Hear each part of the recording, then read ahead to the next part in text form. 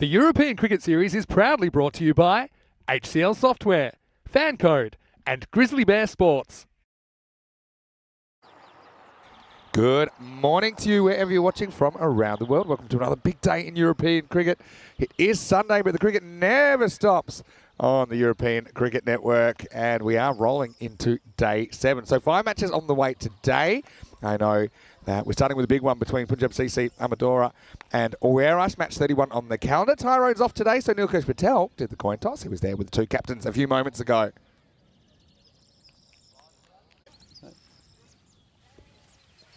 Heads. Yeah, it is tail. The ball first. Thank you. Well, Nilkesh probably needs to work on his accuracy a little bit, but he did toss the coin, and in the end it fell for Punjab CC Amadora. They've elected to field. So, interesting one to put Oweras in. Just quickly, just touching on what we'll see today. We'll see 5 cricket matches, of course, T10 format. If you're new to the European Cricket Network, it'll be fast-paced, it'll be frenetic. It'll be a great way to spend your Sunday. But yeah, it's going to be an interesting one with Punjab CC Amadora playing twice. We'll see Oweras twice first up. We'll see Fighters twice as well. We'll see Gamblers a little bit later on, and also the Lisbon Supergiant. So it's a pretty interesting day in that we'll see 5 teams, but each of the 5 teams will be playing 2 matches. So yeah, it's pretty easy to follow today. Of course, Sunday, beautiful day to be here. Currently it's about 10 degrees for a start. It's going to get up to around about 23 in a little while. So a little bit of dew, pretty good conditions. Blue skies as well, just a light covering of cloud. We had a bit more cloud cover yesterday. So a good view of this Anthem cricket ground and the cube. That's where I am right now. And you can see that's our crew at Spin Crackers do a great job in bringing you all the action. And so, yeah, Punjab CC Amadora and Oweras in a funny place at the moment. I mean, Punjab CC Amadora have been pretty strong 5-2, but Oweras can catch them at least at the 5 wins. If they win their 2 matches today, Punjab CC will play Oweras first up, and then they play Fighters CC. Oweras, they play the first 2 matches. Obviously this one against Punjab CC, and then against the Lisbon Supergiants. A couple of ins there with Keegan De Silva coming in. Also Brendan Butterhorst coming in for Oweras. Punjab CC, Amadora, they've been strong, haven't they? Imran and Runasawa, probably keys for them. 110 to 102, 8-run favourites.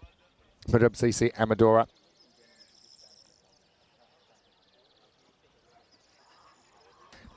So, looks like we're almost ready to go, and the players slowly making their way out into the field. Yeah, both these 2 teams, similar numbers, hey? Averaging in the 130s, conceding around about the 110 mark. So I think it's going to be a really, really close game. They're all pretty important ones at the moment.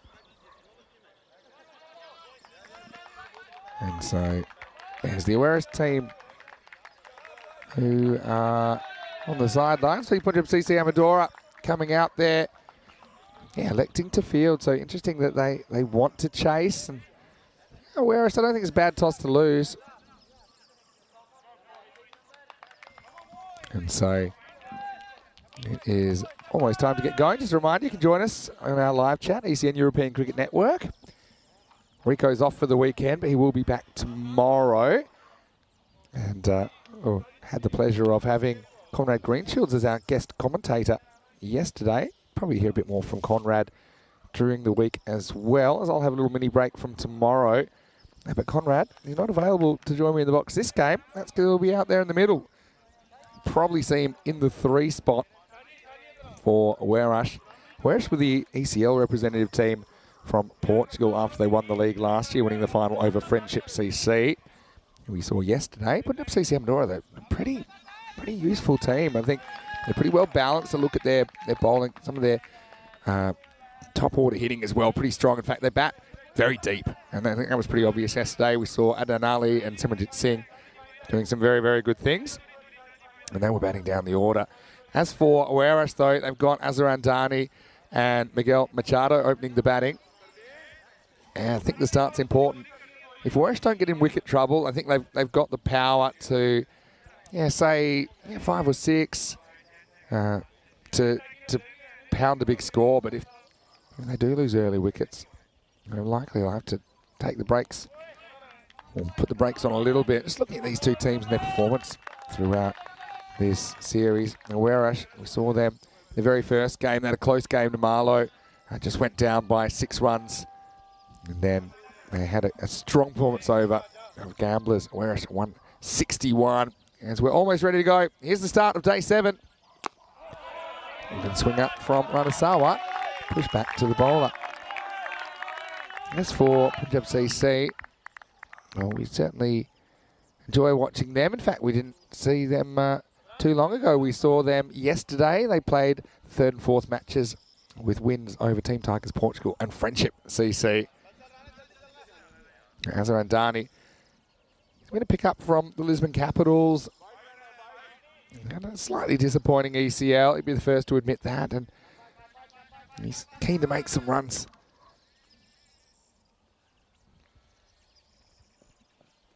And he gets bowled. He gets knocked over. It's the in-swinger from Ranasawa. Andani probably crossing the line from aggressive to over-aggressive there. He's on the walk. I think it's a premeditated movement, but you've got to give credit to the bowler, Ranasawa. He gets it spot on, doesn't he? Top of the stumps. So, yeah, Andani trying to move things along, but unfortunately, he's the only one getting moving. He's the first wicket to fall on day 7. Disappointment for Azhar. He's just in a little bit of a lean trot. Good players normally find a way out of it, but it's a tough place to be right now. Again, probably see him opening up again in the next game against the Lisbon Super Giants. But you know that Azhar Andani is a player that historically is in the national setup and hasn't quite been able to demand selection for the ECIs this weekend. But it's just it's a tough one. You need to have a bit of luck. You need to survive those moments. And that one could have easily gone over the top of the stumps. It clipped the top of the bails. And it's none for one after 2 balls. I want to say a big good morning to everyone. Maybe tuning in on Fancode, of course, in the subcontinent. Here's Conrad. That's the first one go. The pop in the pitch. This is a newly laid pitch. It's only been down for less than a couple of weeks, I think. And Conrad was saying yesterday how it was laid, and yeah, I think there's a little bit in it for the bowlers. I think get the occasional ball popping off a length. I think it's good. Offers a bit of a balance. Conrad Greenshields, Portuguese national team skipper, off the mark with a little push to leg. Key partnership this, no doubt about it. In the 3-over power play. So you only have 2 outfielders to contend with that time. But we have seen it creating a few wickets as well. I think having less outfielders means you have more infielders. So some of those kind of pop-up balls more likely to find a fielder than later in the innings. Steps across, and what a shot this is from Machado. He's not wasting any time. He got out of bed on the right side. Maximo! Wow, that is a very, very confident start. And that one's lost over the fence. I mean, he's seen it from the other end. He's seen that Rana's just bowled in swingers so far. So he makes a bold move to get out there and to go with the swing. That's a very, very good way to start the innings. So, yeah, that's the advantage, I suppose, of watching it from the other end so far. I want to say very good morning to Surov, asking how am I? Doing very well this morning. Good morning to Silkesh, to Chande as well. You'd like to say hello. That was a great time. Anyway, let's see if this ball swings as much as the last one, because that ball is gone. Oh, he's nicked it. He's chased a wide one. And would you believe it, Ranasawa puts one the other way. I think it was a replacement ball. It didn't act like the last one. Machado chases one which is miles wide of the wide line. again, this is the luck factor. I mean, it's quite easy to miss that, and you get the wide, but it's a big nick. And yeah, he told his story walking. He knew that Nilkesh Patel umpiring had heard that. That's the end of the first over, 7 for 2. Yeah, speaking of those national squads, we will see the ECI happening next weekend. So that's just in about 6 days' time now. In Portugal, led by Conrad Greenshields. I think no less than 6 Irish players in that lineup as well. But also, you can see that a fair few of the other teams here in the European Cricket Series is well represented. Also, Netherlands and Gibraltar will be taking part in that tri-series. Should be a good one. And so this is going to be Syed Ali Naki, who's going to bowl over number 2. He's had some good performances so far in the series.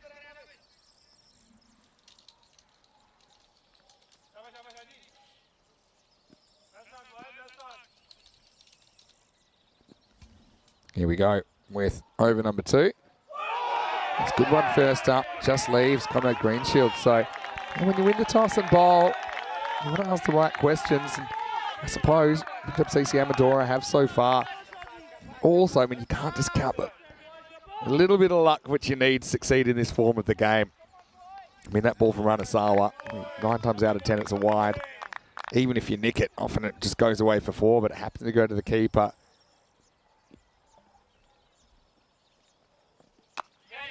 Good areas again. Just a little push though from Conrad Greenshields.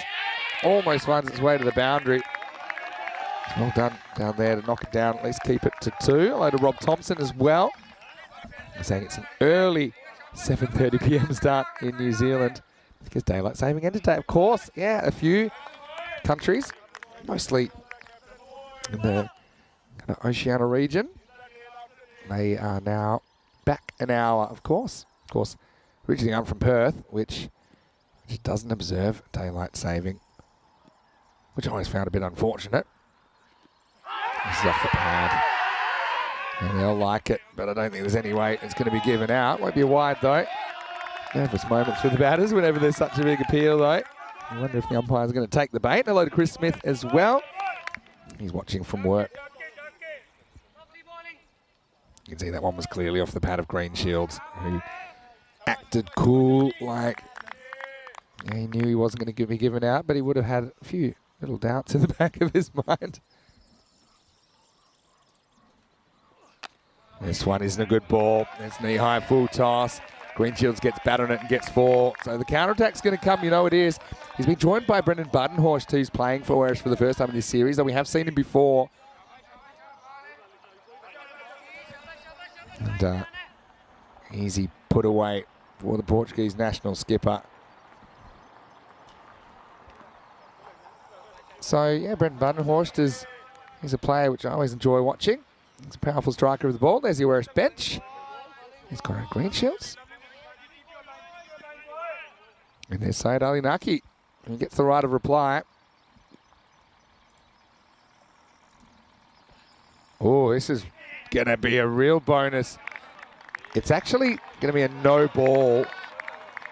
No ball plus a bye. It's very harsh on the keeper because watch this hit the edge of the pitch. And I thought actually was going to go away for 4, but it actually was so wide that it went to the fielder at third man. I think Conrad is making it clear to Nilkesh that that hasn't hit the surface, and I don't think there was any doubt about that. It might have technically hit the carpet, but it certainly hit the join, which is why it reacted like it did. So Budenhorst, well, welcome to the series. You can start with a free hit. It's the old backyard rules. Can't get out first ball.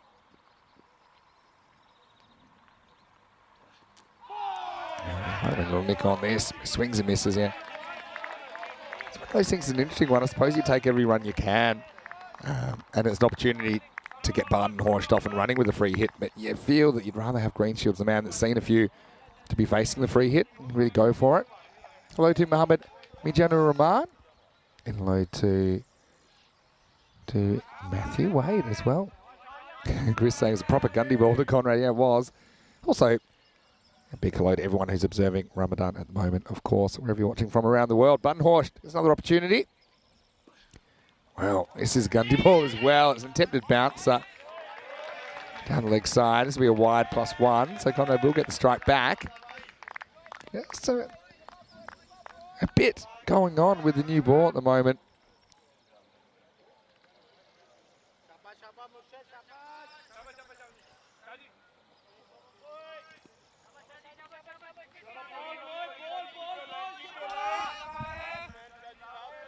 Green Shields gets a strike back. What can he do with it? Last ball of the second. Yes, beaten for bounce. So, yeah, pretty interesting start to this one. And it will take us to the end of 2 overs, despite the throw coming back from Simran, who has the gloves today for Punjab CC Amadora. Score is 17 for 2 after 2. Hello to Asif Salim, who's saying, let's go Awaris. And Silkesh saying, Vamos Awaris. Come on. Swan says Diego Mendonca. Hello, Diego. Nice to see you. And a few people watching on from the club rooms as well. This is the table, so 3 teams on 5 wins. Although I must say, Marlow haven't lost a game yet. They've got a couple of games in hand. Awaris, though, with a couple of wins today, could join the 5-win club. It's only 4. There's only 4 spots available in the semi-finals. It's a straight 1 versus 4, 2 versus 3 knockout at the moment. Yeah, there's certainly more than 4 in contention, probably 6 or 7 with semi-final aspirations. But yeah, but only the cream of the crop get to make it to finals day. That's the format. That is just to allow us to have the time to play the ECIs on Saturday and Sunday. Runasawa, 2 wickets in this first over, comes back for his second. A bit short, goes with the movement, and that's going to be 4. That's a confidence builder for Badenhorst. Mentioned into the lineup, work commitments that just kept him out of the side. Of course, that's just a reality of European cricket, where we are at the moment. And nice little put away. Economy of movement. I suppose there you see the difference. That could be the same ball Andani got. Andani charged at it, trying to make something out of nothing.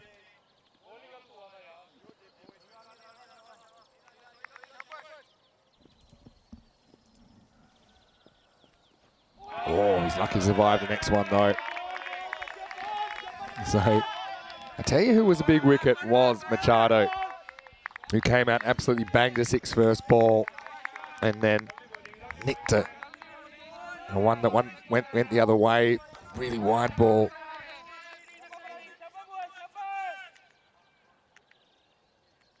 Where's being tested. Another good in-swinger from Runasawa. He's a good player. He's certainly one that I always enjoy watching. Also a powerful striker of the ball. And he's shown he can do it at high level as well. But yeah, it's a tough one. I mean, you can see Green Shields is caught in a bit of a tough spot here. Knows can't really afford to get out, which means you probably take less risks, but also maybe looking his 7 off 8, knowing he hasn't really gotten going yet. He'll have the decision to make how proactive to be against the bowling of Runasawa. He goes walking, goes upstairs, runner. Chris is asking why have Lisbon Super Giants played so few games. It's just to do with the fact that there's 11 teams. So the very nature of it, you've got to realise that they're typically playing 2 or 3 games in a day under this format. So yeah, Lisbon Super Giants playing 2 games, but you know they'll catch up. So some teams, just the nature of it, will play a few more up front. Some will play a few more at the back end. This is up and out of here. Maximo. It's a better shape from Green Shields, who doesn't overcommit forward this time. And he sends it up and over, long off. That's the second Maximo of the day. The first one came early. That one we had to wait for. Welcome runs for Oarish fans. And so,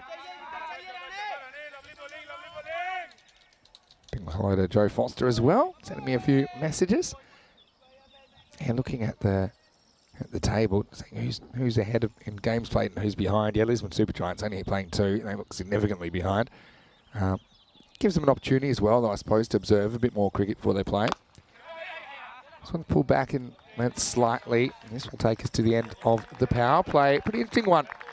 probably slight win to Punjab CC, but Warash not too far behind where they need to be. It's 29 for 2 after 3. So, yeah, look at the Lisbon Super Giants and their schedule.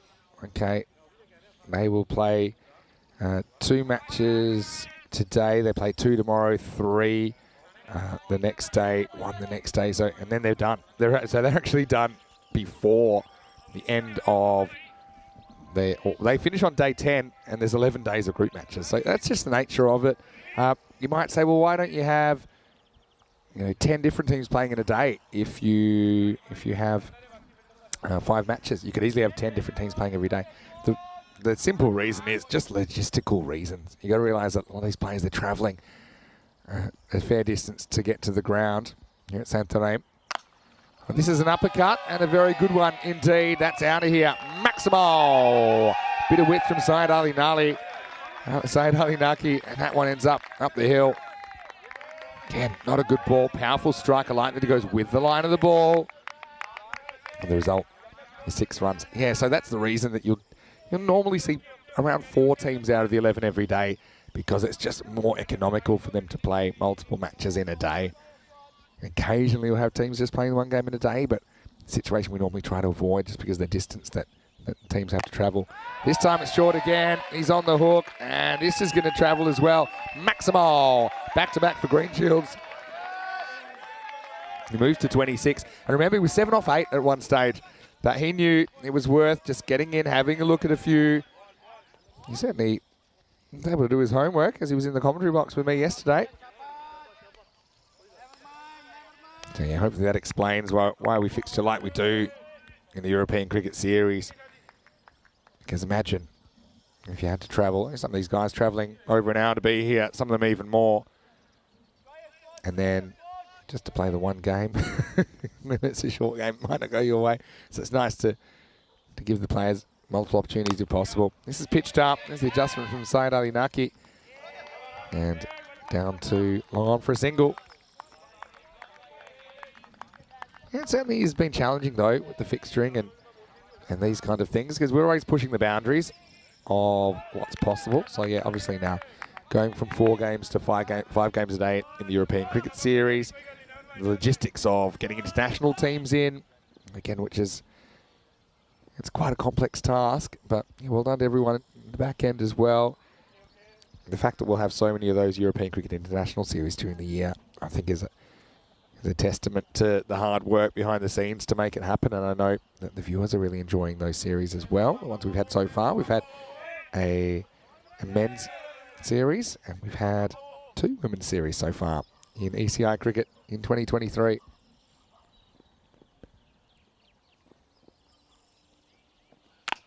On the charge, he drills it, and he gets it over the fielder. Maximo. A bit of a risky one when you think about it, because there was a fielder right on that line. But that's a confidence builder for Badenhorst. Gets his first Maximo. And they're up and motoring at the moment. Whereas they know the game. They know that early wickets can happen. It can't throw you off your game.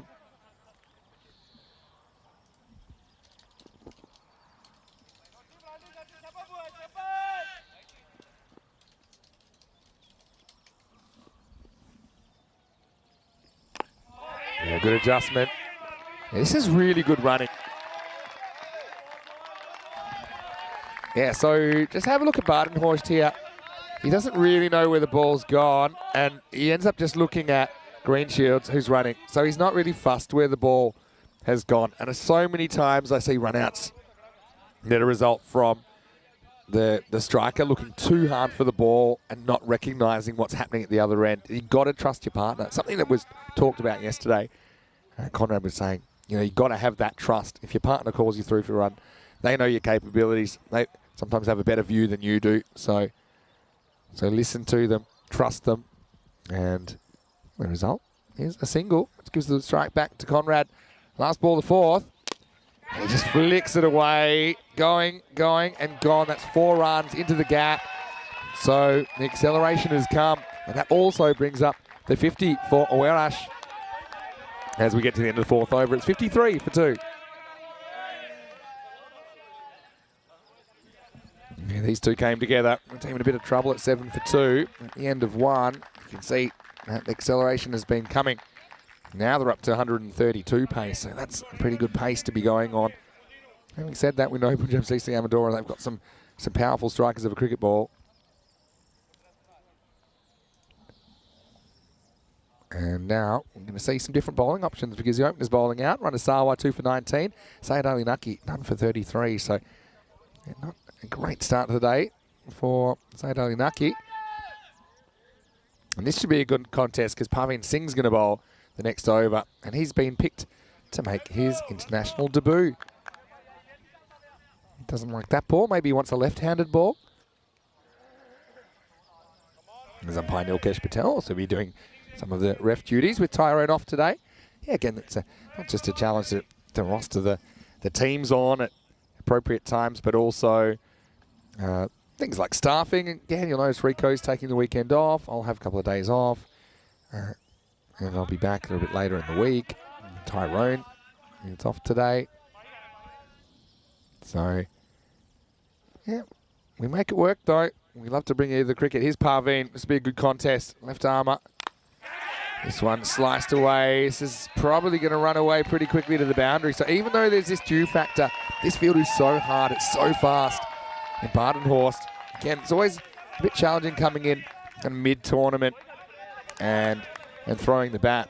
That's exactly what he's doing, though. He's hit some nice shots so far. Badenhorst, originally from South Africa. Moves to 16 in just 7 balls. I want to say big hello as well to Andrew Hogan, who's watching from Australia, and, of course, to Mrs. Hogan. Clock's gone back. Hopefully you recognise that. I think you're in Tasmania, if my memory serves me correctly. Little fake press and then goes back and pulls it straight to the field. Scores up to 58. And, yeah, Hogan's enjoying Brendan Badenhorst. Certainly is playing well so far. We had a few questions coming in about what do we get up to on our Saturday night. Well, it was a fairly quiet one, although we did drive into Lisbon.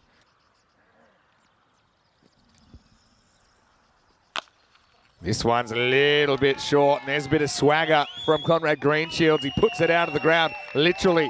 Maximo! Oh, Parveen gives a bit of a gift to his national team skipper. That was right out of the middle. What a shot. Conrad Greenshields, 37 off 16. Called into action very early on.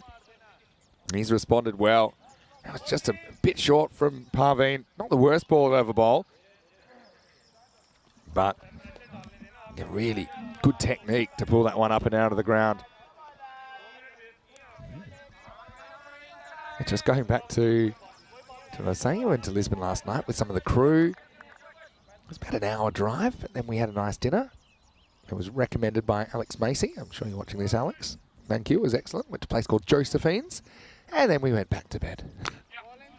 So, with the Sunday morning work, I think it makes sense to go home, and we're probably home by about midnight, but it was certainly worth going. Lisbon's a beautiful city. I have been in there a few times before. The Santarém here, probably around about a little bit less than an hour, depending on the traffic, maybe around about an hour from the centre of Lisbon.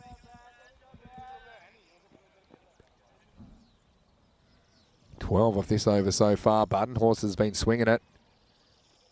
That's what I think sneaks in.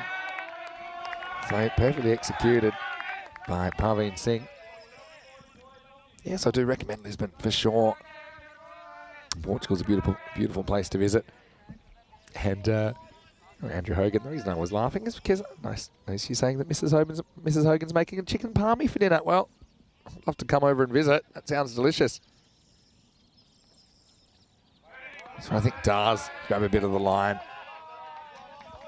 And so Nilkesh Patel will be busy today. Like I said, probably help with some of the reffing with Tyrone off. And yeah, this one I think grabs a little bit of that line. If it touches any of the line as it's going past the popping crease, that vertical line, then will be called a wide. You can see he's trying to stay away from Badenhorst. He wants a piece of him. Chops this, but straight back to the bowler. So end of the 5th over. Pavin goes for 13, and the score is 66 for 2. I want to say quick good morning to Diesel as well, Bruno Cavalieri. Nice to see you in the chat. I'm sure he'll be supporting Oerash. And Oerash, the host club here, it's quite the story. If you look at the ground, that house in the background, that's the Buchimatsa homestead. And so, yeah, after having some issues with finding a suitable venue to play cricket, they made a cricket ground here. I believe it was 2007, so around about 15, 16 years ago. And yeah, using this land, it's turned into a beautiful field. It's improving all the time. It hosts international fixtures now. Pitch being relayed, I think, is a great positive step. The club rooms have been renovated as well. Every time I come, it looks even better. Umar Mohammed to bowl over number 6. Short. Oh, but he clunks it. He's going to be gone. He won't believe it. But Conrad Greenshields has got out to a Gundy ball. It was short. It was down the leg side. It clonked into the gloves. And Luxa Fortune, Simranjit Singh did the rest. Have a look at this on the replay thanks to Spring Productions. Yeah, just mistimed it and ballooned to Simran. That's a break, really, for Punjab CC Amadora. That's the way it goes. A couple of wickets falling off balls that probably didn't deserve them. There's Salvador Buchimatsa as well, who's running the water for Oerash. Nice to see the youngster out there, but unfortunately for Greenshields, his innings ends on 38. He was looking good, wasn't he? And the score is 66 for 3. So, yeah, that's the game. Sometimes you can survive a good ball. You can get out to a bad ball. I mean, I think that Umar Mohammed would be the first to admit that he got away with one there, because we've seen those disappearing. A new bowler maybe not quite having the pace on that he expected, or slightly misjudged for pace perhaps. But yeah, that one clonked into the gloves. Presented a fairly rudimentary chance for Simranjit Singh, who's behind the stumps today for Punjab CC Amadora. New batter is Faf Stoneman. Isn't he a young talent? And a very good ECC, playing for the Portuguese national team. He will feature for Portugal again in the ECIs coming up. So, they catch a break. Can they cash in? Punjab CC. Love the way they go about their cricket, though. They seem like a team that have a lot of depth in all facets, really. Umar Mohammed to Faf Stoneman. Starts with a wide. This one goes out a bit. This ball has been swinging around. We've seen that all morning. Andrew Hogan, a very Australian way to put it, says an absolute pie takes a wicket. Well, there is an expression similar to that. I don't know that I grew up with. But that's the game. You can't underestimate the luck factor. Sometimes luck's going your way. Well, this is a Gundy ball, and that's going to be 5. Well, there's no chance of that going to the keeper. Again, we saw one go out, and they swing the ball unpredictably. That's the thing. Umar Mohammed, the last ball swung right to left. That one, just with the angle, went miles down the leg side. So 5 bonus runs to Oerash. Hello to Kroom. Nice to have you with us as well. As if Salim looks like he's a big fan of Faf Stoneman. I can understand that. Umar Mohammed, though, he's a good all-round cricketer. See if he can get back on track. Not really. That leg side doesn't grab anything. So it will be another wide. So just looking at the time factor here, like 11 minutes. They've got to bowl more or less 4 overs. So that's just something to keep an eye on.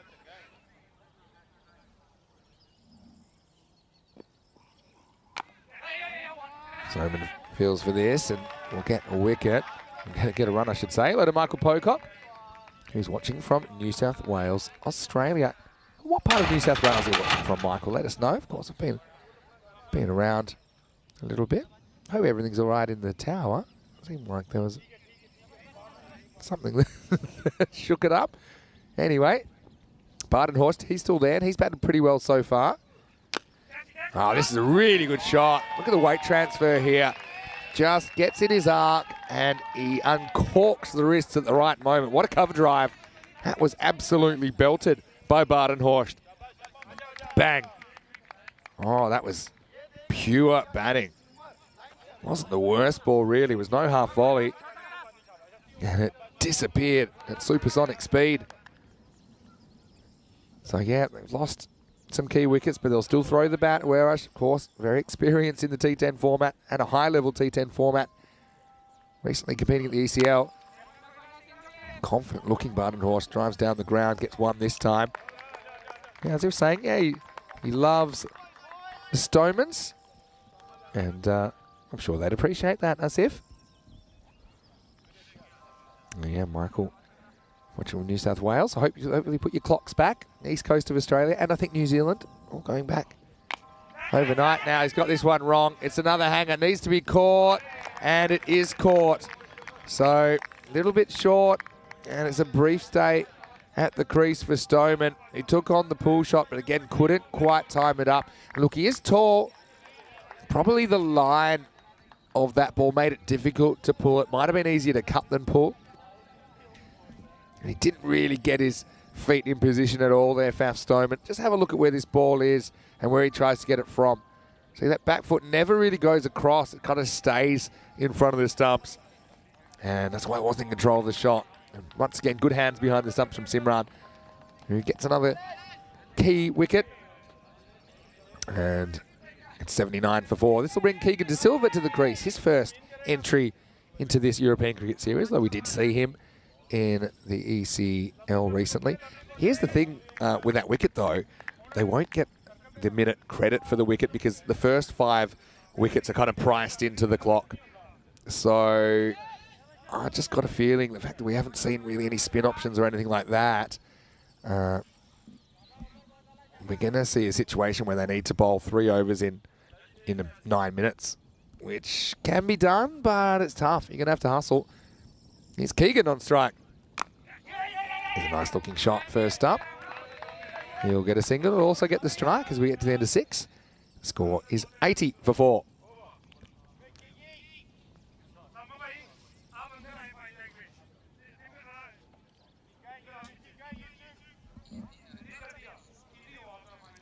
I'm trying to work out what happened. I know a few people are worried that someone shot the cameraman. No, he's okay. We still have pictures as Kirill's up there. So yeah, everything's okay. Conrad Greenshaw's top scoring so far. 38 off 18. Simranjit Singh kept pretty well. Taking catches under pressure, 3 catches he's taken so far. Badenhorst is in and motoring 22 off 12. Just not seeing a lot of urgency between the overs. I think we could see a time penalty. I'm going to make an early call. 8.5 minutes to bowl 3 overs. And it's got that Sunday morning stroll feel about it, I've got to say, from Punjab CC and Medora. Pitched up and driven once again by De Silva. The sweeper for 1. Diego is saying, a South African-based player, another one making us proud. Yeah, well, I don't know what this guy. I just think he's a confidence player. You can see already he's got a few away, and he's just hitting through the line of the ball, isn't he? Now they're going to talk about the ball. He's already thrown one away, hasn't he? Umpire says this one's fine. This is not helping. I'm gonna make this call that I don't think they can sneak these overs in. So it's a full toss, and it's going, and gone. Maximo!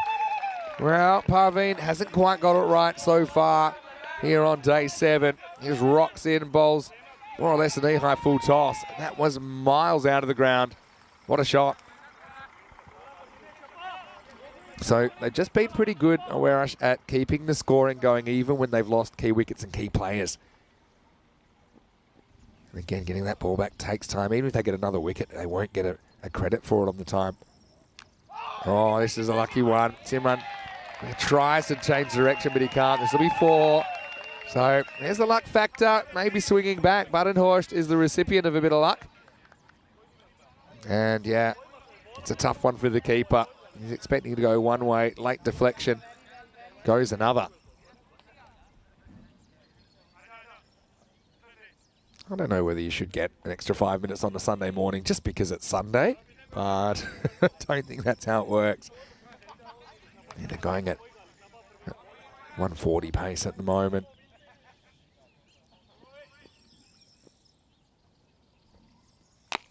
A bit short, but he hasn't quite got this hanging in the air.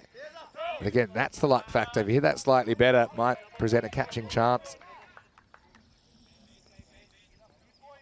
Yeah, so they say yeah, cricket's 80% skill, 20% luck, but don't even attempt it without the 80%.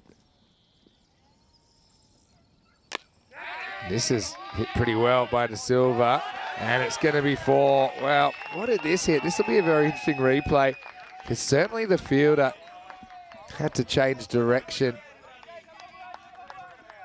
And yeah, you could see there with the deflection, just completely did him.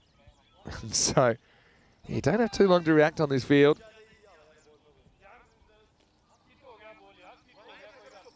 Yeah, Shaheen's pretty confident they can get in for time. Cutting it fine, put it that way.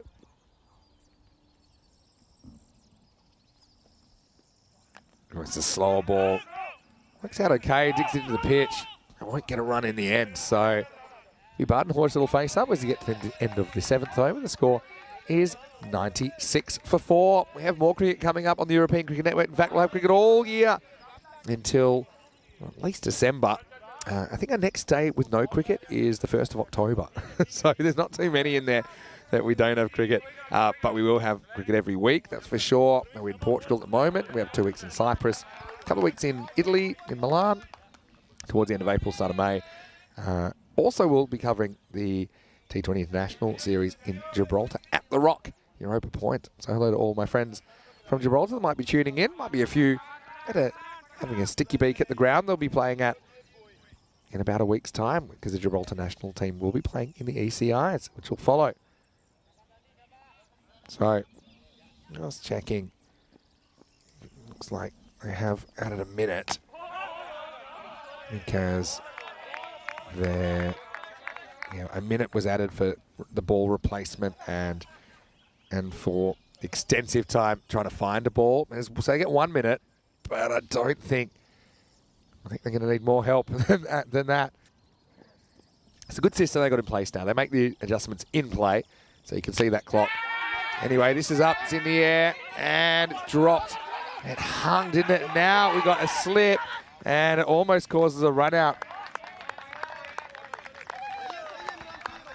Yeah, so have a look at this on the replay. All action all the time. And then Ali comes in, and you can see the catch went down, and then it wasn't just the catch that went down, it was Badenhorst that went down. So yeah, Imran Rao couldn't quite grasp it going around to his right. Now, swing and a miss. And Adnan saying, yeah, give it back to me. So he must know they're behind. And even then, he's not going to win any power walking championships at the Olympics, is he? He's getting back. When it gets down to this, and you start worrying if you bowl wide, for example, that's going to chew into the clock. And you can maybe not execute your skills when you're rushing as well, if you are rushing. Good morning to Cow Corner, of course. We'll look at that again in a second. Goes straight down the ground, but it'll hit a pocket of space. I think of 2, but yeah, just hasn't even left the infield, so they decide against it.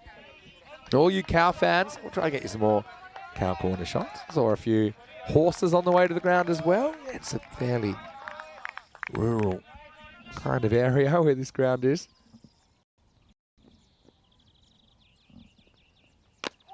Nice looking shot, but I don't think it has the power to beat the outfielders. Badenhorst gets a single.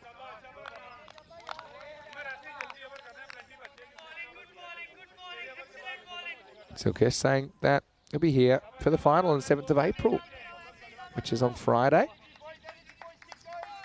And we'll have some school kids. Oh, Silkesh, that is great. Look forward to seeing you then. Last ball, the 8th coming up.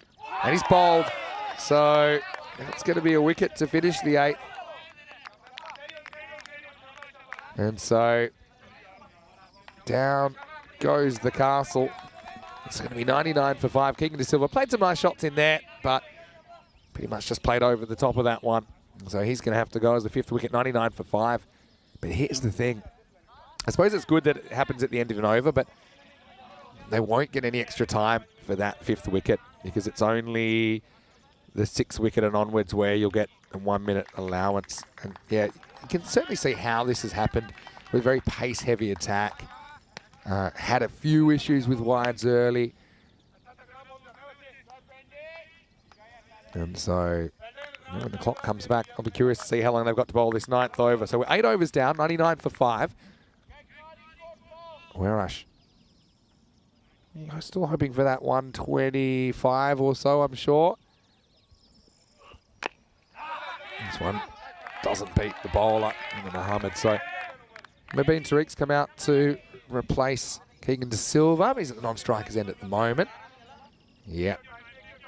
I don't see this happening with 100 seconds for 5 balls. That'll help. I don't know who he's appealing to. And at any rate, I think it's a bump ball. This is a funny one, actually. I like it that Simran, don't know how much keeping he's done, but he goes straight to the square leg umpire. All right. This is where you do get a bit obsessed with the clock. So we got 70 seconds for 4 deliveries. This is hit, and it's dropped. And it will be a single. It'll be a great effort if they can do this. That one probably should have been taken. Another catch goes down. Mabeen Tariq to face his first ball. Whips it away. And this is into the gap. This will be 4. That might be worth 9, though, although Shub with a nice bit of one-handed fielding. Happy birthday to Shub as well. He turns 29 today. He might have actually potentially saved runs inadvertently because that ball was going to take some fetching. All right. 2 to come. Oh, this is lifted up, and away. Maximo. That'll send them scrambling. And I got a feeling that ain't just a 6. That could be an 11. Because that's coming back now. I don't know how quick they'll get this. He's got to bowl this ball before that clock runs out. And there goes the clock. So it's going to be lifted away again, and it's going to be 4. So, yeah, this will be an interesting one. I mean, we saw the clock on the screen. It did expire before the ball was bowled. And so I'm keeping my eye on the score. At the moment, it's 114 for 5. And I'm about to get the information if it's been added or not. And, yep, 5 penalty runs applied. So it's 119 for 5. There you see it on the screen, the confirmation. So, yeah, I mean, they did well to get so close. Yeah, there you see the signal from Malik. And, yeah. And the thing is, yeah, Imran's saying, hey, what about all this stuff? But the truth is they haven't really been urgent enough earlier in the innings. It's one thing to look at things like, okay, in that last over, hey, can we have this? Can we have that? But they were miles behind. They almost made it back on track. But almost is probably the word. All right, 10th overtime then, 119 plus whatever they score here. And people might say, well, come on, there's only a few seconds in that in the end. But the reason this was done is to remove the kind of judgment calls from penalty runs being applied or not. And, you know, it's very transparent that way. Okay, 120 has come up. Now, it's going to be a little French cut. It's going to run away for 4. So, maybe Tariq gets a bit of luck. This one will take some chasing as well. And where else? They were fresh out of luck at the start of the innings, weren't they? For example, there's the dismissal of Machado. Chased a ball that was going to be a big wide. But, yeah, swings and roundabouts, I guess. And you can see these two teams, healthy rivalry between them as well, I think. And some very good players on both teams.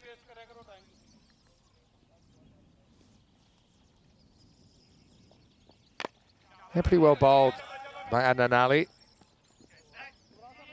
And so, yeah, you might say, well, isn't that harsh on the fielding team? Some people, that's a valid opinion, but, the batting captain also has the right to say, hey, that clock's expired. They haven't done what they're meant to do. Chris is saying, almost is not good enough. Yeah, true. Ain't that true in life? 3 to come. Low full toss. It's been a pretty good spell from Adnan Ali. I think that he's done what he can do. Badenhorst hasn't had a bunch of the strike, has he? Since he's been there. He came to the crease after 1 over. So he's kind of faced 23 out of the 52 balls that he's been there. So he's not close to 50%. This will probably be a chance or two, although I think Badenhorst probably wants to face it. Now they are going to take it on.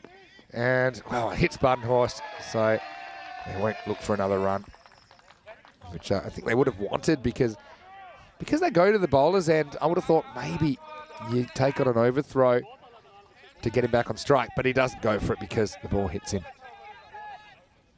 128 then. Last ball, seatbelts on, everybody. Another good ball from Adnan Ali. Badenhorst has to dig it out. They'll probably come for 2. And force them to make the throw. They will.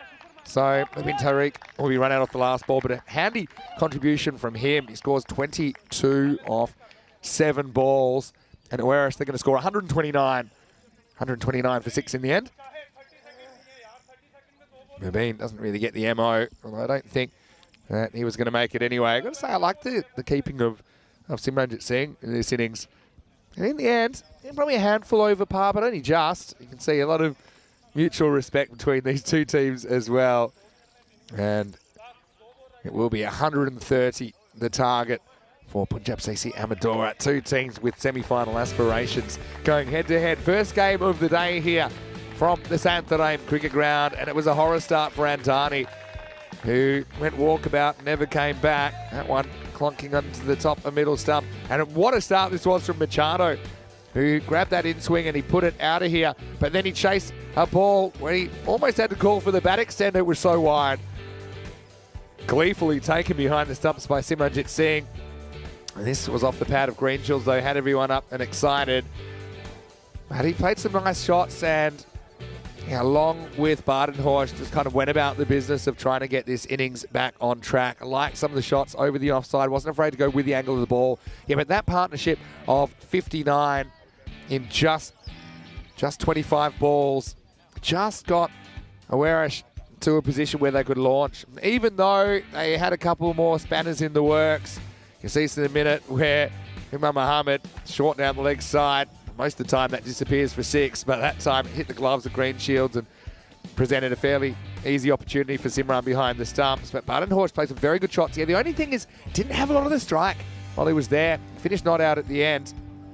Unfortunately for Stoneman, couldn't quite execute that pull shot. Again, nicely taken behind the stumps.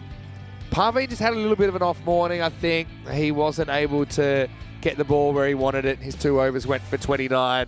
Adnan Ali, though, I think he's a star, isn't he? 1 for 13, he took up his 2 overs, and he kept it fairly simple at the death. That one was worked away for a boundary, but for the most part, he was up, he was in the block hole. Mubin Tariq, nice little counter-attacking, fighting kind of 22 at the end. We had the 5 runs for the time penalty, where they weren't able to complete the 9th over within the allotted time. And in the end, it is 129. I think a pretty competitive total. I think it's one that Punjab CC very much capable of chasing down, but also one that Awaris are very capable of defending as well. So it's a matter of who does it better in the second half. Pair of 38s lead the scoring. Conrad Greenshields 38 off 18 before he was caught behind off Umar Mohammed's first delivery. Badenhorst batted well as well, didn't he? 38 not out of 23 balls. I've got to say, Mubin Tariq, nice little cameo at the end. 22 off just 7 balls. 10 wides and the 5 penalty runs in there. So 17 avoidables out of the 17 extras. And that is why they're chasing 130 and maybe not something like 120. 2 for 19, Ranasawa, I think he bowled really well. Swinging the ball around early, 2 for 29 Umar Mohammed as well, although he's probably a little bit more expensive than he would have wanted. And Ali, though, for me, he was the pick of the bowlers in the second half, only conceding 13 and picking up a wicket off his spell. We will take a quick break and we'll be back in around about 10 minutes, take you into the second half of this game. It'll be 130, the target for Punjab CC Amadora. And it'll give them the opportunity to put some breathing space between them and the pack. But Werash, they're trying to get their semi-final campaign back on track. Join us to see what happens in just a few minutes. Vinny Sandu, Mr. Maximo with you for ECN. Back shortly with more Fan Code European Cricket Series.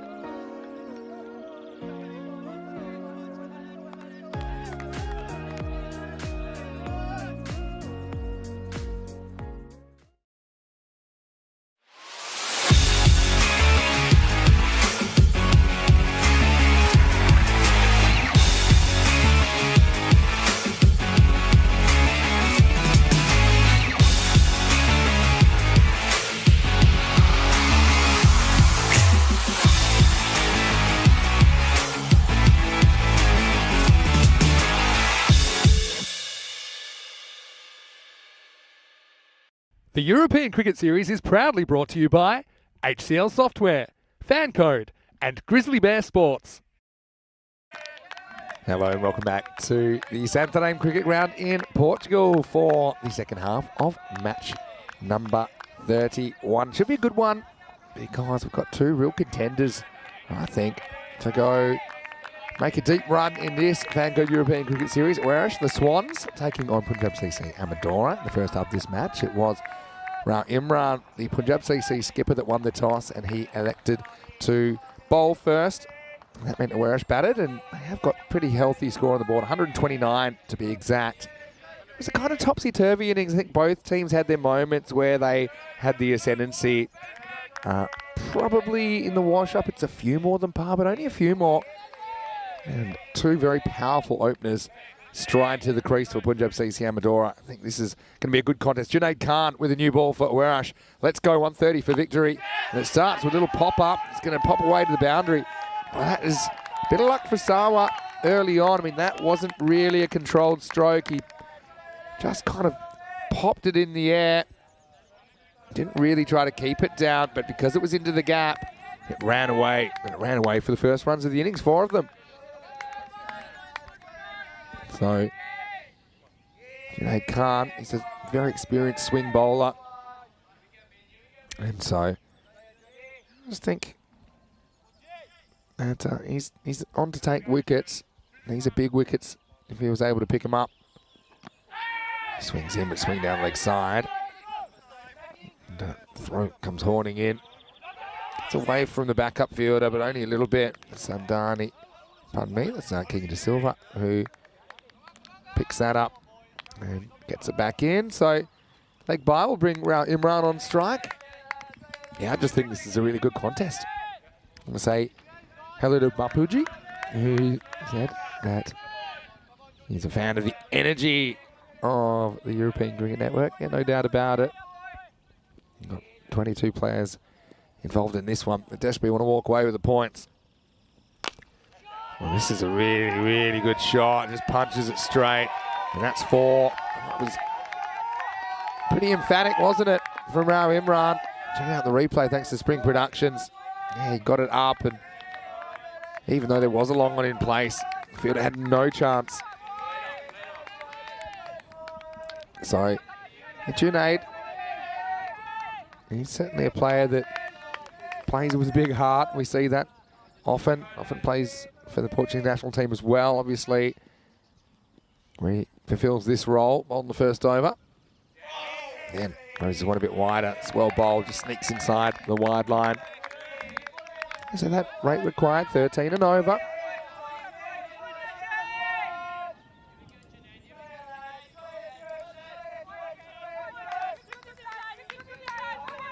Again, you'd say the halfway point where with a slight advantage, but maybe only slight.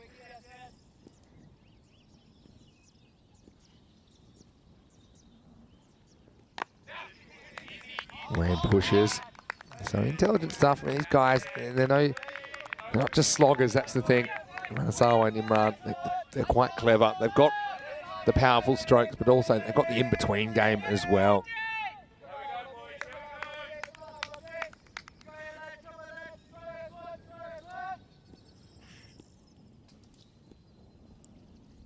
Last ball of the over. Down the leg side, so it won't be the last ball of the over. It'll be up to 10 now.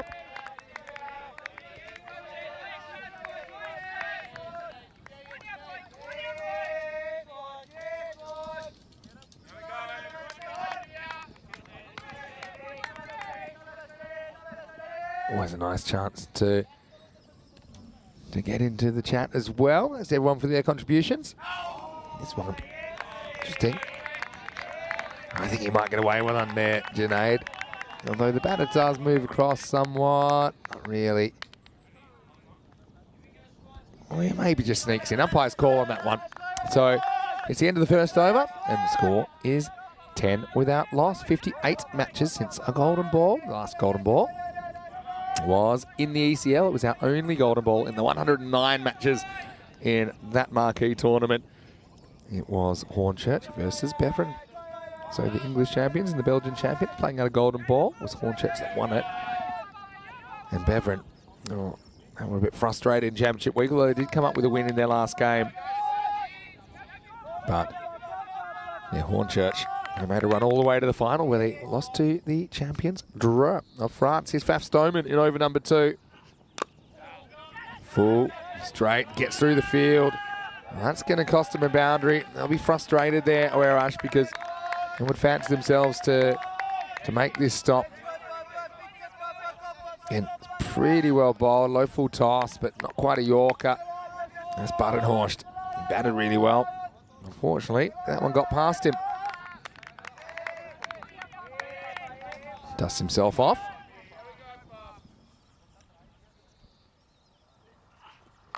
This time, gives a bit of length. It is hooked away, and it's going to go all the way. Maximal!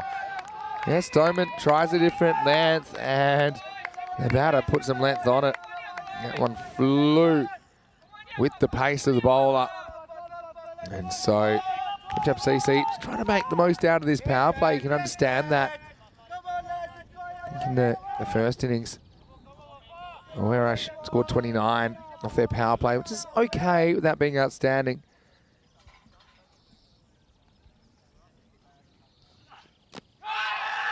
One sneaks into the pad. Don't know if there's any bat in this or not. Now we've had a collision. Let's see what happened here. Was there a collision between the bowler and the batter? I was looking at the ball. Firstly, I think he gets down. I think he just comes off the bat. And yeah, well, there you go. I think the good thing is that he only really hits the bat mostly in the end of Imran. He gets around him. I hope Faf's okay as well. It was Ranasawa, pardon me, that was the man that actually collided with Faf Stoneman. But yeah, it's a tough one because neither player is expecting it. And then at the last moment, I think the batter, Rana, he realizes there's going to be a collision and is able to sidestep. Right. Luckily, there's no fallout from that, I don't think. But yeah, I think, was it given a run in the end? It seems like there's some bat in it. Yeah, maybe it was all bat. Now this one's pushed wide of the mark. So yeah, so extra deliveries. You got to watch the time. We saw 5 runs to Punjab CC, 5 runs against Punjab CC for their slow over rate in the first half of this game. It was only marginal, but it was not quite in the allotted time.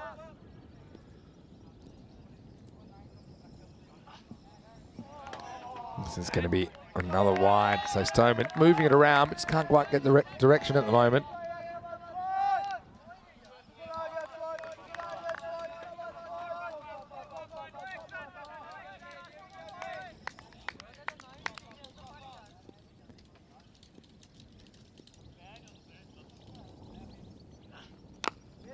It's pitched up. The fielder in place, Junaid. He does the rest. Yeah, so at the moment, yeah, 26 would be to be on target. So they're more or less there. You just feel it'll be whoever can win the big moments in these 10 overs.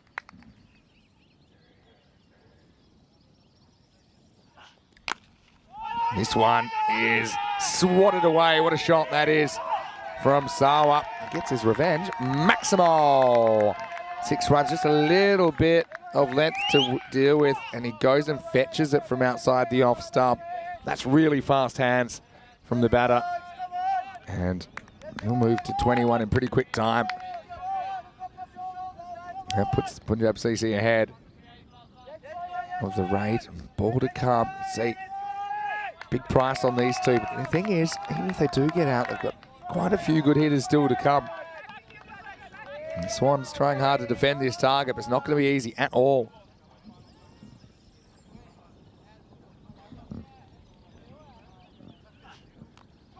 Oh, this is a fortunate one for the batter. It's going to get him 4. He's feeling for it. It's could have gone anywhere. Could have gone down onto the stumps. Instead, it goes to the rope, 4 runs. And at the end of 2 overs, the score is 34 for no loss.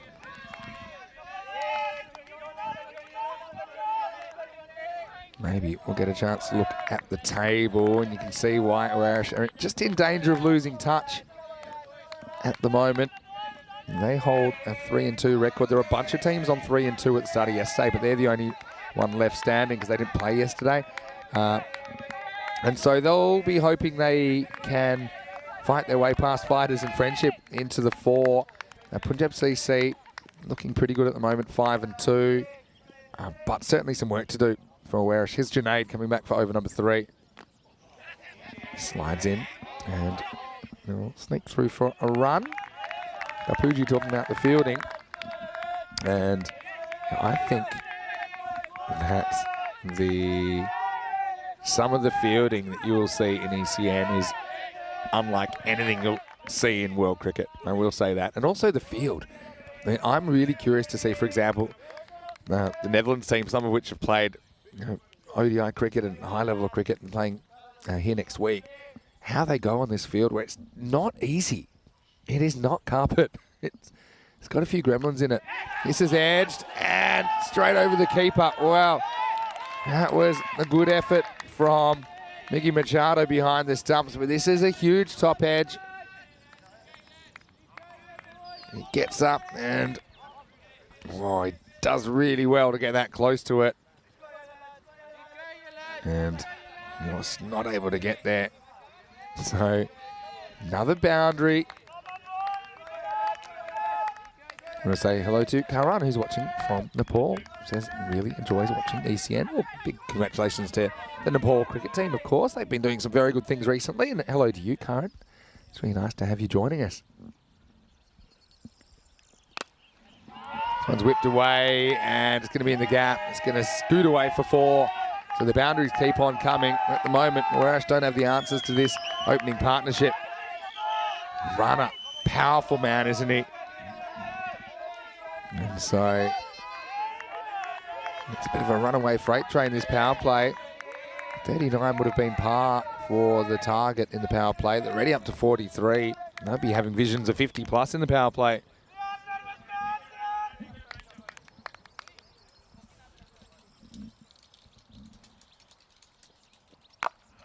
This is mistimed, a rare mistimed shot. It will be a single. And now, let's have a look at Imran and see if he can join the party. He has the 1 boundary so far in his 6.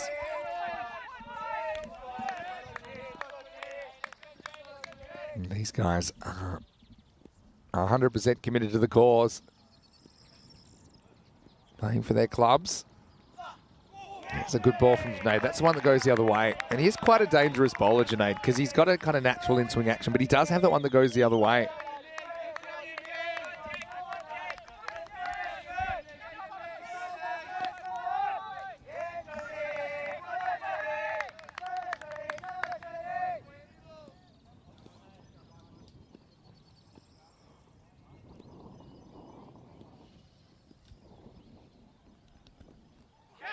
Wow, what an effort that was from Machado. I think this was off the gloves. Yeah, it was. So this was a chance. Flew away. Oh, it was a really good effort. Gets a glove too. Gets a fair bit of the glove on it as well. He saves the boundary, but it could have been a chance to get the batter and break the power play. Imran gets a life on 7. He moves to 8. Moves to 7, pardon me. So the end of the power play, it's 45 without loss. What an effort that was.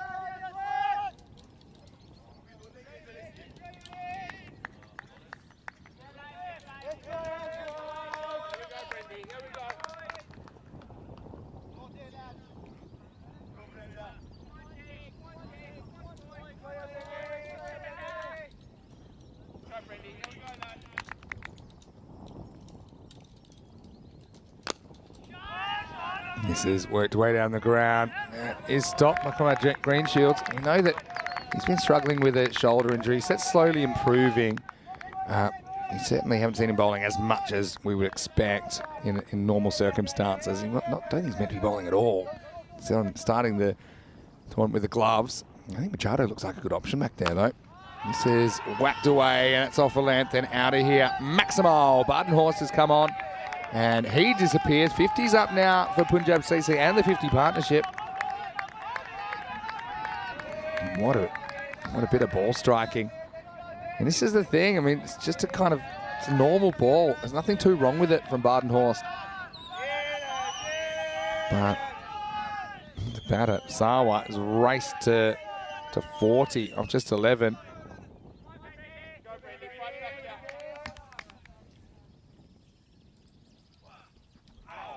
Now, swing and a miss. Yeah, good teams find a way to fight back though, but they better do it quick. The Werash right now staring down the barrel of a 3-3 record and kind of losing touch with that top 4.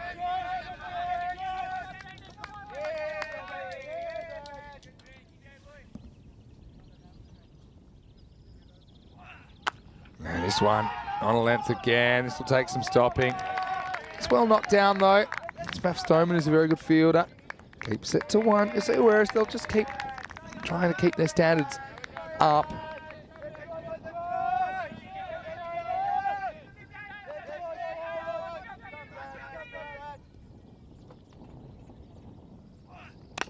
Well, this is up, it's in the air. Now the chance comes, it's Greenshields, and he takes the catch. Safe hands from the captain. So the false shot came. It's right, Imran, who never really got motoring, did he, in that innings. Just kind of opens himself up, gets quite square on, doesn't he? And skews it in the air. Conrad Greenshields does the rest. So Badenhorst with the wicket. And the opening partnership is broken. It's not Ranasawa, who's been the main man so far, but it is a dangerous hit up Imran, who has to go. It's 53 for 1. And Garan was asking about the boundary dimensions. No problem at all to answer you. It is typically 50 metres from the centre of the pitch. So what that means is the straight boundaries, because you don't bat from the middle of the pitch, you bat from around about 9 metres further away from the straight boundary. So a straight hit straight down the ground over the bowler's head to be 6 is probably about 59 metres. Also, in ECS cricket, it means the boundaries behind you are a bit less though. All right, here's Parveen Singh, who a bit of a mixed bag with the bat yesterday, to say the least. Went for a duck, but then did pretty well.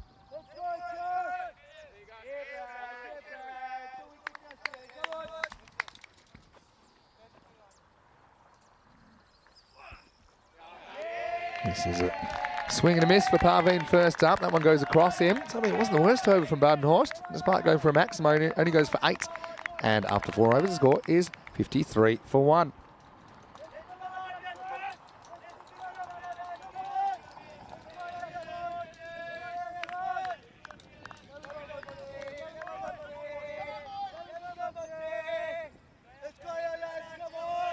So looking at the red line, you can see there's a close one. So, yeah, Warash, 12.9 and over. So we're up there. Their first innings. That's why the red line is set at 12.9 and over. Mubin Tariq with his off spin. This is a big moment in the game with the change of pace, and Sawa has been motoring. He goes after the very first ball and he gets it out of here. Maximo! And what a shot that is. As he just got a bit of length to work with, and he backs his power here, runner. It's a really good shot, and he gets full value.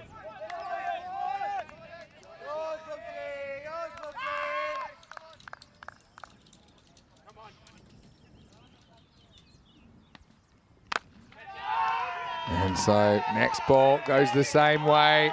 It's a bit fuller, but Sawa is on a heat. He's brought up his 50. And he does it in 15 balls. What an innings this is. And he's dominated this innings so far. The powerful right-hander. It's 5 6s, 5 4s. Only 5 balls he's faced haven't gone to the boundary, though. This one goes up, and it's a huge moment in the game. And it's dropped. Oh, no. And, well, that's Kalu Butchamatsa. He puts it down well. What's happened here? He came down and, wow, Carlo, looked like the glasses flew off his. Let's have a look. Wow. It's actually knocked. Is that his what? Wow, what is that? I don't even know. It come off his wrist. Is it his watch?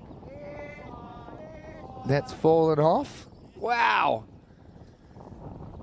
I tell you, moments. Now the next one is gone. So Parveen nicks behind. That's a great catch by Machado. What an over this is so far. And so that takes a big deflection. Machado has a great second reaction because it just bounces off him because of that deflection. It popped up in the air and he realized it had gone up, but he wasn't sure where. Look how much that hits him in the chest and then off his wrists, and then he is able to recover. So all happening at the SCG as it's going to be Parveen that has to go for a second ball duck. The score is 66 for 2.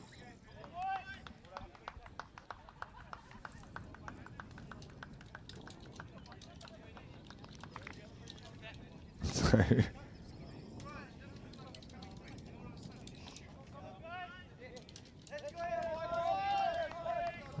still coming to grips with what fell off Carlo Butchamatsa.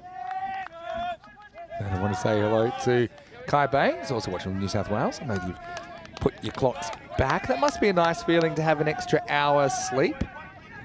Kind of get credit for an extra hour's sleep anyway. We went the opposite way.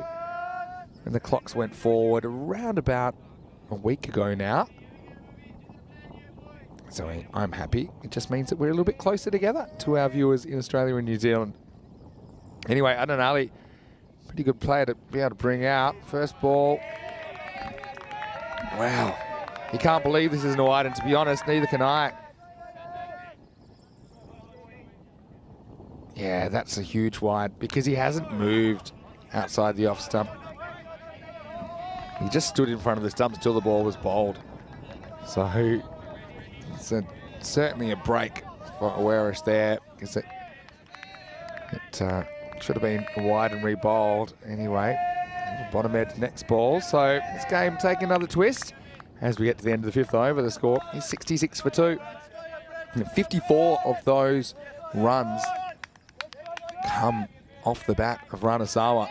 So you get him, you change the game. Badenhorst is going to come back.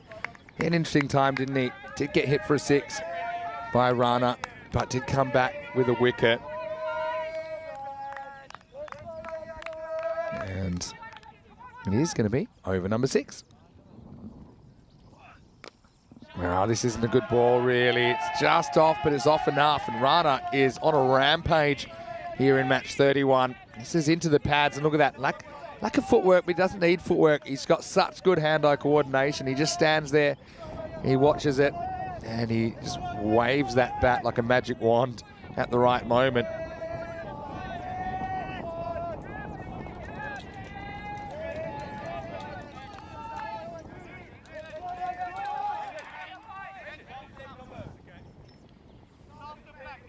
So, Conrad Greenshields will be scratching his head about how to get rid of Ranasawa.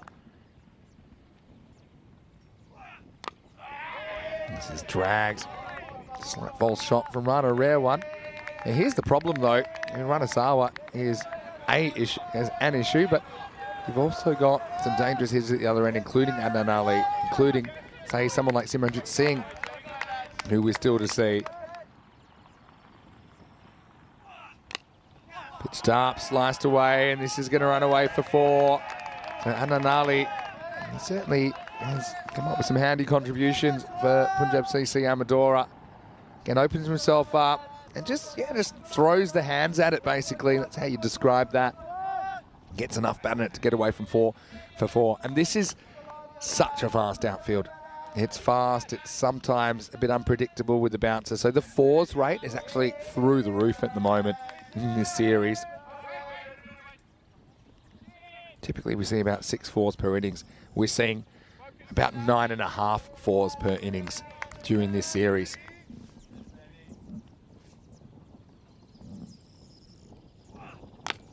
And this one is whacked away. Out of here, Maximo. Badenhorst just kind of rocks him, bowls it on a length. That's right into the hitting zone of Adnan Ali. Again, see his footwork. He's a bit of a twinkle toes, but He's just backing himself to make good contact with the bat, and it doesn't get much better than that. They've got this rate down now to 11.3 and over. Still plenty of work to do. But Punjab CC Amadora certainly in the box seat in this chase. Edge and gone. So 6 it out for Adnan Ali. Badenhorst has just had a way of fighting back despite going for a few boundaries in this spell. And you see, this is the downside when you're kind of all hands and all hand eye with the no footwork. Occasionally you get one slightly wrong. That was a big edge through to Machado. He's done a pretty good job with the gloves so far. That was a regulation take. So Badenhorst chips in with the second wicket, and a third one lost for Punjab. It is 81 for 3. So they are sending in Simran in the 5 hole. I want to say hello once again to everyone that's joined us in the live chat. And Kai saying, yeah, the games are starting a little bit earlier now in Eastern Australia, 17:30 local. But when I was living in Perth, I always preferred just the 2-hour time difference between Perth and, say, the Eastern States. Because when it's 3 in summer, because their clocks go forward, ours don't, you can never get hold of anyone in the afternoon. It's going to be a wide, someone swings it anyway. Yeah, so you come back after lunch and it might be, I don't know, 10 past 2 or something. So you'd call up an office needing something and they'd say, sorry, our business hours end at 5 p.m. So yeah, the 3-hour time difference is not great. Also, I know some of my friends that worked in the business sector. As we get up in the air, and it is a really good stop, I think. It depends where Mubin Tariq jumps from here. This will be a super stop if it is. Let's just have a look at this. Can we see where number 16, where Mubin Tariq jumps from or not? There we go. Yeah, he jumps from inside, and yeah, taps it back. That's a brilliant piece of fielding. Really good work. And yeah, he's credited with the stop. So, outstanding work. And that's the kind of thing, it's almost worth a wicket, I think, to save that many runs. He didn't really have the time to catch and release. He had to bat it back. And that's exactly what he did. So we get to the end of the over. They only get 1 there, so he saves 5 runs. It's 83 for 3 after 6. Yeah, so just what I was going to say is some of my friends that worked in the business sector, and they say they worked in the stock market, they'd have to be up at 9. They start work at 9 p.m. Eastern time, which is 6 a.m. in Perth. It's brutal. Anyway, this one is up in the air, but it won't carry. It's Junaid that does the fielding this time. Been given a second over. And I suppose it's a bit of a gamble, but he's one of your 5 bowlers. He did go for a few in his first, went back-to-back maximos, but then came back, went 1 wicket ... in the second half. But yeah, this is the contest, I think, that could have a big say in the match. It's going to be Tariq taking on Rana Sawa. Rana is motoring 59 off just 18 balls. Mubin might be buoyed by the fact that he just saved 5 runs for his team.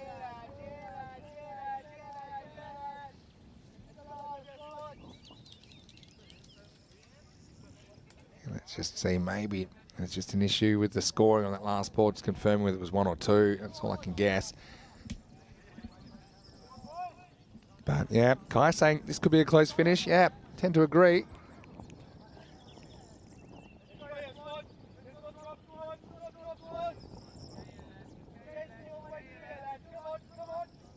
There's cow corner. Yeah, standing around like Brown's cows. Wonder if cows take it more easy on a Sunday. But there's more cricket coming up today. This is the second match of the day. The fantasy dashboard for match 32, starting in about half an hour. And news from the toss is that Lisbon Super Capitals, it's Lisbon Super Giants. He won the toss, and they will be. I didn't even see because I was so distracted by that.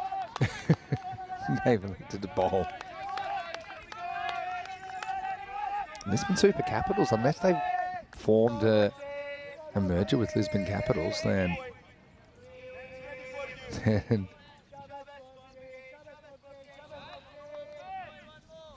yeah, I don't think we'll see them on the park.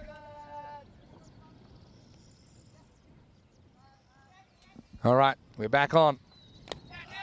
And this is sliced away. It should be gone, and it is. So Sawa goes for 59 and a big moment in this game.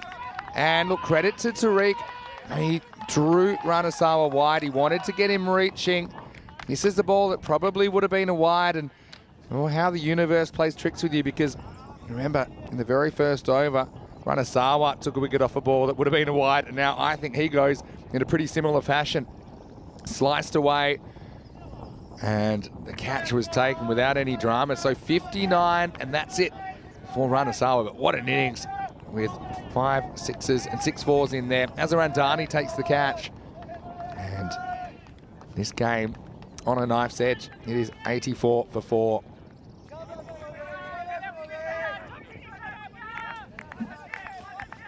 Hello to Bajendri Yadav as well. Kai saying they look like contented cows. I think that Mubin's pretty contented. Remember that Rana started the 5th over by whacking Mubin for back-to-back sixes. And hello to Danush.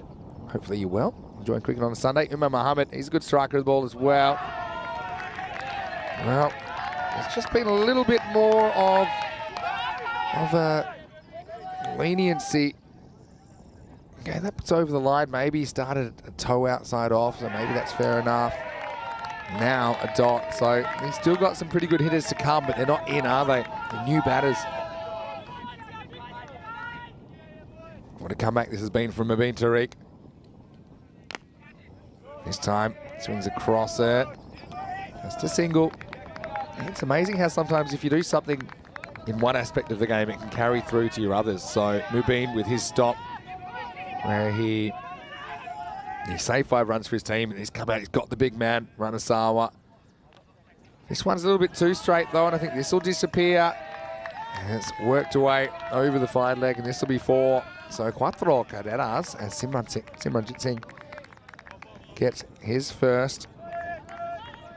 And so just short of the rope, but yeah, handy boundary. Let's look at that run rate required.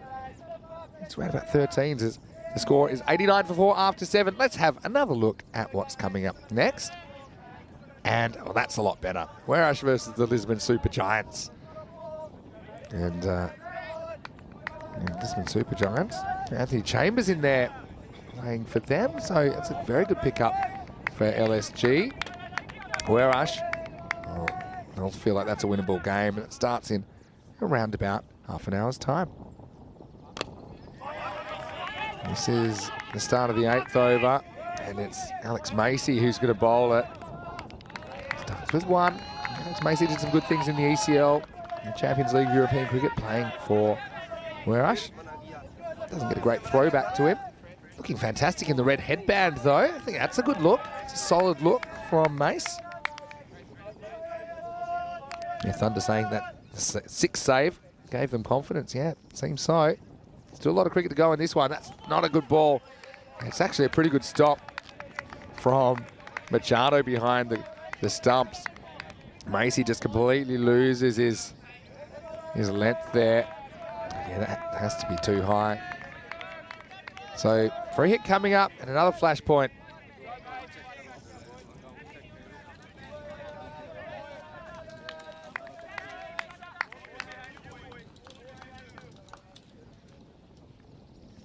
All right, strap yourselves in. It's free hit time. And he does hit it, but it seems more up than across. Mubin goes right back, needs to keep it in front. He does. Good stop. Again, he was just obsessed with keeping that in the field of play. Wasn't too worried about whether he held it or not, but if he dropped it, he wanted to drop it forwards. So he went right back to the line again. That's intelligent fielding from Mubin Tariq. And a solid set of hands, but it will go down as a single because it was a free hit.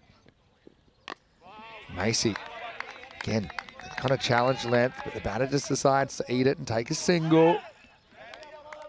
Yeah, very crucial couple of overs coming up for both these teams. And Punjab CC can really put some breathing space between them and some contenders, because they'll be the first team to reach 12 points if they can win it. And Werash, they can be right back in the mix with a 4-2 record. So at the moment, these teams are separated by 4 points. After this, it'll be either 2 or 6. Whereas with some games in the hand as well. And yeah, I hate to bring it up, but it is true. Remember that they didn't bowl their overs in time in the first innings. That incurred a time penalty, Punjab CC. I bet they'd love those 5 runs back now. This is well located in the offside channel. Imam Muhammad just hasn't got going so far in this innings. Sneaks across. Big swing and a miss. Macy not really hitting the block hole yet. The one he tried to bowl as a Yorker turned out to be a big full toss that was a no ball. He's just challenging them on that length to go after it. This is a little bit shorter. They're under edge. And the fielding's important. Faf Stoneman, make sure that it'll just be a single. Yeah, so Macy's got out of jail a bit, hasn't he? Bowled that full toss. The free hit wasn't cashed in for a boundary. Again, hasn't actually gone for a boundary yet. Also, I've got to say, the keeping of Machado was great. Now, this is kind of a little helicopter shot, and it's going to end up in the hands of Faf Stoneman. And what an extraordinary piece of cricket. This was fuller from Macy, and Simran tries to make something out of nothing. Didn't have a lot to work with. He just whips across it. Have a look at the follow-through here from Simran.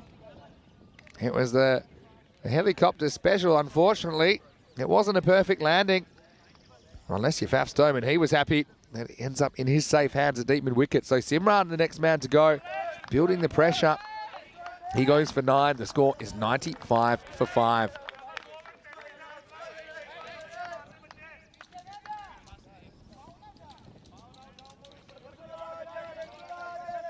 Let's have a look at the red line. You can see they've just taken a dip, and it's no coincidence. And that dip coincides with the dismissal of Ranasawa, who was picked up by Mabeen Tariq. Kala Butchamatsa is going to bowl over number 9. I'm still curious as to exactly what fell off his wrist. Maybe it was his watch. Let's have a look. Anyway, we're almost ready to go. And this is a huge over with 35 required off 2 overs. If he can keep this, 15 or less, it's going to have to be a magical finish if Punjab are going to get there. And he just rocks in. He's pretty consistent as well. You can see the fielding. Super important at this stage. Just a 1. That's a big win for Werash.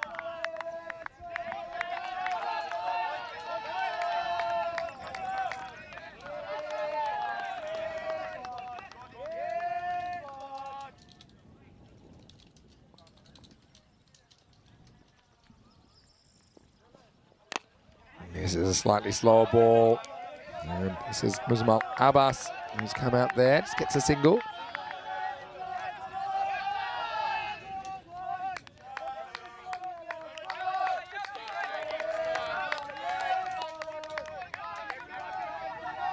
Yeah, a lot of chat now in the field.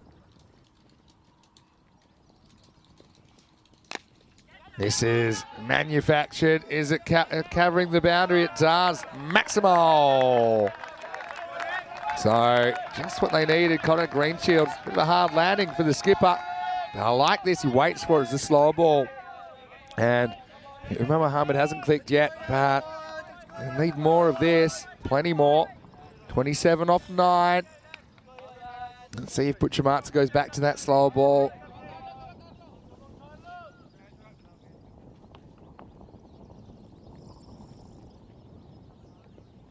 He does. He hits a ball that may have been on the tram line. And he'll sneak in for a single. So 28 off 8. So Muzamil Abbas kind of has his role to play as well. And that's sharp keeping. I like the work of Machado back there. He's got some pretty good fundamentals. Yeah, made a very good stop off that high delivery from Macy. And they would often get through the keeper and cost you 4 extras. As if saying it all happens in the 9th, but this time for the bowling team, well, it seems like it. It's amazing how often runs on the board do stand up.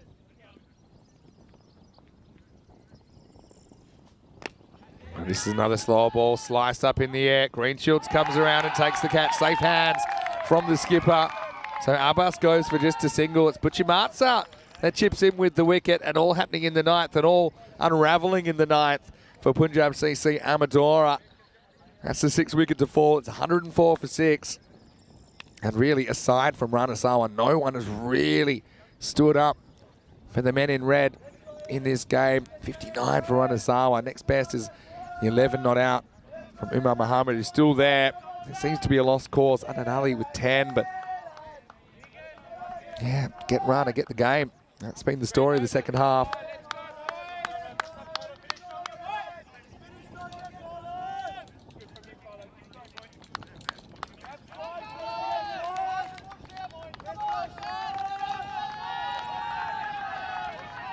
So, this looks like Ranjit Singh, who's coming in. He's got a free swing at this ball, last ball of the ninth. Swings and misses, end of the ninth, and Werash edging towards an important victory for their campaign. After 9 overs, it's 104 for 6. Yeah, so, yeah, looking at Werash, I mean, we haven't seen them play for a while, have we? Just because of the vagaries of these fixtures we talked about earlier, that some teams play more games together, some apart. We've got 11 teams, you've got to juggle them essentially, but we hadn't seen Werash since Wednesday. And they appear here. See them again on Tuesday for 2 games. Also, they left their last game on Thursday. Last over, Macy defending 26. And the first one will be for, again, wasn't that far from Conrad Greenshields. So boundary's the only currency now. I think that's a bit of a tough one for Conrad, who might have just extended himself, or overextended himself there. Clutches at the hamstring. Hopefully it's nothing too serious. 22 off 5. Umar Muhammad just has to have a heater here. It's not impossible. And really can't afford to miss out on a ball here. Misses out on this one. So now we're right down to boundary or bust. 3 6s and a 4 will do it. Macy, I think, has been pretty good here. He's been consistent with his line, and he's asking the batters to swat across it if they want to go leg side. He hasn't got too straight too often. Again, hit down the ground, more work for Greenshields. This time we'll keep it to 1. You'd fancy that will have to be it. Oh, he throws it away. Now they'll get another one. So, well, they get 3. They're looking for 4. And now, well, they just don't know what they're doing here. It's going to be 3 and out. So, I can kind of see what he was thinking there, but it was just everything was backwards. I think they were trying to get Umar Muhammad back on strike, but he was trapped at the bowler's end, so he couldn't really go because he'd be the one run out. You see? So they go again, and then he says, well, I've got to go here. So what are you going to do? Even though Macy throws a massive wide to Machado, it doesn't matter because they've got as long as you like. So I got that as 3 and run out. Does anyone agree with me? Yeah, 3 and run out. So, yeah, I kind of see where they're going for there. Why the 3 was important is because now, theoretically, even though it's unlikely, you can still hit 3 6s to tie the match. So that's why, you know, Macy should have never thrown it in the first place. But because if they just had got 2, then suddenly even 3 6s off the last 3 balls doesn't get you a tie, which can force a golden ball. Anyway, let's go. It is 6 or bust, and this is hit pretty well. But Greenshields is going to drop it, and he's going to drop it for 4. Well, if there is a time to drop the ball, that's probably it, because all he had to do was keep it in the field of play. And he does. He puts his hand up to apologise to Macy. Macy knows what it feels like to make a bit of a boo-boo because he did last ball, even though he got credited with a run-out in the end. He just lost, I think, running into the sun there as well. Anyway, just needs to keep it straight now, Macy.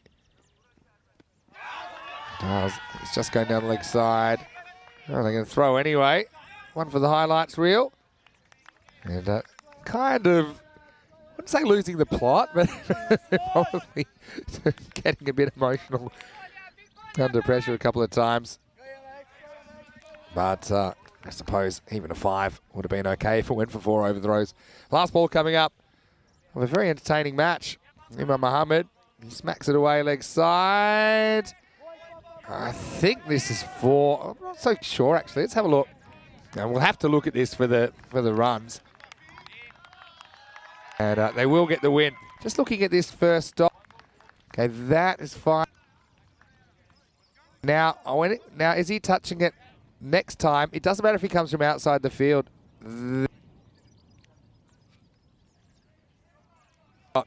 One hand outside the field, and he's about to touch it. Yeah, so that will be 4. So anyway, 4 runs to finish, which means they're going to finish on 120.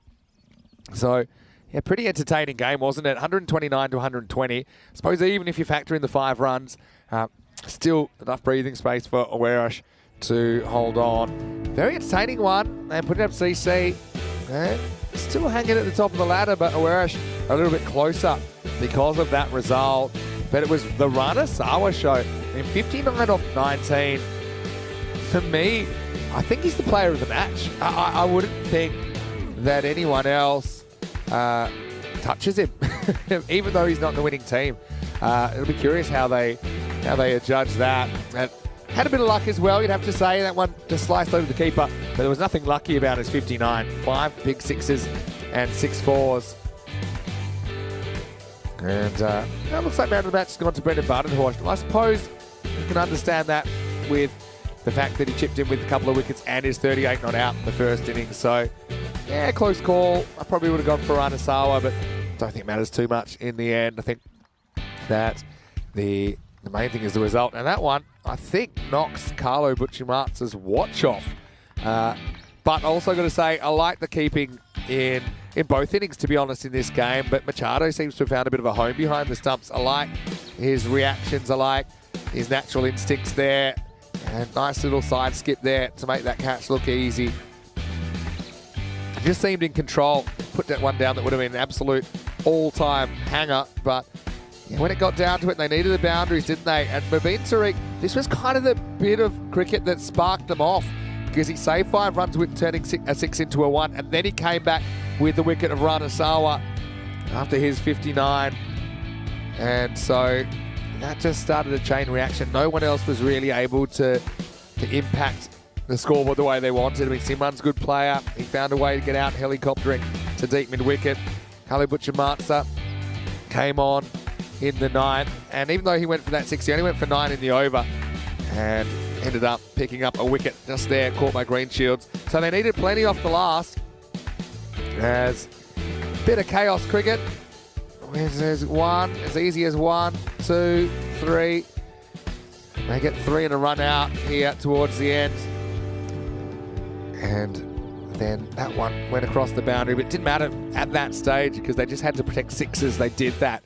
And despite there being 16 off the last over, it's still breathing room for Awerash, who hold on by 9 runs. This is what's coming up in the second match of the day. Lisbon Super Giants taking on Awerash. Lisbon Super Giants, they'll be having the services of Anthony Chambers. So, yeah, nice opportunity to see him out there for Awerash. So Azhar Andani could really use some runs, couldn't he?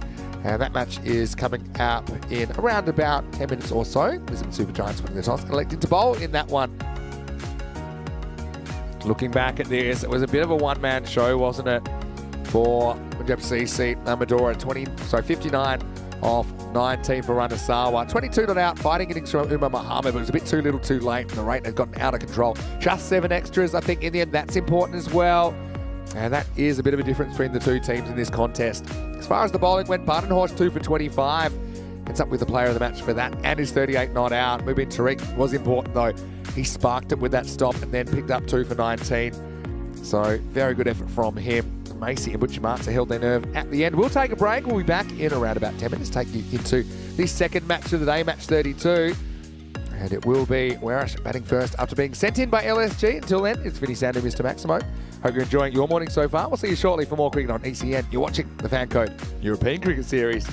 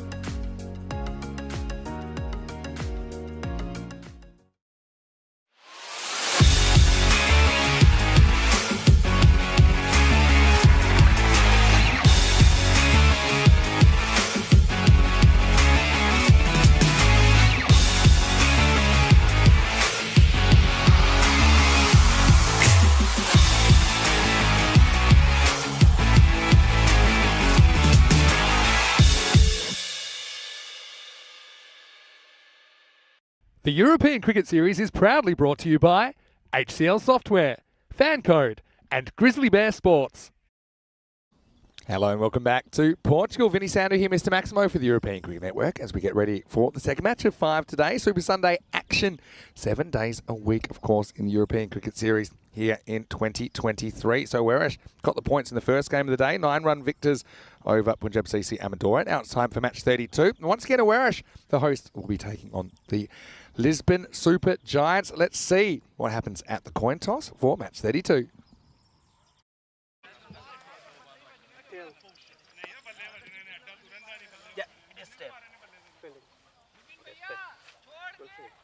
Thank you. Okay, beautiful. Thank you. So there you go. News from the coin toss is that it has been won by Anup Kumar Srivastav, and he has elected to field first. So Weresh will be batting first. And I don't think they'll mind that too much. I think that they are a team which have a fair bit of power. Azhar Andani is a guy who can definitely use some runs at the top of the order. You got Miggy Machado, made a strong start but got out soon after in the first game of the day. Greenshields and Badenhorst did most of the heavy lifting for Weresh in that first game of the day. They posted 129 and they were able to keep Punjab CC Amadora to 120. Lisbon Super Giants without a win so far in the series. They are fairly new to ECN cricket. They certainly had some promising moments. Good to see a fair few youngsters in there. The one name I'm looking at, though, Anthony Chambers. Here's one guy with Portuguese national team experience. So expect to see him opening the batting in the second half of this game. Weresh versus Super Giants. Well, no surprises at the more experienced Weresh side are big favourites. 50-run favourites, in fact, over the Lisbon Super Giants. So that shows you it'll be a giant effort from the Lisbon Super Giants if they had to be competitive against this Weresh team, which, well, kind of dodged a bullet to an extent, I think, in that first game. I know that if they'd lost to Punjab CC Amadora, certainly their prospects of even making the top 4 would have taken a bit of a dash. But they found a way to win. And now we're almost ready to go. Azhar Andani strides to the striker's end. I like that. I mean, he's still going to face the first ball. Has been struggling for runs in the last little period. But he's a guy. He's a class player. We saw him score a sparkling 100, the only 100 of the year in Portugal last year in the ECN series. And so he'll have the chance to take on Shivankar Sharma first up. So, yeah, Weresh, they've been sent in. They're looking to put some big runs on the board.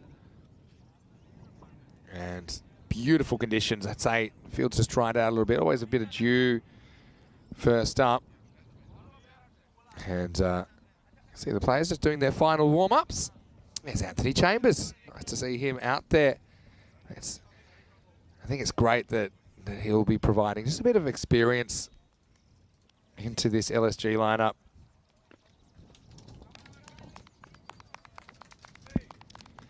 Well, there's Cal Corner. I obviously can't wait for things to get underway either. Here we go with the first ball, and it's going to be a wide. Just grabbing a bit of the tram line. So, yeah, opening with spin. It's an interesting tactic. And Dani just needs to get some confidence. I think once he gets confidence back, I can see him scoring some big runs.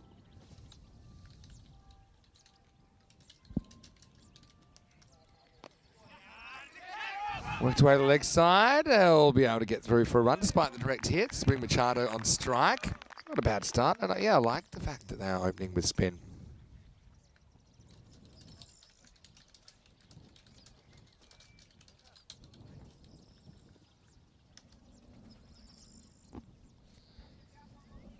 So fielding's going to be important. I see Buck Stoneman out there with Malik. 2 umpires.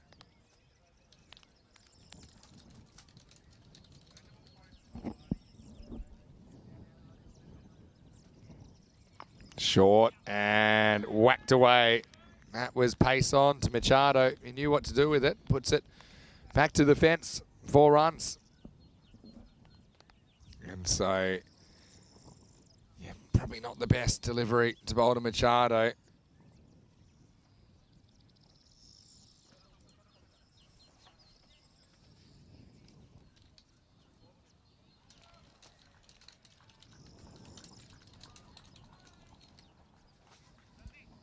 Sharma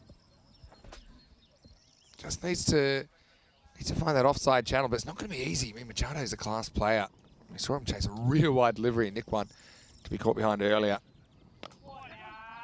Let's play down to long on. And Chambers will do the fielding. Yeah, so yeah, Werash, they'll feel that they want to win this game, but also they want to kind of assert their dominance, I think, when you've got a situation that has been pretty even on this table so far through the middle. That run rate's important, so they'll be wanting to win and win well. With Super Giants, well, they find a way to misfield this, and well, tried to get down to it. It's not a great feeling. And Darnie, maybe that's the bit of luck going his way that he needs. It's just a little push. And almost got down, but the ball found a way through. That's Harpreet. Hattree, who let that one go through his legs for 4.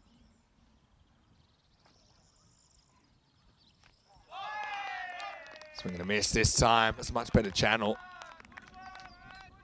I don't quite like this move to bowl spin first, though. Just disrupts the kind of flow of the openers. They normally like pace on the ball. This is a nice cutaway. This is into the gap, and this is going to be 4 more. So, yeah, fairly risk-free batting from Andani. They get 3 boundaries off this first over. And very good start for Werash. They are 15 for no loss after 1. Looking at the squads for this weekend, or say next weekend actually, in around about 6 days' time, we'll be starting the ECI Portugal. This will be the day after the finals on Friday in this ECS. So Portugal, Netherlands in Gibraltar. Talked about Portugal a little bit earlier. We'll say Netherlands look like they're going to send a very strong side. A lot of ECC winners in there, led by Sebastian Brandt, and Gibraltar as well. I mean, they'll be competitive. I think some good young talent there, good mix of youth and experience in that squad. So stay tuned if you want to know more information about European Cricket Internationals. Just go to our website, europeancricket.com.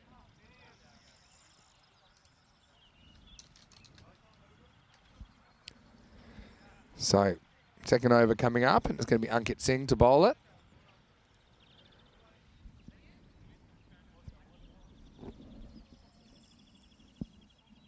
Just trying to peg it back. I mean, Werash still have visions of going 150 plus here if they can keep their batting unit there. First ball from Machado is whipped away viciously over the leg side. Maximo! Wow, it wasn't the worst ball ever. I mean, it was in kind of probably off-stump line coming in to hit the top of off, but at that pace, Machado with a flourish sent it out of the ground.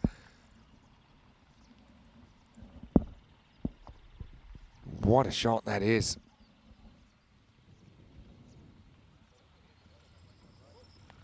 Yeah, so just some info from Silcash saying Mohak Patel is under 17. So yeah, one of the juniors getting an opportunity for the Super Giants.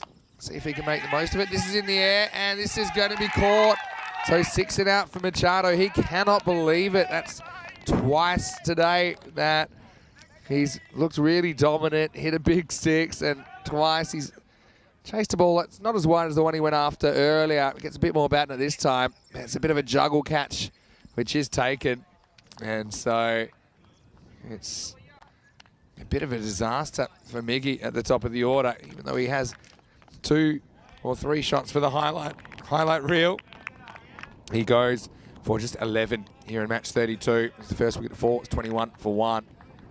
Brings Conrad Greenshields to the crease. I mean, yeah, okay, does get him off to a good start, but I'm sure he'll be disappointed that he couldn't go on and make a bigger score. Got to say, though, Machado, his work with the gloves I've really been enjoying so far for Werash today, with no Girish Singh in the line. Well, Girish Singh is in the lineup, but doesn't have the gloves. So, yeah, opted to go for Machado.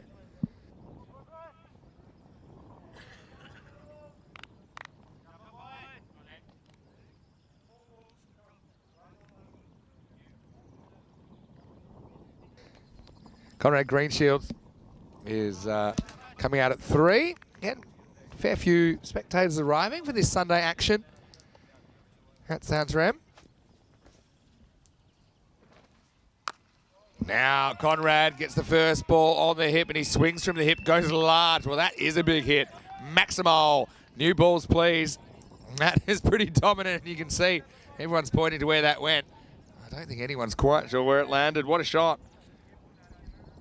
What a dominant way to start the innings. And Conrad got out to a Gundy ball down the leg side earlier.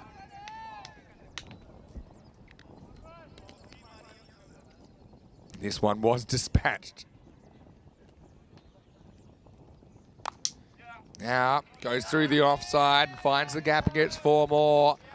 There's nice, free, easy swing. It wasn't the worst ball really from Ankit Singh, but a bit of width. Again, throws the hands at it. Doesn't try to go over the top this time. Drills along the ground and gets 4 more.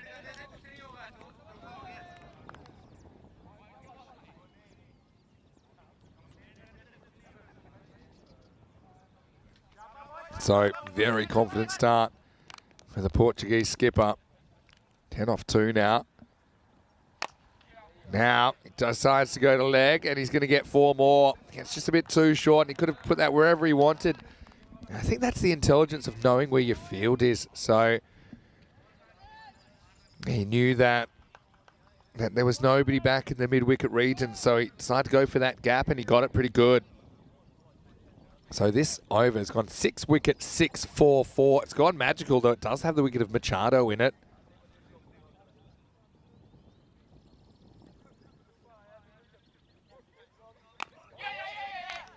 Pitched up and just use the soft hands to push for 1. And it will take us to the end of the second over. The score is 36-1. So Andani and Greenshields together for Werash. Quick look at the table as Werash, they have now joined a couple of teams on 8 points with 4 wins.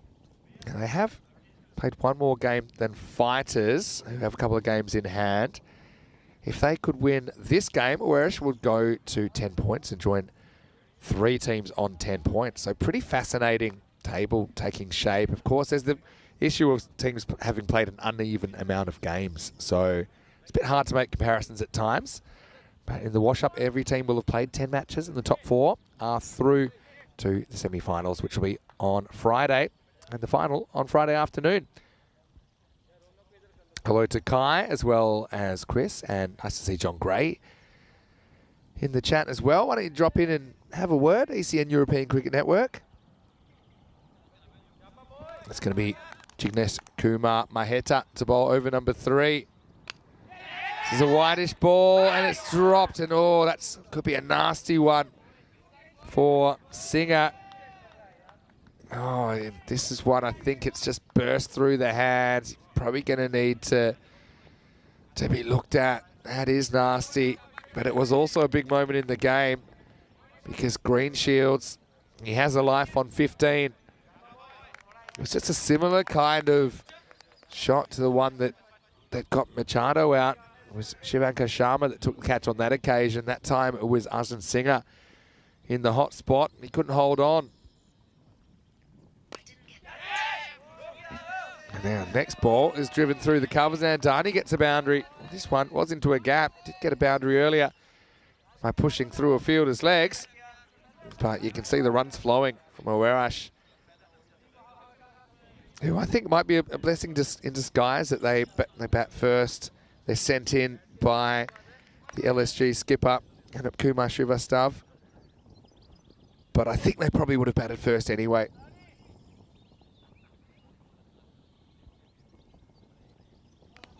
This is wide, outside the off stump, and called. So it's just hard to see how they're going to be able to slow this down. This field is very hard to defend.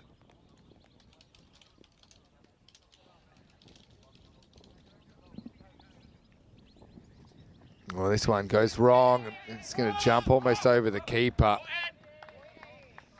This will be a no ball because it does pitch just before the stumps, around about the crease. And the keeper did well to kind of at least knock that down or knock it up to make sure it didn't go to the boundary.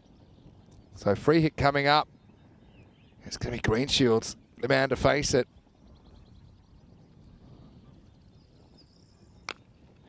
Goes leg side, and oh, it's an amazing catch, but it won't count. So, oh, that's unbelievable work from Ronak Patel. He does really well to save the boundary. He's getting applauded from the Awaris bench, and so he should. Have a look at this for a bit of work. I mean, what a catch off a free hit.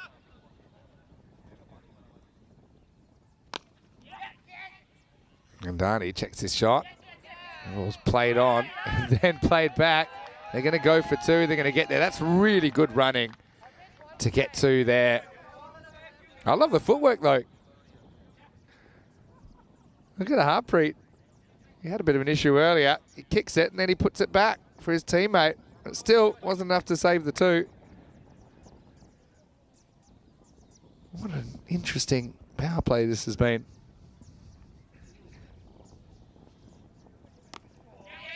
One's pushed away to point, and it will be a single. And Dani moves to 16. Again, this is a confidence builder for him. Turned into a very good power play for Werash. Maheta, not the worst over from him, to be honest. Okay, lost the plot with one ball, but most of the time he's been around the mark. And right on cue, he delivers a shin-high full toss. That's going to be out of the ground. Maximal! 6 more to Conrad Greenshields. He's 23 in no time at all. And the 50 comes up for Werash. Also the end of the power play. It is 54 for 1.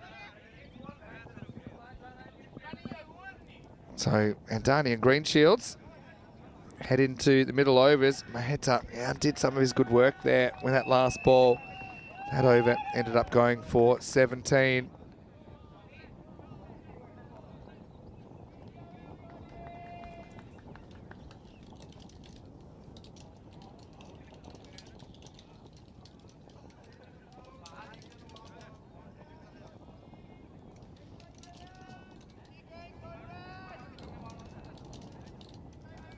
So time for over number 4. And yeah, going back to Shivanka Sharma. He delivered the first over. Wasn't the worst one. Went for 15. So, and Dani gets first look at Sharma here in the 4th. Push and run.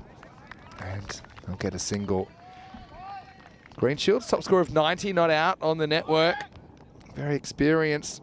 Also now the Portuguese national team skipper, having qualified for Portugal during the 2022 summer. Tries to make something out of this, but I think he's probably going a little bit over the top. Checking out the replay. Yeah, climbing, and probably a bit of bat in there as well, I think.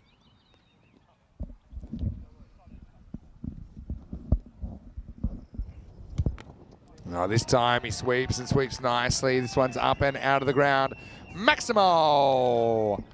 6 more to Greenshields, and he is continuing to look dangerous. You don't want to drift into his pads. Anything outside that left knee. I mean, I suppose if you look at his dismissal earlier, where he found a way to glove a Gundy ball to the keeper, you'd think maybe that's a way to get him out, but I think that was just a bit of a freakish moment where he found a way to get out to a ball like that.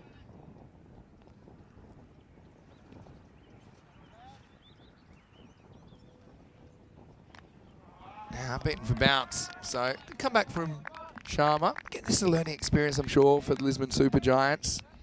Their first time playing on the European Cricket Network.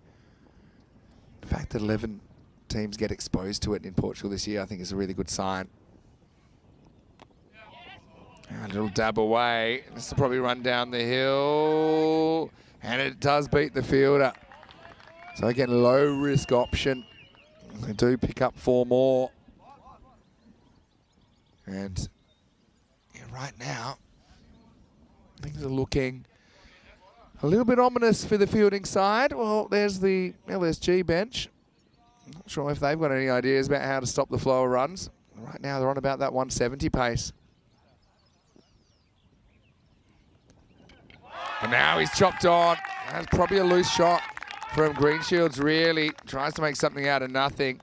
And yeah, I think that Sharma, I thought he was looking to high-five Greenshields. Wasn't in the mood. I can understand that. I think it's one thing if the batter congratulates the bowler for getting him out, but not quite sure what that was all about. But it is the end of the over, 65-2 after 4.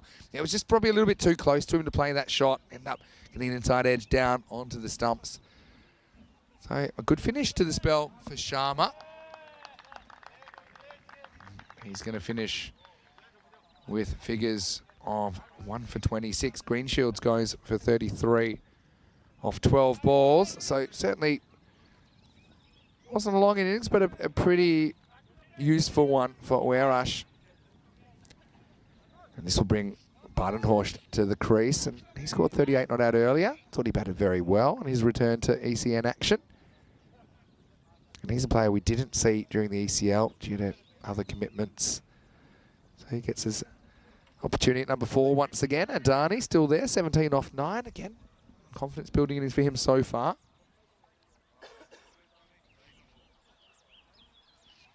Hope everyone's enjoying their Sunday at home. It's going to be Rutobai Chowdhury to get us going in the 5th. Starts a bit wide. There's a bit of pace on though. Run straight down the middle of the pitch. Clear wide, signalled. I think Malik's just having a bit of a word about running in front of the umpire.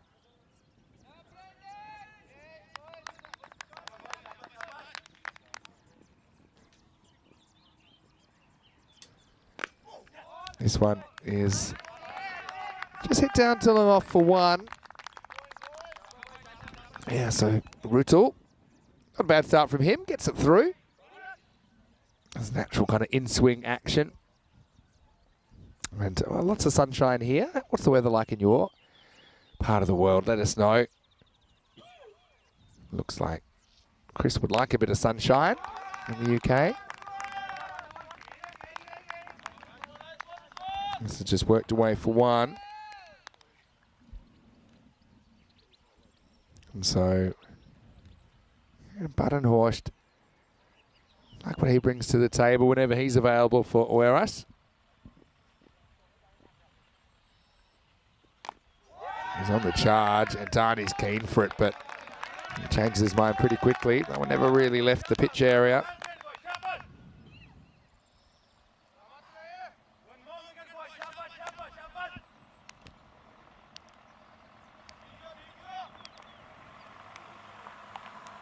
Yeah, Lisbon Super Giants. Yeah, he's trying to serve it up to Uerash here. Trying to peg things back. Oh, they do. What a ball that is from Rutul. And he blasts that Yorker past the bat of Badenhorst. That's a 3rd wicket. That's really well bowled. Have a look at this Yorker. Spicy one. Leg stump.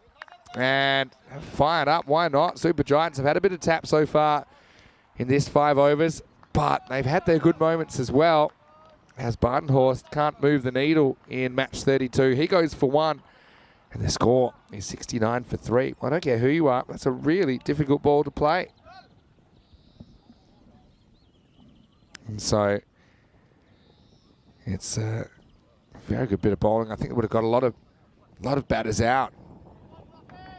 Just surprised him for pace. So yeah, you see he bowls with good rhythm and good pace, but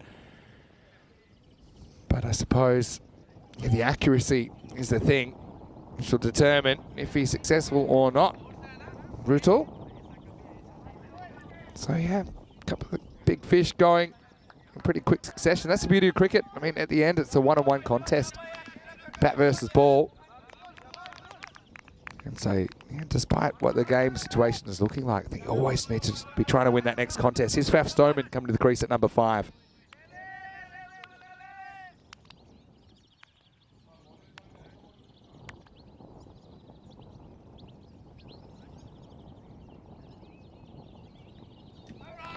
Down the leg side, called wide. Yeah, so that for me, for Rutul, that'd be a second warning because he's run right in front of the umpire.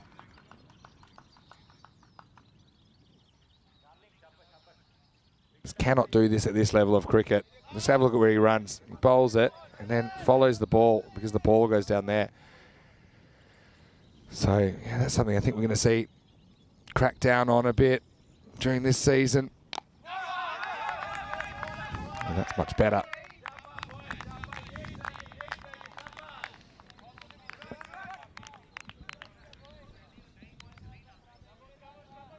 Last ball, the over coming up.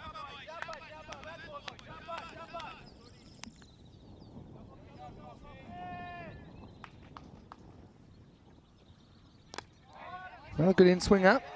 And this time, it's whipped away. In fact, it'll go all the way. Well, that was timed pretty well from Faf Stoneman. He could use a few runs as well, I think.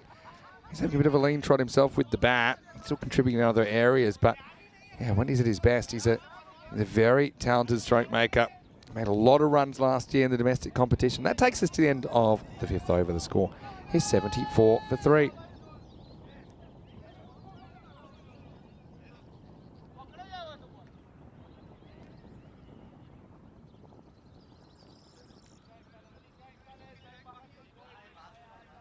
And Darnie and Stoneman trying to move things forward in the second innings, but the second half of this first innings, I should say.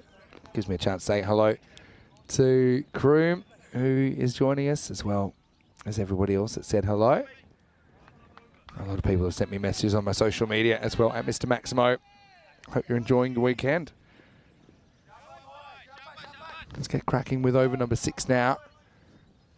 And Jignesh Kumar Maheta will be bowling it.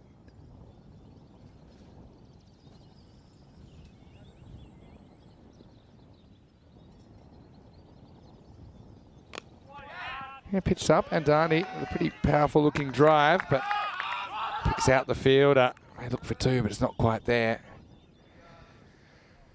And 2 players at the crease with a lot of national experience for Warash at the moment.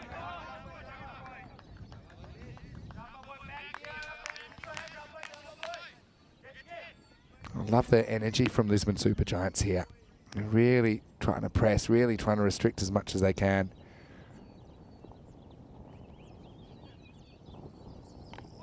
Yeah, pretty well bowled. Maheta goes for a single.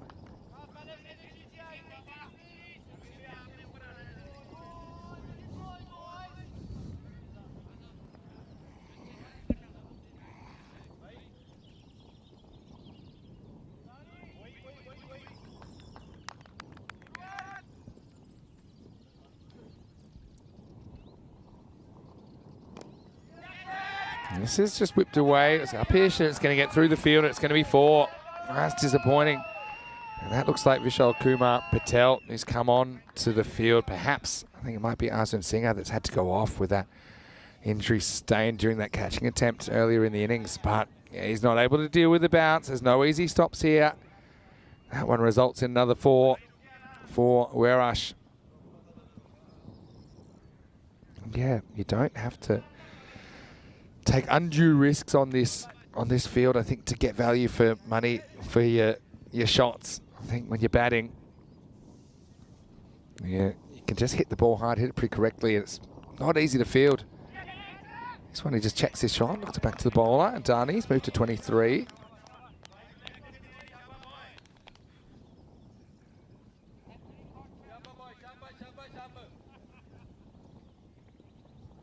Maheta. Couple of balls to go in his spell. Yeah, that's a good one. Yeah, it's certainly had some good moments. I suppose I said this yesterday. Sometimes it's just a matter of trying to sustain the periods for longer when you're playing probably upper level. You know, you'll find actually, you know, we've got some of our bits of cricket as good as their bits of cricket, but the good teams do it for longer and for more of the game. This is up, it's in the air, and what a catch! Unbelievable catch. That's Chambers who comes. He's got a very good pair of hands. Wow, and he gets his national teammate.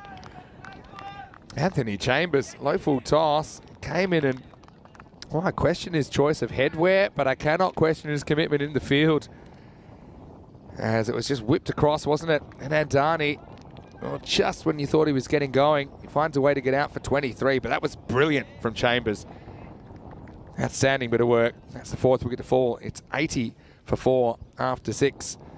And a bit of a reward for Jinesh Kumar Maheta in the end. He'll finish with 1 for 23. Not a bad spell at all. So pegging things back a bit, having a look at the scorecard. Again, they've just found a way to get out, haven't they? Especially the top 3. I mean, Buttonhorse got a good one, I think, but Andani as well as Machado and Greenshields will all be kicking themselves, I think, about their dismissals. As we head into over number 7.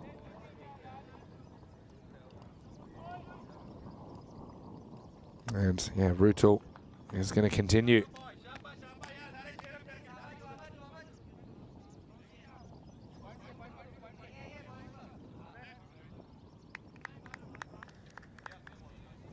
Faf Stoneman.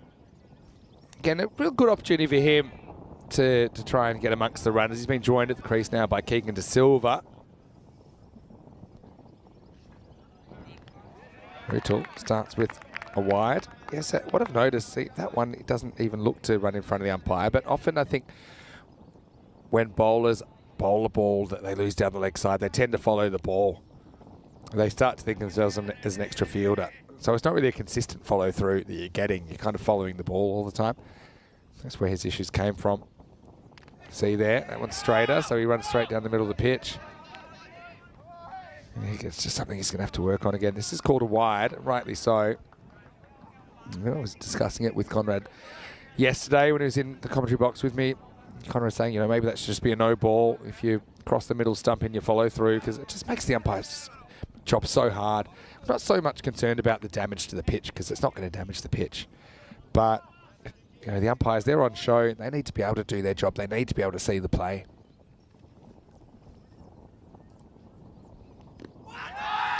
Nope. Just going down the leg side. Good in swing from Rutul though. I like the pace and energy about his bowling. Like I said, just a couple of technical things I think he has to work on in his follow through, but as far as his approach and his release, certainly he has been asking the right questions, hasn't he? Sliding the ball into the right-handers.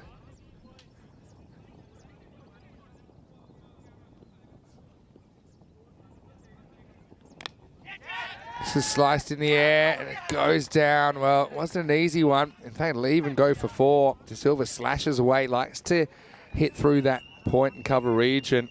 It was a tough one to hold, but he does get hands to it, I'm pretty sure. But yeah, with this outfield, it's still so fast. Ends up going to the boundary, so Keegan De Silva's off the mark.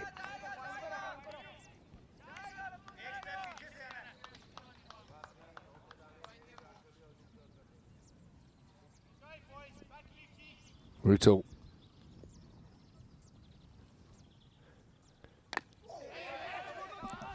This is an edge, which is going to sneak in, and they're going to run so well here. They're going to get 2. That is brilliant running. And both these two are super quick.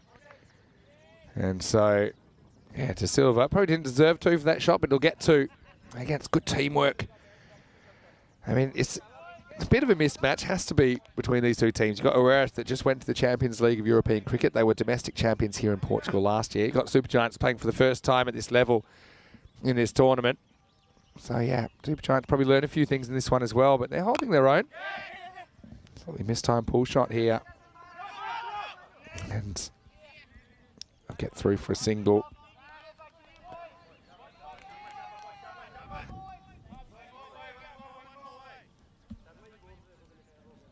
Couple to come to the 7th. Sam Chowdhury's bowled a pretty good spell here.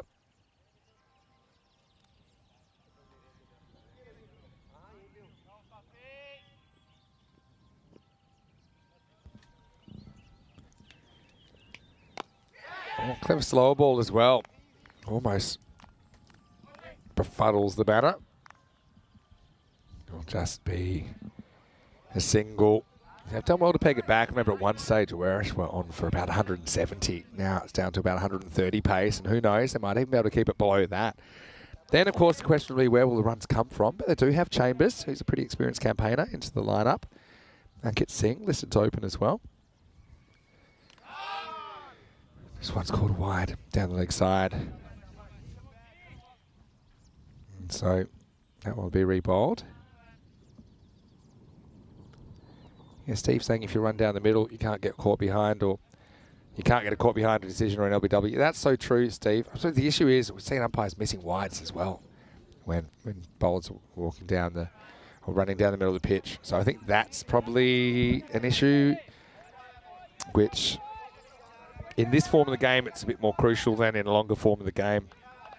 So, yeah, if the batter doesn't get a wide call because the bowlers block the umpire's view, I mean, yeah, as a batter, I'd be pretty annoyed about it. Bowled him, and Rutul gets 2. De Silva swings across this. It's straight through the gate, and great work by the Supergiants. Well, maybe they're Supergiant killers, because they've brought themselves back into contention in this game. There's Keegan De Silva. He wanted to go large, but couldn't make any contact, and that is the end of the 7th over. The score is 93 for 5. It's a reminder that we'll be heading all around Europe this year on the European Cricket Network. Of course, we're restarting, I should say, the ECS in Portugal after we had a series in Malta to start the year. But then we'll be heading to Cyprus and then Milan for 2 weeks apiece. And yeah, 2 weeks to follow in Austria, Bulgaria. Plenty more locations as well. So join us throughout the summer, on the European summer that is, on the European Cricket Network. Over 1,500 matches potentially that we'll broadcast this year. Should be the most matches we've ever done in a year. And the reason is that we're getting a lot of support out there. So a big thank you. And if you don't already, make sure you subscribe to our YouTube channel, ECN European Cricket Network. And also tell your family, tell your friends about the European Cricket Network. Comes to our new over. This one almost decapitates Mubin Tariq, who's new to the crease. And, yeah, this is Suman Bomik, who comes in, and we'll talk about getting your eye in. This one almost knocks Mubin Tariq's eye out. Like he's got the helmet on.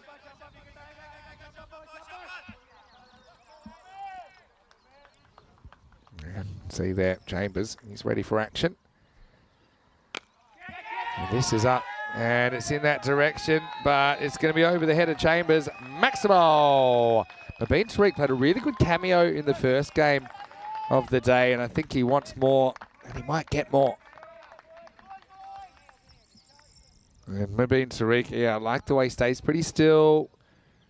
He just elevates that one up and out of the ground. It's good batting.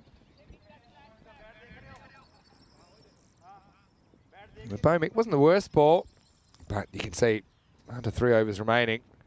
Weresh brought up the 100.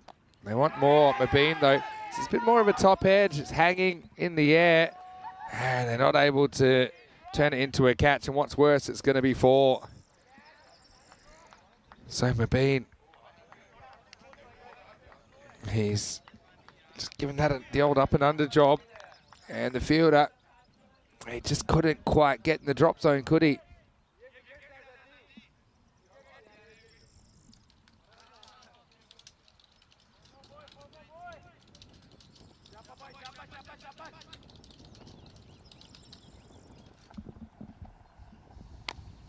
This time it's crossed the line, and it's going to be another boundary.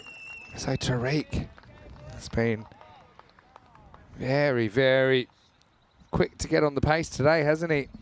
And so that'd be 4 more to the total.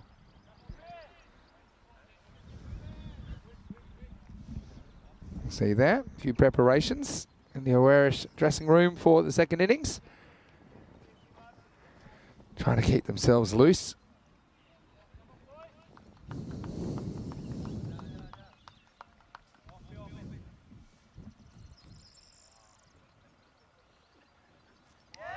Gets carried away this time. I suppose when you're on a heater, you want to keep going. That one, I think he just falls off the shot a little bit. Probably had to hit it a bit straighter.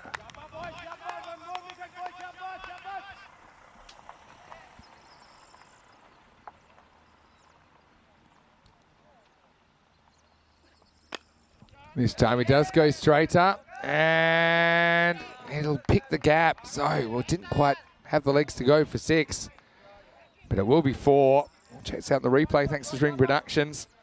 You didn't get a lot of it down towards the bottom of the bat. But yeah, one bounce and over the line. So it takes us to the end of the 8th over. The score is 112 for 5.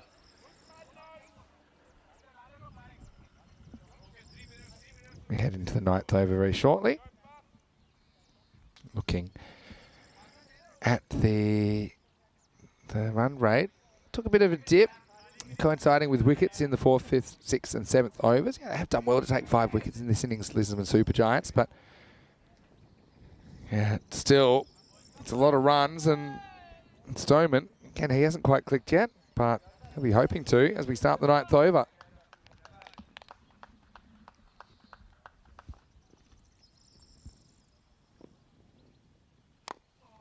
This is hacked away. Probably would have been a wide outside the off, but Stoneman again just lost some of his fundamentals. He needs to go back to basics. This is a ball he can easily hit through the covers and probably stroke a boundary through there because he is very talented all around the wicket. Now this time Tariq is going to knock the ball into the outfield. Again, doesn't carry, it's just be a single.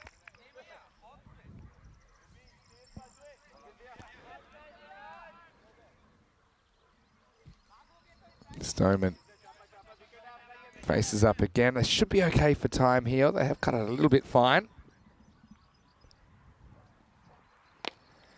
And he goes after it. As this is going, it's going, and it's gone. Maximo. Chambers went right back to the wall and couldn't pull it back in.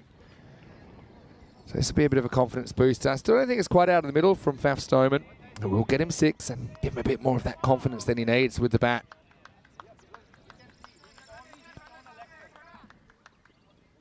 Yeah, so 30 seconds per ball. They should do this.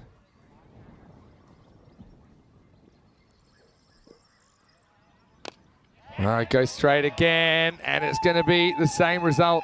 Maximo, back-to-back for Stoneman, who moves to 20 in quick time. And so Uerash just continue to grow this score. Takes him up to 126, and so again, that's the difference between hitting the block hole and just missing. Now he reaches again. Does he have enough this time? Well, he will. Has gone all the way. Maximo has Chambers. Well, you can't fault his effort. He's fielded well in this innings, but he's not able to pull this one back from the beyond. Yeah, maybe just caught a little bit out of position. So 3 on the spin for Stoneman as this has sprung to life in the 9th for Uerash.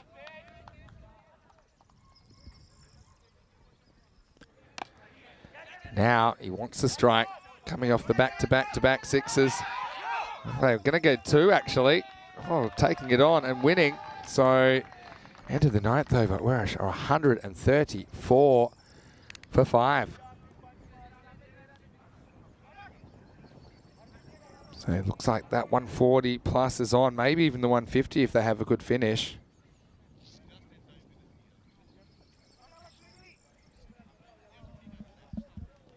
And so, yeah, Rutul Chaudhary, 2 for 22 off his 2 overs. Also wickets for Shivanka Sharma, Ankit Singh and Jignesh Kumar Maheta. Going into the last, it's going to be Ronak Patel to bowl.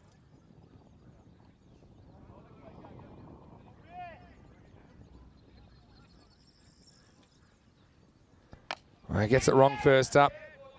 And, oh no, he's lost his footing. And it's going to go all the way anyway. Maximo has Mubin Tariq. He reaches. This is pretty high, but it's probably coming down. Probably want to have another look at this. Again. Yeah. An interesting call.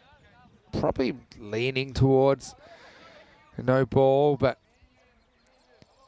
I think the fact goes for 6. And it has been called, yeah. Yeah, I think it's probably the right call. It wasn't really coming down that quickly. And he hits it above the waist. So free hit coming up. And he hits it really well. It's a laser beam down the ground. Maximo. Well, Magical Mubin passes 30 now. And that's over 50 runs he scored this morning already. And he's not slowing down. he's got the immunity. And I think the only person that was worried about that was probably the non-striker. You saw Stoneman kind of flinch. It was whacked back towards him.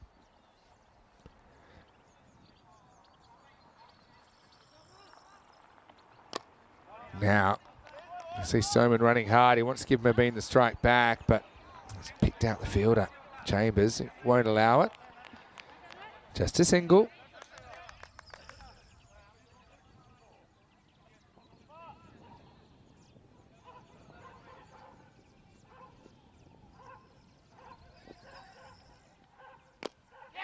This one was more or less on the stumps, and now Chambers has got more issues down at long on.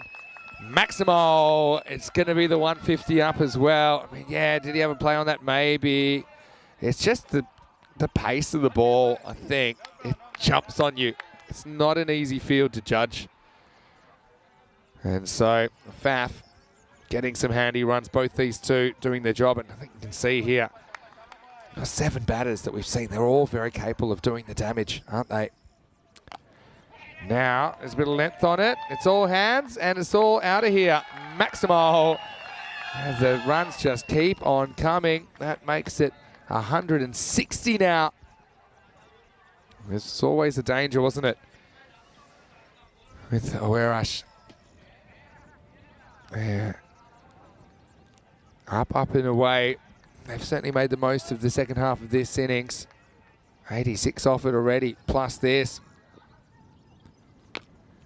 And he tries to make something out of it, and he does once again. That's great hands from Stoneman. He's 46 now. And still a ball to go. Well, he could sneak up on a half century here. 166, and yeah, what a performance. Again, that's great footwork to turn that into a full toss. So he made the running there.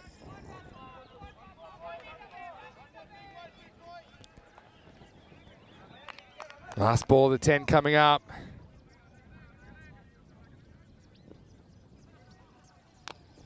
And he goes for it. Doesn't quite get it, but he will get 4. And what a fantastic performance that is from Stoneman. He brings up his 50 in just 14 balls. He sprung to life there at the right moment, didn't he? And he's going to finish with an even 50. So those 14 balls, he hits 6 sixes and 2 fours.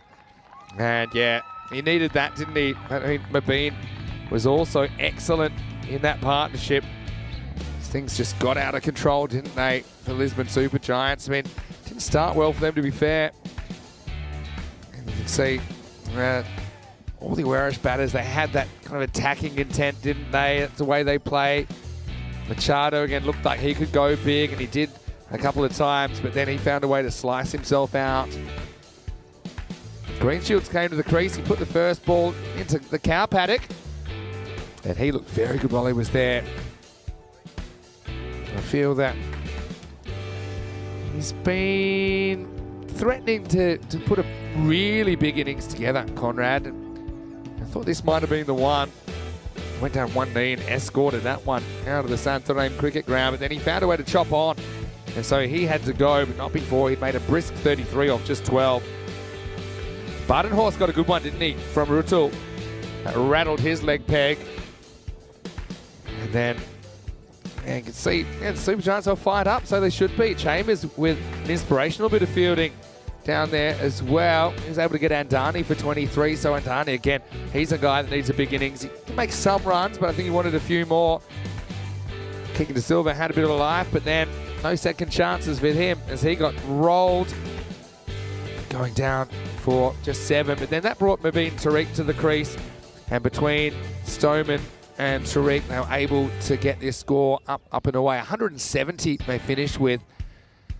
A partnership of 77, and they scored those 77 in just 3 overs. So, yeah, 19, 22, and 36. That was the last 3 overs. And so, yeah, crazy finish. Think about 77 in 3 overs. Think of a power play that goes for 77, for example. And, yeah, you know, it's a lot of runs.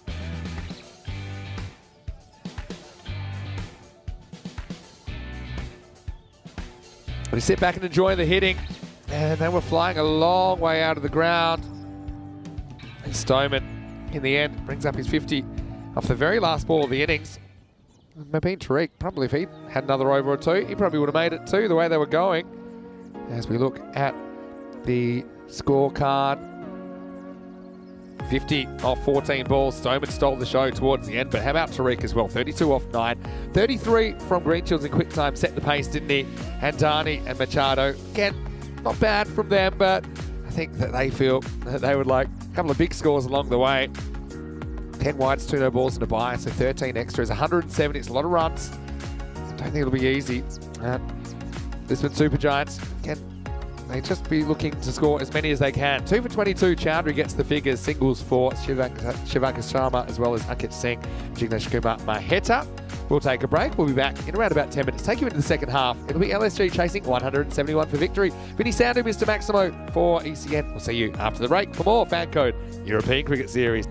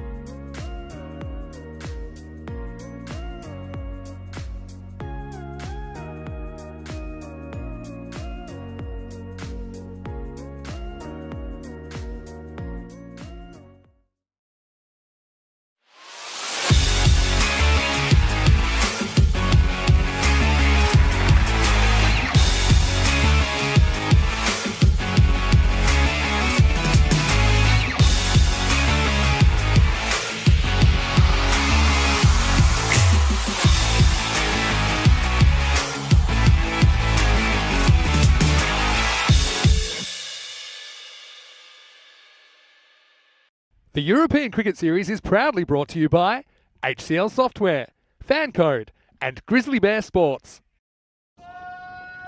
Hello and welcome back to the Santhanam Cricket Ground. It is Sunday action here in the ECS Day 7.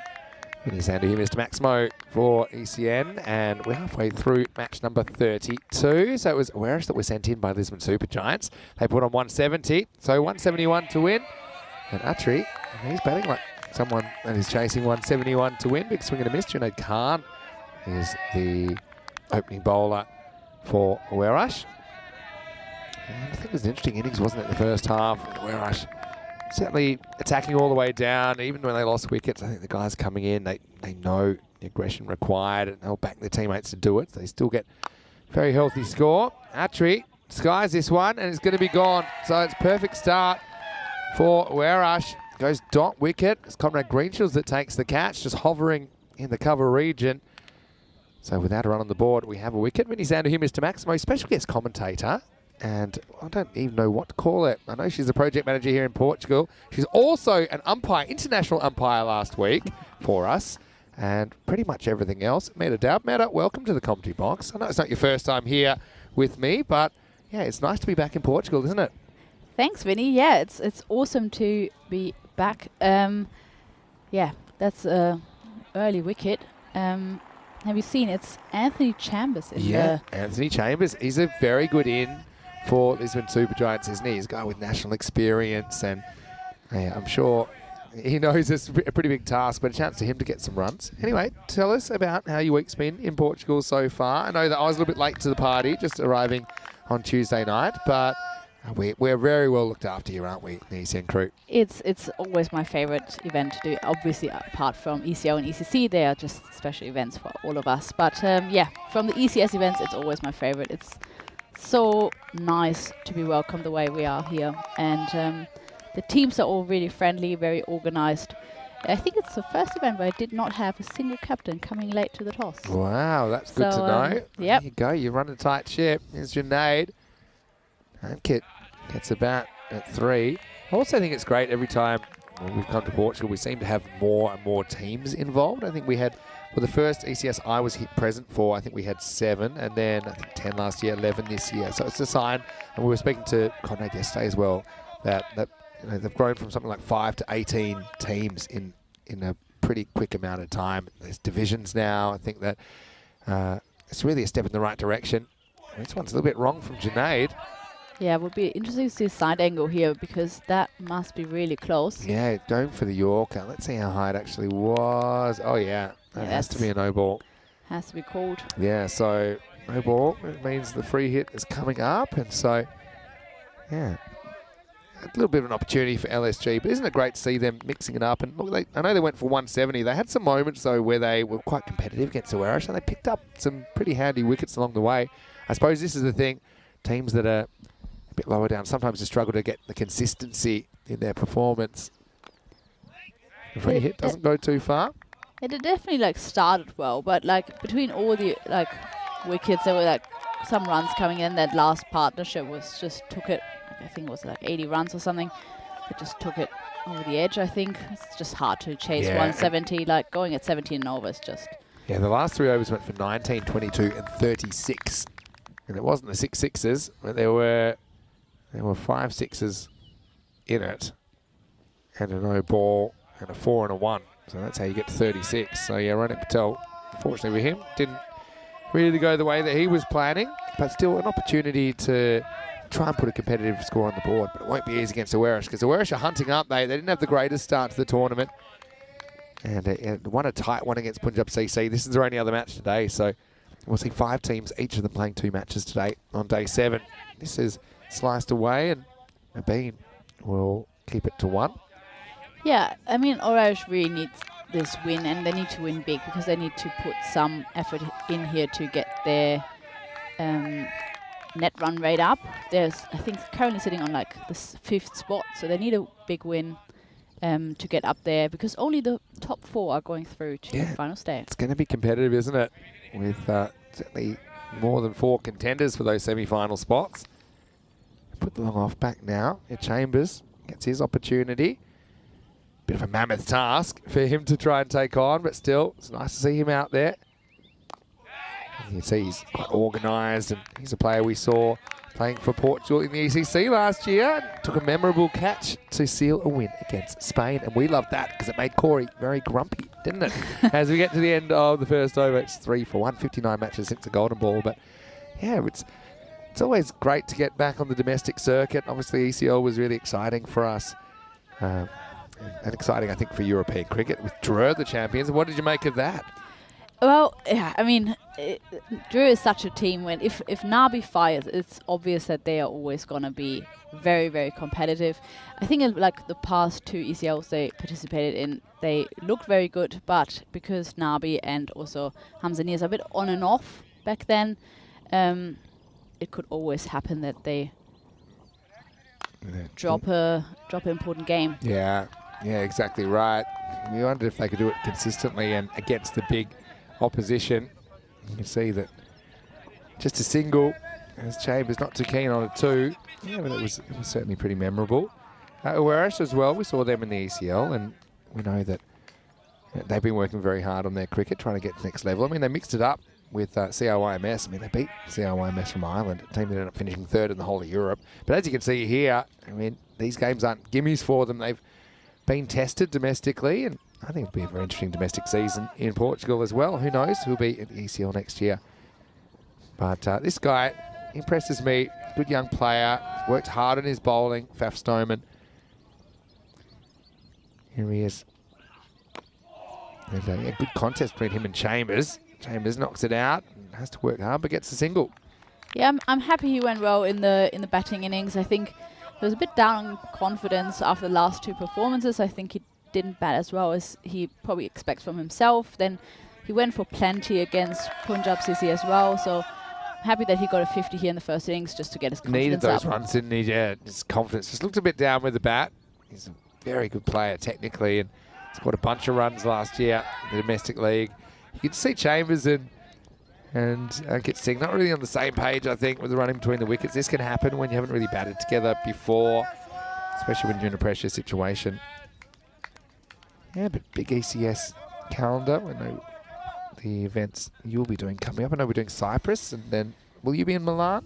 I will be in Milan, Yeah. so I have a little bit of time off because my lovely colleague Sam Williams taken over for Cyprus. They'll come over for 3 days. I'm going to visit you guys in the second week to soak up a little bit of that Cyprus sun, and then travel on to Milan. We've been blessed with plenty of sunshine this year, haven't we? And we've been a bit lucky with the weather. I know we had some issues in Malta with just a bit of flooding. Yeah, I think we just like soaked up all the rain we would have for a year within like 3 days, and I think now we deserve it. We deserve having a lot of sunshine after that. We probably did. Yeah, so the robots in the chat saying Meta is one of the most important people in the game for European cricket development, starting with her background in Germany at a young age. We have talked about this before, but yes, you certainly came from a cricket family, didn't you? I did. And it stuck. Yeah, the love for cricket was just born into me. Big swing and a miss from Ankit. He takes out the long handle, can't get any of it. Into 2 overs, the score is 5 for 1. Yeah, it's been an interesting journey. Well, when I was small, I didn't ever think or didn't even dare to dream that I could ever have a job that involves cricket, and it's so amazing that through this I got the opportunity to do it. Like if you grow up in Europe, you just don't think there will ever be opportunity to be around cricket and make a living out of it, and it's incredible to have this opportunity. I feel very blessed. Yeah, well, we're so happy to have you. More questions coming in the chat for you already. As Junaid comes back for his second over, he ties up Chambers. Yeah, asking, what was your first contact with cricket? So we just talked about it being through your family. But do you remember like when cricket was first introduced to you? Yeah, so for the ones that don't know that yet, my mum is Sri Lankan, so she is very keen on watching as much cricket as possible, playing as much cricket as possible, and got my German dad into it as well. And Junaid is running in. Not a bad shot down the ground, but just get one.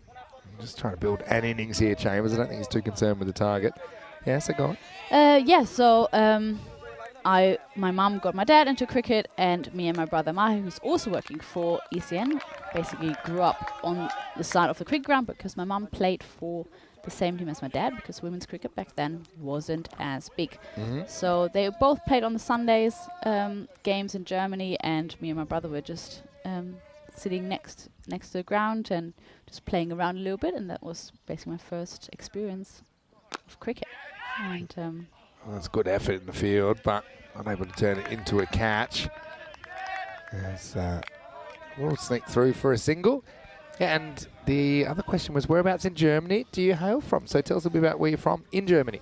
I am from Göttingen, not very known place. I think it's in the north of Germany, close to Hanover. That's a really good ball. Yeah, so close to Hanover, and I moved to Frankfurt for the last 7 years. I lived in Germany to study there, and Göttingen is always going to be my hometown. Love it. Beautiful cricket ground at the university grounds. I've got a follow-up question in a second after this ball from Junaid. Another swing and a miss. So you are from Germany, but not currently living in Germany, are you? I do not live in Germany at the moment. I live in Hungary at the moment, in Budapest.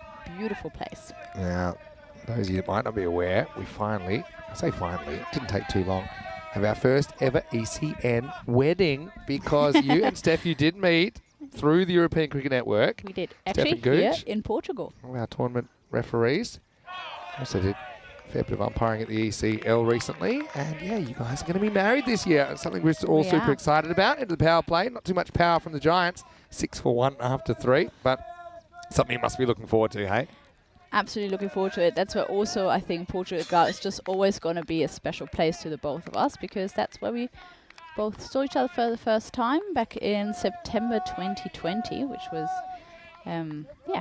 Obviously you tournament. inspired him because he took a record 6 for 2 during that tournament, with a record which hasn't been No, beaten that was since. in Hungary. Okay. No, we so met in Portugal and in Hungary. sorry, of course. I Yeah. didn't know him back then. My brother did already. They worked together at the event, or he worked at the event while Steph was playing. So maybe it was just my brother giving him a bit of extra luck. I don't know. Maybe it was. But hello to Steph if you're watching as well, and the whole Taub family as well. I know that Michael likes to tune in. And if you have any questions for me, feel free to throw them in. I know that Conrad will probably have a bit of a go in the commentary box. It is Sunday, so I like to mix things up a little bit. Day 7. This is another dot ball, so you can just see it's going to be tough. And there's been Super Giants without a win so far in the series. Yeah, it's the reigning champions of the league playing against a second division team. Yeah. It's great that they get an opportunity to play in this tournament, but obviously they have a bit of learning still to do, and like growing into the game. And that's how you get better, though, isn't it? Playing against better 100%. opposition. I think we've seen that already. You can see the odd upset as well, I think, given the format. Kit just trying their deal at the moment. He's 3 or 15. Yeah, I mean the other second division team Tigers Portugal, you can really see how they just got better during the last games they played. Not quite fully competitive yet, but look a lot better. This is whacked away for 1. Last week we saw you umpiring in the ECIW, the European Cricket International Women's T10, featuring Austria as well as Spain and Malta. How was that experience for you? Oh, it was wonderful. Like I was always keen on improving my umpiring a little bit, and getting the opportunity to umpire women's game was just a great experience, especially like seeing some of the Austrian girls that I've played against like years back. Was really, really nice. Yeah, I think they appreciate it as well. That's a really good shot from Ankit Singh. So he breaks the shackles, doesn't he, with the boundary. His field is so fast. It's very difficult to field on. And so, Badenhorst is having a pretty good morning. Went to the boundary that time. Last ball, the 4th. Another big swing and a miss. Machado has no idea where it is, but he does recover. It's the end of 4. The score is 13 for 1. Well, I know quite a few of those players. Priya Sabu, for example, from Austria. She's been in the chat, and a lot have been watching and following ECN. A lot of them are ECN fans, so they really appreciate the opportunity to get there in the middle and show what they can do. Yeah, Andrea now is at the Fairberg tournament, which is awesome. She gets the opportunity to play again, so cool that she got a bit of match practice in with those ECIWs in Spain, and now she flew, I think in Hong Kong they are this Yeah, year. that's a great opportunity as well. I've never quite seen two worms so socially distant as these two. Yeah, it's back to COVID in times. match 32, yeah. They're a fair way behind, but, you know, that just comes down to the fact that Where's put a pile of runs on the board and a very, very quiet power play. Yeah, it's their first 11 back together. Some of their main players like Badenhorst were unfortunately not able to play during the week. So Sunday comes and their first team is back, and you can just see they're a powerhouse. Swing and a miss. Not really looking like he's picking up. Yeah, ball it's a too- tough one. I think you too well. probably need to put the target out of your head and just try and bat. You know, try and get as many on the board as you can. Pretend you're batting first, for example, because this high risk, I suppose, theoretically high return strategy is just resulting in a bunch of dot balls.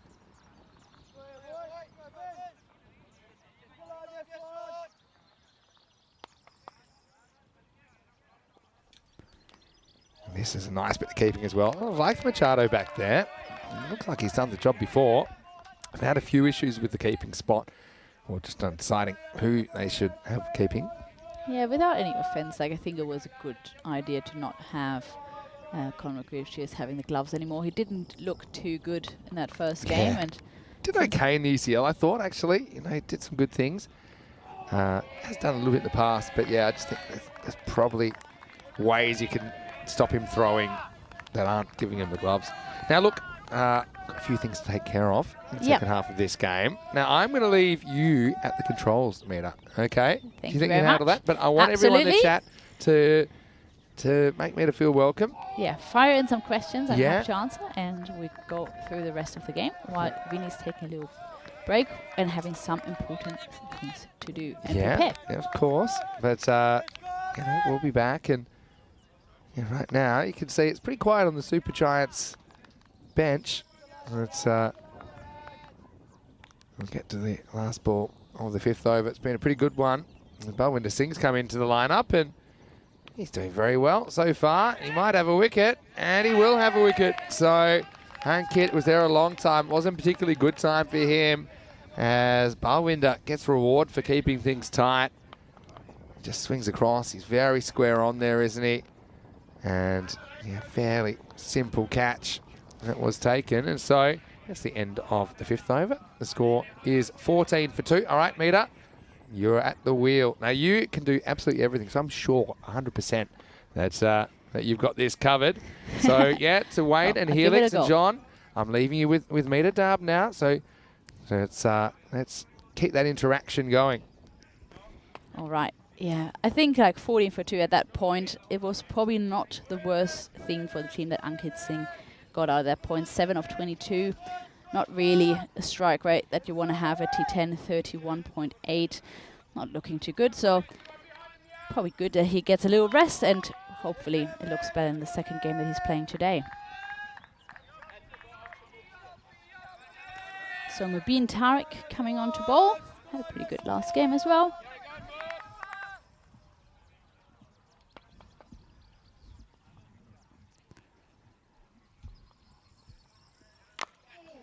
Shot from Anthony Chambers through the covers, but straight to the fielder, just for one.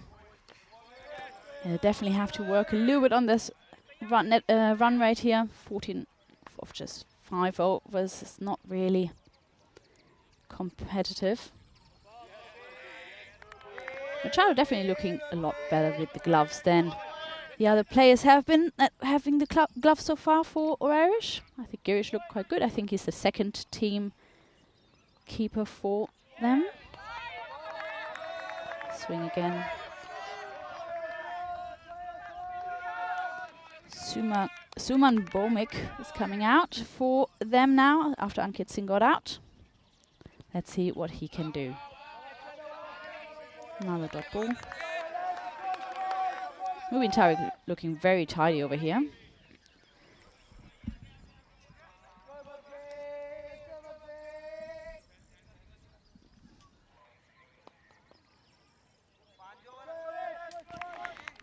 Yeah, I mean, the main thing that makes a difference here is also the fact that Irish has only bowled 2 extras so far, whilst the Super Giants had 13 of their 10 overs. Makes a big difference. Machado just making the umpires run there a bit. Taking the bells off nearly every ball. And again, wasting a little bit of time there.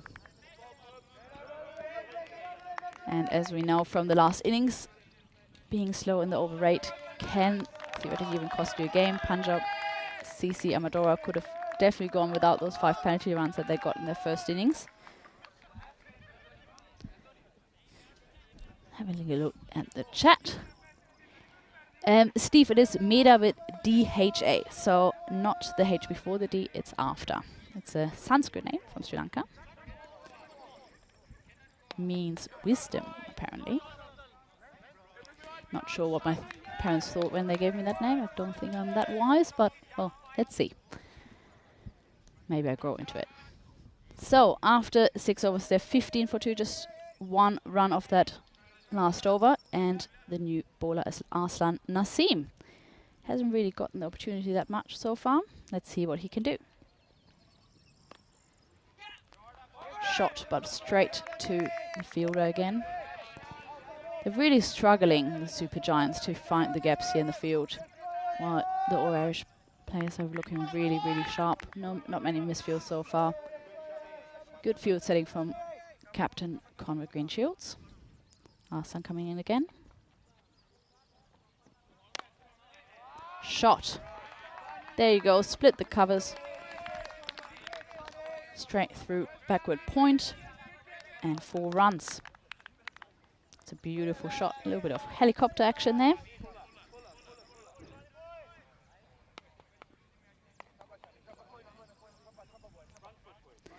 So, what are Germany's chances in the T20 qualifiers next month? Well, coming back to the question, I think they aren't bad. In the Germany side definitely benefits from having a few county players that with German passports in their side, which is definitely going to be interesting. I think it's very competitive. The squad for Italy looks really strong as well, so I think it's going to be a fantastic series.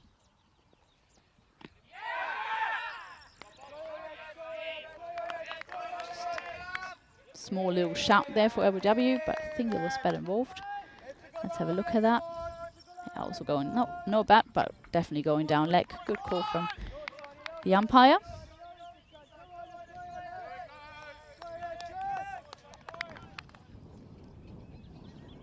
Arslan coming in again. Going down leg, wide ball cold. No run taken there. In my opinion, the Super Giants will have to work a little bit on their running. I think a little bit more aggressive in a T10 format, but as we mentioned earlier, it's their first T10 tournament that they are playing so far, so they might be a bit new to this. Last ball of the over. Straight back, beautiful shot. But fielded by Junaid Khan, and that is the... Oh no, one to come, sorry about that. So 6 from the over so far, 1 to come. Forgot about the wide.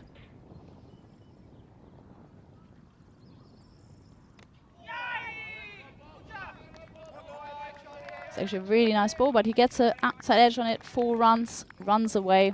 There's no chance Machado can get anywhere close to this. And third man is just not close enough.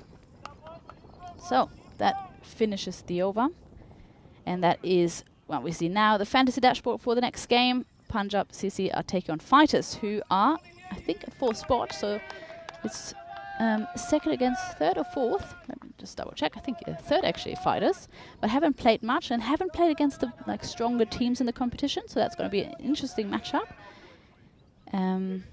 Punjab unchanged from their first game against All-Irish.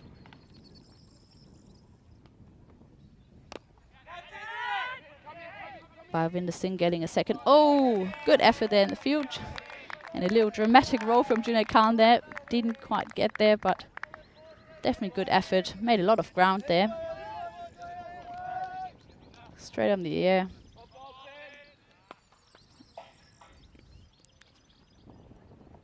Yeah, Bhavinder Singh getting his second over after this very good first one.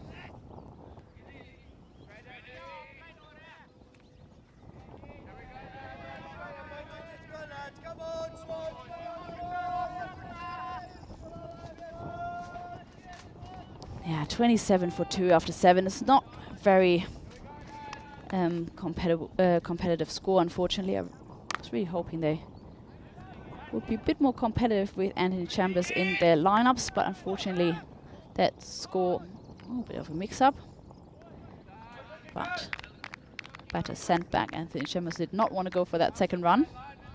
Yeah, I was hoping they would get a few more runs on the board. Unfortunately, that target score of 171 was just a bit too high. Pressure a bit too big on the players.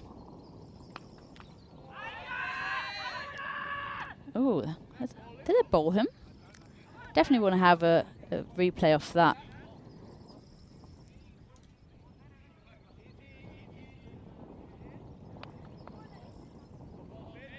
Oh, that's hard to see. We definitely have to slow this down. Let's see if that bowls him. I think that takes the bails off. I think that's bowled. Sure, tournament ref is going to have a look at it. Yeah, and it's given out. It's bowled. Just took the top of the bail off there.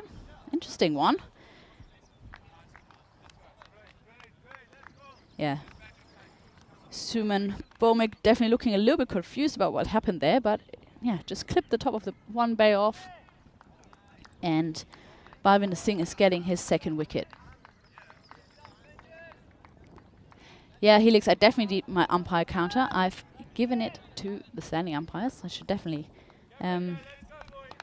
work on my counting the balls without the counter. But actually, also something I want to work on when I'm standing. I find it sometimes really hard to remember all the things when you umpire, as I'm sure the two standing here, Malik and Bucks, can confirm. It's sometimes getting really hectic out there in T10 matches. So many things going on at the same time. Balvinder coming in again. Bowling to the new batter out there, Shivankar Sharma. And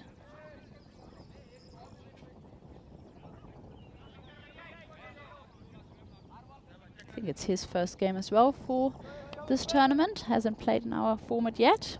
And last ball for Balvinder Singh. Beautiful shape. Just can't get bad on it. Anthony Chambers, 13 of 16. Not too great. After 8 overs there, 29 for 3. 2 overs to come. It looks like a massive win for Warish. It's going to be really, really crucial for them to just get a better net run rate after they had a few close encounters before. Their net run rate was not as good as the other ones that are competing for the semi-final spots. And looking at the worms, you can see there's not really any danger in those last 2 overs with Mubin bowling the 9th. Swing and a miss once again. And Miguel Machado just can't stop taking the bails off. A bit overexcited there.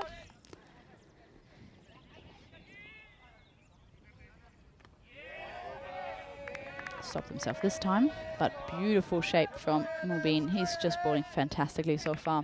Great line of length, stump to stump.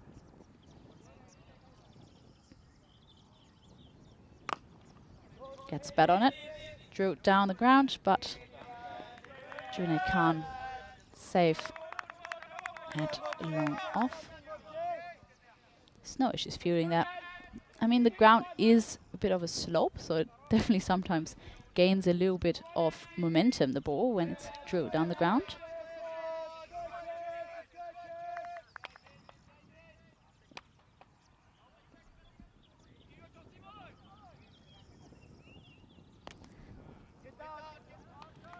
And that is drilled down for 4 runs.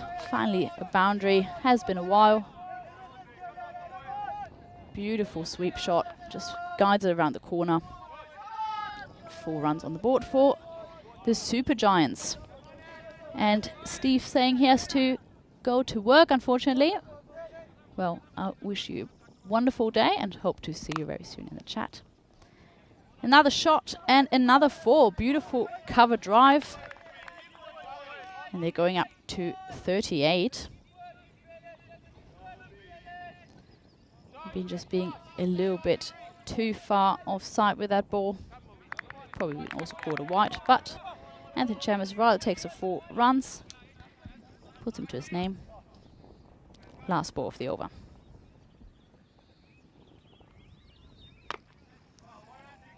And another shot, and 6 runs, Maximo, as Vinnie Sander would say. So, slightly too late, but some runs coming onto the board. Anthony Chambers finally finding his rhythm and the middle of his bat. And absolutely belts this for 6 over cow corner. And they're finishing on 44 for 3 after 9. And one last over to come with over 120 runs needed. So it's already done this game. Who's going to bowl the last over? Looks like number 5, Girish, is getting a ball. Normally keeping for the second team of Orange. Let's see what he can do with the ball. Not much pressure on him with 127 to defend, but let's see. He's going to bowl a few medium paces. Going down leg, but chip back at him, so just dot ball from this one.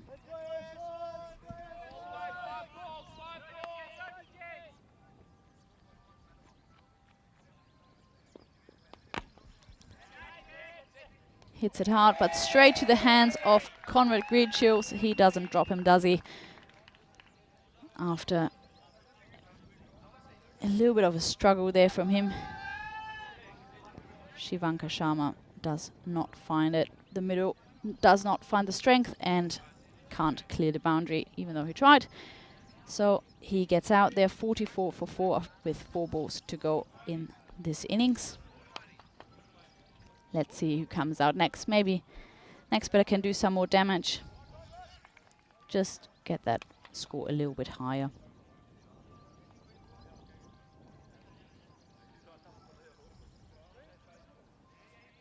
Interesting. No hat, no helmet. I have to admit, slightly a pet peeve of me.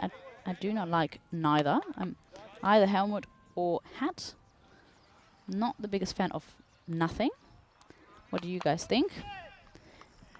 In the chat, do you bat with helmet? Do you bat with hat? Or do you just go nothing at all? Ronak Patel definitely is short. He does not need either. Doesn't fear the balls of Girish Singh.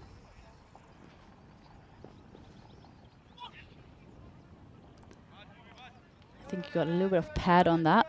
Yeah, 4 leg buys. Just clip his pad. No chance for Machado. And 4 runs. Yeah, Conrad Greenchills going to be in the commentary box with us later today. Led his team through to a really, really big win, and seems like he has found his timing as well, found his rhythm in this tournament. He hasn't been too great so far, but seems like today has changed his momentum a little bit as well. Got 2 30-plus scores, so he's going to be happy with that day. Oh, a little bit of a misfield, but Ronak Patel does not want to come back on strike. Rather give it to Anthony Chambers, who's 27 of 19, so basically scored all of the runs for the LSGs. Second last ball. Straight to the fielder, so just a single. So Ronak Patel gets to hit the last, or face at least the last ball of this innings. Yeah, John Gray says, I hope they'll at least make it to 50. They have done that at least. Let's see what they can do from the last ball. Big swing, but straight to the fielder, safe hands, and another wicket. Girish finishing on 2 for 2, pretty good for a keeper. Safe hands, just straight in there. I think that's Mubin.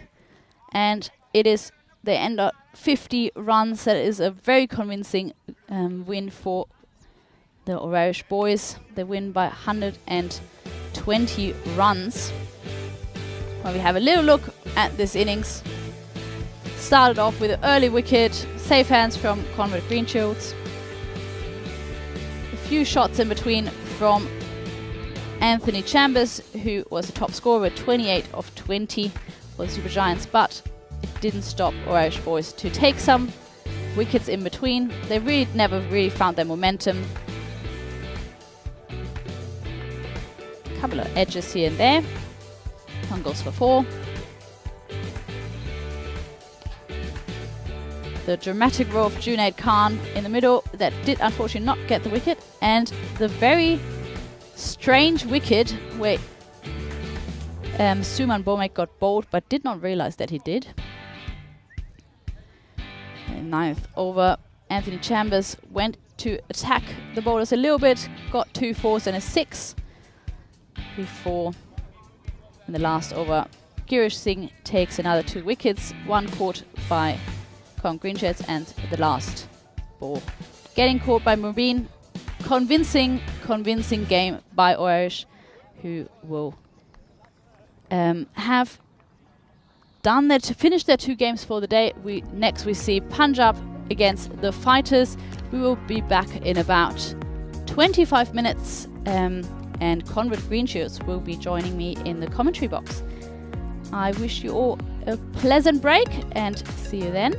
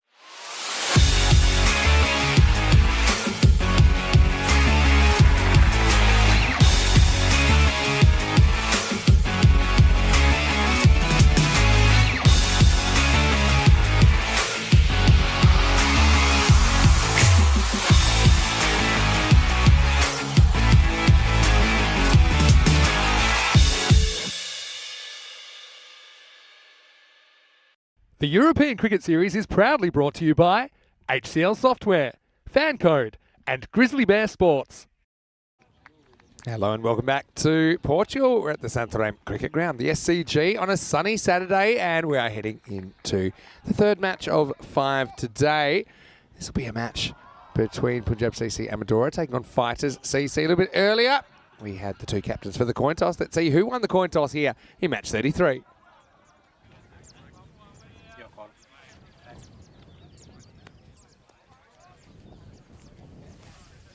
That is the 10.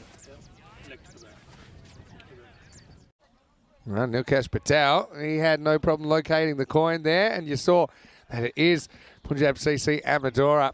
They won the toss and they've elected to bat. No surprises there. They went down to Oerash by just 9 runs in the first match of the day, so a chance for them to get their 6th win of the series. Again, no teams at this stage have 6 wins, and Ranasawa had a real heater in that game. He scored 59 off 19 balls and was dominant. But aside from that one, no one really clicked with the bat. Fighters CC, though, they've had a pretty good time of it so far in this series. They're 4 wins out of 5 matches. And this is a team that didn't win a game last year. They were 0-8. So Punjab CC Amadora, 6-run favourites over Fighters. And I just think it's a good toss to win, put some big runs on the board. But Fighters, they'll also feel that with the Punjab CC batting lineup not really clicking earlier in the day, they're a chance to run through them. Won't be easy though. This is Baljinder Ram, who is going to open up, and yeah, he is a class player, isn't he, for Fighters. Yeah, Fighters back in 2021, they made the final and went down to Marlow in a pretty tense affair. We're only 6 runs in it in the end, but and they'll feel if they can grab this, they're in great position to make the semi-finals. Punjab CC again, they'll be a little bit stung by that loss earlier. They also have to work on their management in the field as well, because they did incur a 5-run penalty for not keeping to time. So welcoming you, whether you're watching on our YouTube channel, ECN European Cricket Network, or on our partnership with Fancode. We are almost ready to go. I want to say a big thank you to Locks, who's now a silver spanner. Great to have your support. Thanks to all of our subscribers. Also, hello to Tim Reedman. Great to see you as well. Let's roll. First one down the leg side. Well handled by Pavinder, who's got the gloves for Fighters CC. Also want to say, very good job by Mita Daub, who was covering a bit of the commentary in the last game. Yeah, there's a bit going on the ground today, so you'll probably see me in and out of the box from time to time. Now, I don't know exactly what's happened. Maybe he had an eyelash in his eye. Whatever's happened there, it's been sorted out. And say well done to Nilkesh Patel as well, who's been doing a good job in the officials' tent, as have all the officials. Kapala Butchamat's are out there for this one. And this one is just turned away. Ranasawa was off the mark. Imran gets the chance to face now. We saw Punjab CC Amadora kind of messing with the batting lineup a little bit in some of the games. I think they're going back to the plan A now. And that's to send the big hitters out there first up. And both very experienced. I mentioned they're not just hitters either. They're quite good at kind of pushing the ball around when they need to. This one misses. Balwinder is getting a little bit carried away. Baljinder Ram with the short stuff. So yeah, John welcoming Locks to the team, and maybe let us know where you're watching from. Always loving the interaction with those in the chat.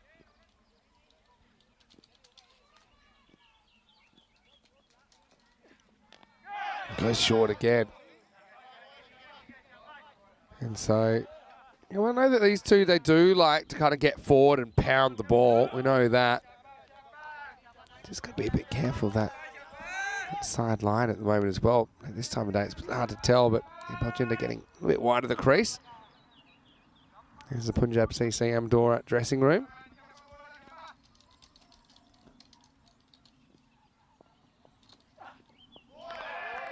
And so this one does get past Imran. It was a little bit off in the earlier game of the day. Didn't really seem himself. He scored 8 off 10 with 1 boundary. But we know that when he's going, he's really going with the bat.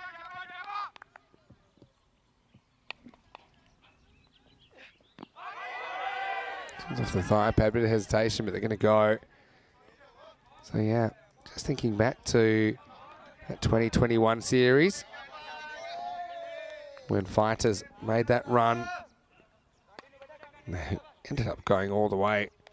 But yeah, Rao Imran was a key member of that Fighters CC campaign.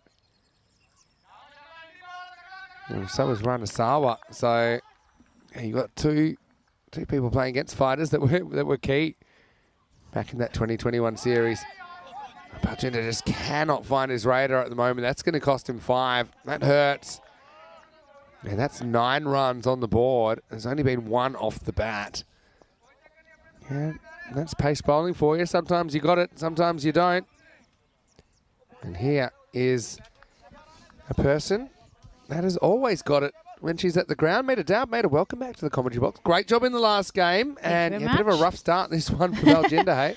Oh, yeah, it's definitely not what he was hoping for. As I said in the last game, it's the first game of the Fighters really where they're like facing one of the top teams in the series. They've had a pretty friendly draw so far. This one sliced up in the air. It could be gone, and it is gone. So, will you believe it? Sawa is the man who's going to have to go. And so, it just kind of didn't get the length that he wanted there. And yeah, it goes very wide of the crease and sliced up. And they needed to take it, they did. And that looks like that's Lalit Kumar that takes the catch. So the first wicket falls, and it's a big one, isn't it? And one game can change everything. Rana goes for just 1, and it's 9 for 1. Big man goes. And so, yeah, 1 man goes, another comes. It's Parveen Singh, the left-hander. He's been the ultimate hit and miss batter so far in this tournament. But yeah, hasn't been a very good over at all from Baljinder, but I think he'd quite happily trade the 9 runs he's given up for the big wicket of Ranasawa, who scored 59 earlier today. Yeah, he looked on fire in that first game against Wales. I did not see them taking that wicket. I thought he was going to take that to the wire and just finish it up for them. And to be fair, like, it was just 9 runs difference in the end. If you take away the 5 penalty runs they received for their slow over rate, it would have been a really, really close match. Yeah, one swing of the bat could have decided it. I suppose you start micro-analysing, don't you, after these close games, especially when there's a golden ball or something very, very close, like 1 run. You start going, oh, no, there's a 1 run there. There was 2 there. Oh, it's bringing out the short stuff at the moment, but it's a pretty good hook from Parveen Singh, who gets it away for 4. And Baljinder, he runs the wrong way after he bowls it. And a few people are running after that ball as we get to the end of the first over. It's 13 for 1 after 1. Hey, how exciting to have more international cricket outside of the marquee tournaments. I am so excited. Yeah, this is going to be a good one. This is the men's series between Portugal, Netherlands and Gibraltar. Just talk us through some of the names you're looking forward to seeing, Meta. I mean, we're seeing the reigning ECC champions coming over here, especially like looking at their squad. Sebastian Braat, Aryan Dutt, who is, I think, just playing in the series in South Africa. Yeah, so it's like some big names coming for them. For me, I look forward to seeing the Zulfiqar triplets, and I keep working on telling them They're apart. sensational. That's what I'm going to be working on. I'm hopeless. I'm pretty good, actually. I think that Saqib and Sikandar are identical. Yes. Asad is fraternal. Yes. So that's a bit of an easy one. But I think I've got a bit of a trick. I just visualise them bowling. And, of course, Saqib's a leg spinner, and Sikandar bowls seam up. So that's my tactic. So sometimes it works. Okay. So 50% of the time, I'm right every time. I'll have to say something completely different now. Go on. I'm so sad we don't have a commentator's camera because you are wearing Santarem Cricket Ground merch. Got my Sunday best on, and I have made a purchase. Oh, is this out? Oh, this one Definitely comes want to back. see that again. And I think this is pad first. Oh, he's saying bat. There is bat, but have a look at this. To me, it's hit him outside the line. Okay. Okay. Yeah, so it's definitely pad first, pad to bat. It's actually a really good decision. Yeah, but I just saw the umpire signaling it was bat first, so it was the right decision in the end. I'm not sure if he gave it not out for the right reason, but regardless. I'll tell you why I think he makes that signal, because he's not necessarily saying that to the fielders. I think, you know how he'll give a little bit of a side signal to the scorer saying, look, 100%. It's not a leg by, there's bat in it. So I don't 100%. necessarily think he was saying it was the inside edge. Well, we don't really know what Malik's really thinking, but in the end, he gets it right. And that looked to me live like it could have been out. It was really good work. Anyway, this is going to be worked away, and it's going to be smacked away by Ray Imran. He's taken a bit of time getting going, but that'll help Maximal. 6 runs. I'm really keen to see more of Parveen Singh, because I have heard from the other players around here that he is an absolute machine, and he hasn't really fired properly in the series yet. Yeah. I'm intrigued to see if we finally see what Parveen Singh can do. Yeah, I mean, he's been the ultimate hit and miss, like I said. But has also gone across the line into indiscipline. Anyway, this should be gone. They're forming an orderly queue, and it's out. So Imran goes 6 and out. A really good start for the Finers. That's 2 big hitters gone, and it's 21 for 2. It looked like a little emotional support group there. Just 3 people standing behind him, just waiting for the little bounce behind it. It looks sensational. Yeah, it looked like, they're about to launch the Flying V, if you've seen the movie Mighty Ducks, because I get it's quite clever. You don't want to put the guy off, but you do want to hang around, because in case that pops up, there might be scraps. And we've seen some team catches. Varunavok also looked like, in case he stumbles, he's going to hold up the fielder just in case. Yeah. He looked ready for whatever's coming his way. I knew it was going to be a big moment, and they were up to it. So, yeah, both openers gone. So Parveen, the left-hander, he certainly is a powerful striker of the ball. He's just arrived. Umar Muhammad comes to join now at number 4. Yeah, I kind of suspect Adnan Ali to come out. Yeah, maybe. I mean, they've got a few that are kind of interchangeable. What I will say that Mandeep Singh, the Fighters skipper, has been brilliant in this series with the ball. Just continues to take the big wickets. And he almost takes another one here. That was really close. And Fighters, I like the way they played the cricket. I mean, it was a tough one for them last year. They were really competitive, but they just could not get a win to save themselves. They were 0 and 8. They missed out on the quarterfinals. This is where they are at the moment, 4 and 1. So some games to make up with some of the teams above them. Of course, Marlow are one of the 4 teams on 10 points, but Marlow undefeated, have games in hand. Had a question earlier about, how come, for example, the Lisbon Super Giants have only played 3 games, but that's just the nature of the fixturing, because teams will generally play 2 or 3 matches in a day. So just depending when your playing days are. Some teams play earlier, some teams play later, but they all will end up playing 10 matches. Yeah, and what we can't forget, obviously, is that a lot of these players aren't, or most of them aren't professionals, so they have to work. Yeah, so this is something I talked about earlier. Baljinder gets that one whistling past the outside edge of Parveen Singh. That you could have, for example, 10 teams playing in a day, playing 1 match, and that, okay, probably in a perfect world, we probably do that. But that's a lot of logistics of players having to get here and only playing the 1 game. So I think they've done a very good job with the fixture. Yeah, and I think if I remember correctly, Lisbon Super Giants were quite happy about having most of their games in the second week. Yeah. Fit their work schedule a little bit better. Yeah, so these are things in the background. We're always trying to make it as convenient as possible for the players who do have to make certain sacrifices, obviously. Sometimes they use up leave. Sometimes they have to organise things with their employers, obviously family time and things like that during the European Cricket Series. Yeah, Baljinder is dealing this morning, isn't he? He's really come out there breathing fire. It's been a bit wayward, but I do think he's bowled probably the quickest we've seen him bowl the whole series. Yeah, I mean, it looks like he has the cement boots on. Not really coming anywhere close to that last ball. Can be a bit of a nervous starter, Parveen, I've noticed, but once he gets going, he's hard to stop. Yeah. Baljinder wants his wicket here. He's got 3 to come.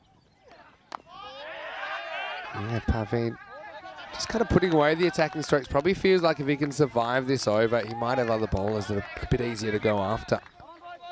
Yeah, definitely one of their strongest bowler, Baljinder Singh. So if you can see him out, I think bowler 4 and 5 are definitely ones to attack. So it's not a bad strategy.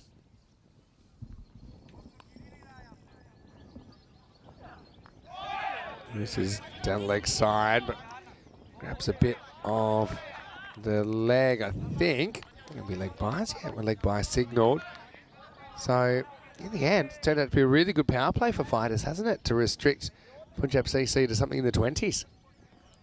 Yeah, I always say, like, if you can keep them below 10 and over, you're doing really well in the power play. That's especially a powerhouse like Punjab, CC, Exactly. Madora. Exactly, and they a little bit top heavy, but they still, I think they bat deeper than most teams in this competition.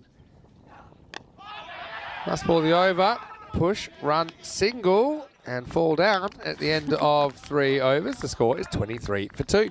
Vinny Sander here, Mr. Maximo with Meta Dab. If you have any questions for us, please put them in the YouTube chat, ECN European Cricket Network, especially while we've got Meta here.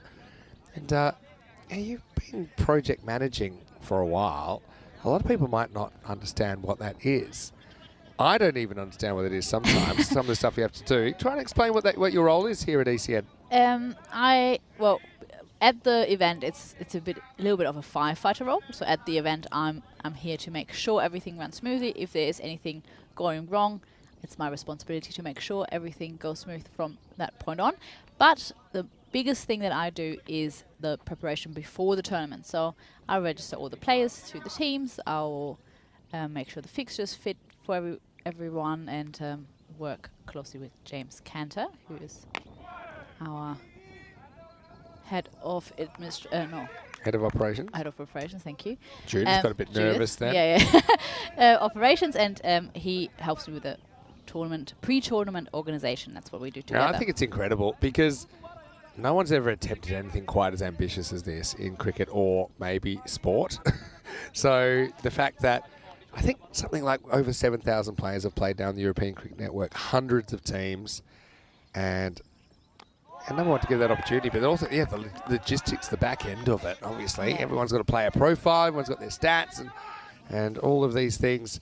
And the fact that we're able to bring it to you with the help of Spring Productions in the way that we do, it's a phenomenon. And it wouldn't happen without your hard work behind the scenes. And, of course, Sam Williams, our other regular project manager. A shout out to Sam as well. This is an in-swinger. He goes after it. He picks out the fielder and he's gone. So Virik this time doesn't have company, but he still has another catch. And Parveen does not click in this match, match 33. He goes for 5 off 9 balls. It's 24 for 3. What a great start this is for the fighters. Yeah, this surprised me a little bit. I felt like they're going to struggle a little bit against the stronger teams in this series, as they had, as we mentioned earlier, the slightly easier draw in the beginning of this tournament, but they're doing really well against one of the best teams, in my opinion. Yeah, and winning is a habit, and confidence is contagious amongst a team that is winning. Yeah, so you're looking at fighters, and they've had an interesting kind of run so far. Like you said, they played Lisbon Super Giants, they played Werash. They went down to Werash by 20 runs. And they had Team Tigers Portugal. And apart from that, they played Indian Royals and Lisbon Capitals. So, yeah, 5 games that, yeah, probably teams that aren't necessarily... Yeah, apart from Oriash, I would say it is maybe not the semi-final contenders. Yeah, is that yeah. not too harsh? It's hard to say, but... Yeah, 100%. It's Yeah. hard. I don't want to sound too harsh, but I would say it's maybe not the favourites of this tournament. So they play Punjab here, they play Gamblers later on today, and then they'll play 3 games on Wednesday. They play Marlow, Friendship, and Gorka 11. So, yeah, I mean, it's...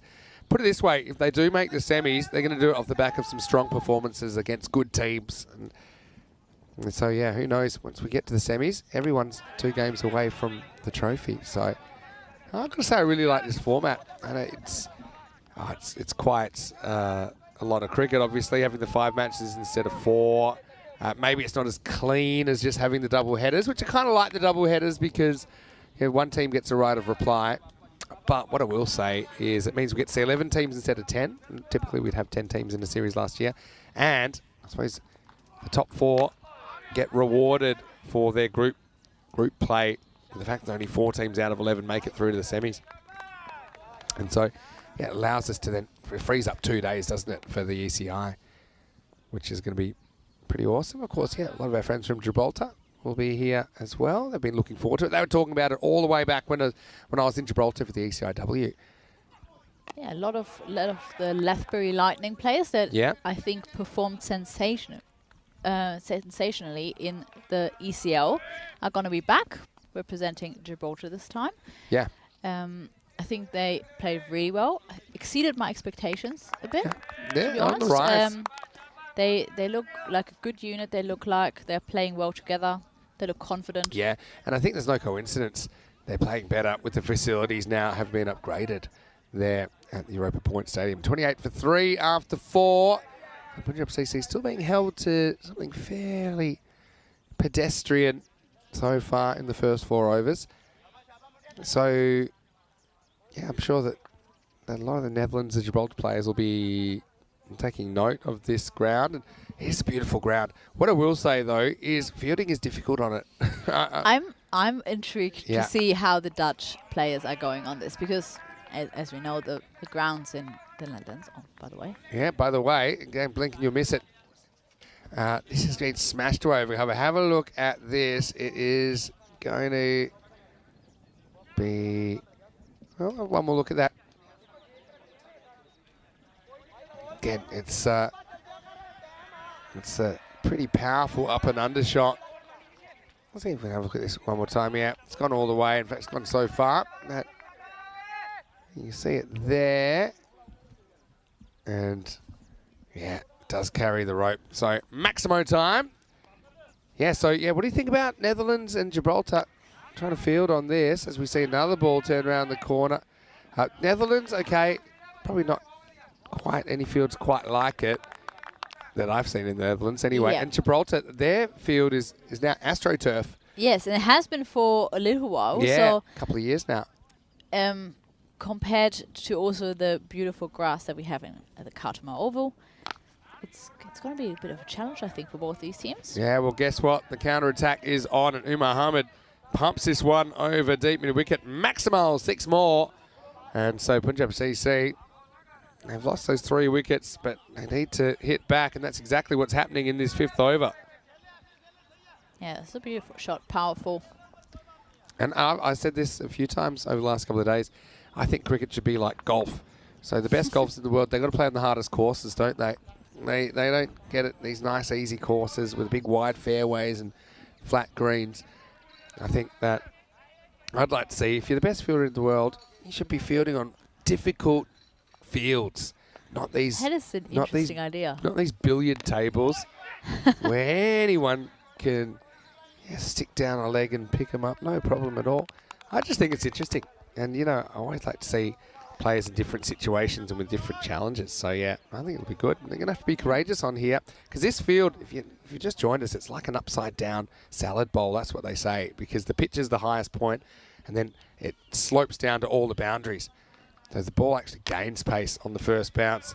So, yeah, there's no easy stops. And I think, yeah, you're going to see a few fumbles and you're going to see a few fours getting through outfielders. I noticed the 4 rate, which is the amount of fours per 10 overs. It's up from about an average of 6 across the ECS to like 9.4 fours per 10 overs. That is a massive So you're seeing about difference. 50% more fours than you normally would. No ball called.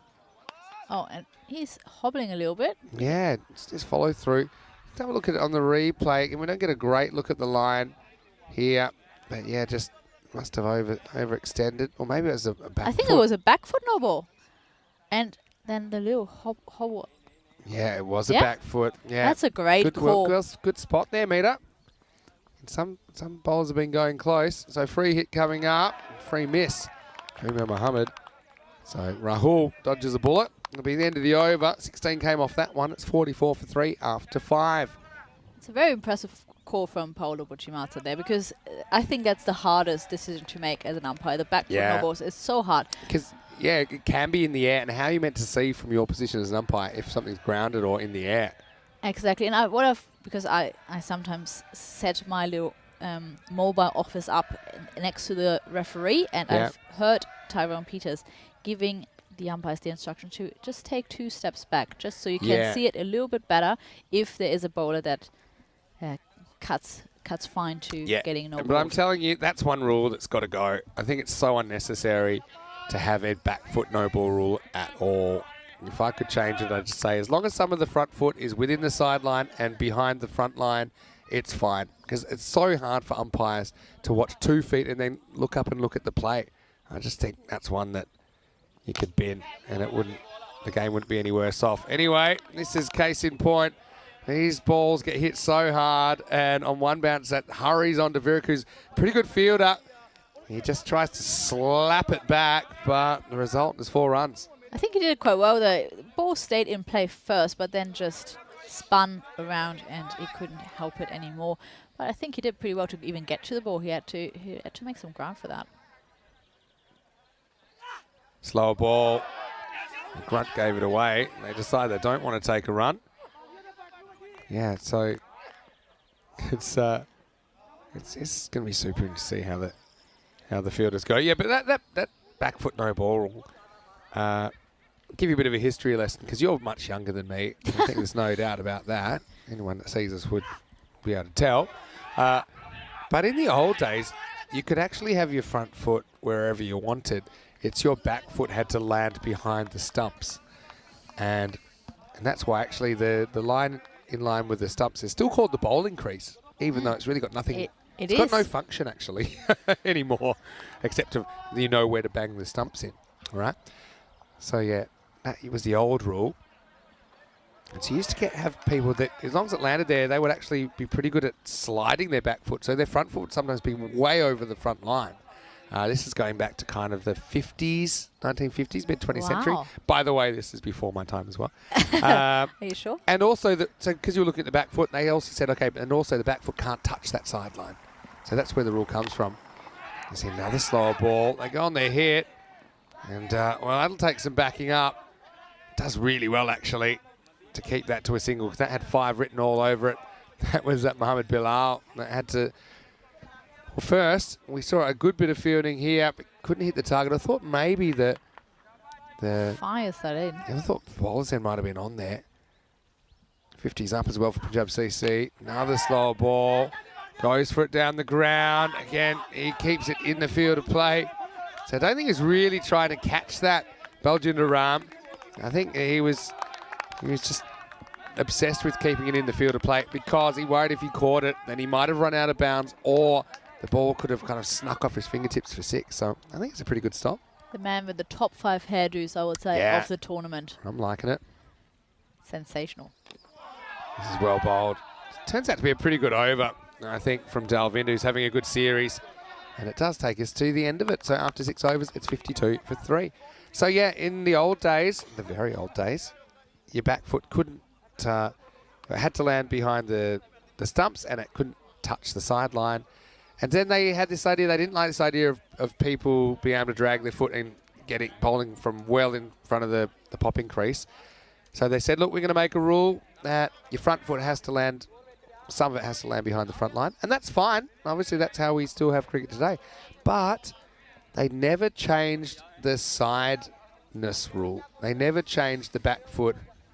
Yeah. So they you're changed saying it's outdated. It's outdated. They changed half the rule and they never finished the job. It's a little bit short from Guravinda and isn't going too fast. Is Adnan Ali, who's moved to 17. Yeah, so I just think it would be easier because as an umpire, you'd know. You wish that you could just look at the batsman, right? Or the batter. You'd wish you didn't have to look at the feet at all because it's a bit tough to move your field of vision so quickly. This is a little edge. It's going to fly away for 4. So luck's a fortune for Umar Mohammed, who hasn't quite been himself with the bat today. It did come good towards the end of the innings, and now he gets 4. A bit of a lucky one. Yeah, so that's why even at international cricket now, I think the front foot no balls or no balls are pretty much left to the third umpire now. That's the way the game's going. They'll have a quick check every ball. We don't really have the resources to do that. But interesting, like, you know, when you see DRS and stuff in international cricket and high-level cricket, As we see this one whipped away, and I think that is going, and, well, drop, but a good drop because it doesn't go over the boundary. But this is one that he did get set now. We almost have a run out. It'll be a long 2. Just fighters, a few teasers on the boundary. This is one he probably feels he should have caught because he had room to move. He pretty much stopped. So if he took that one, Rahul, I think there's no doubt he would have stayed in the field of play, but it goes down as 2. Yeah, so what I was going to say is that in DRS, you know, they always say check the front foot. Yes. Why don't they say check the back foot? Good question. Mind blown. My mind No one is seems blown. to care. Why not? Sensational history class. I'm very thankful. Something I didn't know before that. Front foot. Plenty more where that came from. Anyway, this is in the air. Surely can't drop that. It's dropped, of course. Now it has to be chased. And that's Lalit Kumar. Well, just when they needed a bit of company around there to give him a hand. I mean, this one just burst straight through his hand. He doesn't judge it, does he? And Gurvinda is probably wondering what he has to do to take a wicket. Umar Mohammed. Well, he's going to get dropped on 17. Yeah, talking about like my job as a firefighter, just got a message from the Gamblers captain. They're having a flat tire. So that is exactly what my job is, to make sure they get here on time. I'm sure they will. And Gamblers, we will see them in the 4th game of the day. So the one that follows this. Just a reminder as we get to 61 for 3 off 7 overs here at the present. But we have more cricket coming up. We've got cricket from Portugal in this 2 weeks, finishing with an ECI. We've got Cyprus for 2 weeks. Isn't it going to be great to be back in Cyprus? You said you'll be visiting. Not really working the 2 weeks, but... No, I probably won't be at the ground, unfortunately. Just visiting my brother, Mahe, and my partner, Steph. Yeah, interesting you put them in that order. And then we'll have 2 weeks in Milan. And this is one thing we're enjoying. A little bit of the wildlife. I'm not sure how wild that is, but... It's a cow corner. Yeah, that's cow corner. It looks like they're all having a feed. Anyway, this has to be out, surely, and it is. So... it's going to be Dalvinder that comes out and starts the 8th over with a wicket. And this is a very strong performance from fighters CC. Look, even though a couple of catches have gone down, I think the bowling has been top-notch. They haven't really given Punjab CC Amadora too much room to move. And so Adnan Ali, who's a powerful striker, he has to go for 18. Let's keep on fighting the fighters. It's 61 for 4. Punjab Lions sounds like you're already in Cyprus, because I think they will be playing there. If Punjab Lions, I'm sure, will be playing. Of course, they competed as well in the ECL. The last 2 ECLs, actually. Punjab Lions played really well. We one against Pakakare. Pakakare, and nearly one. won in the finals as well. In a rain-affected match. Rain-affected. Pakakare ultimately got through that Group E, and they swept aside all the competition to win Europe back in 2022.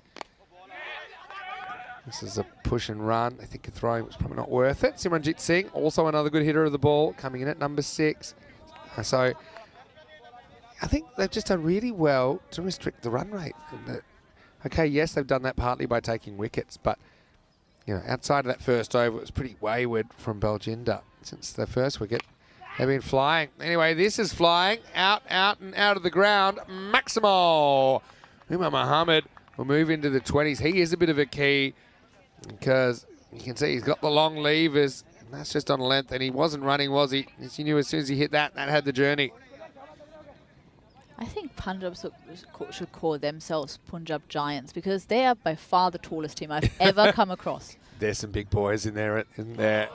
Mohammed goes his shape completely, but gets away with it. Not happy with himself.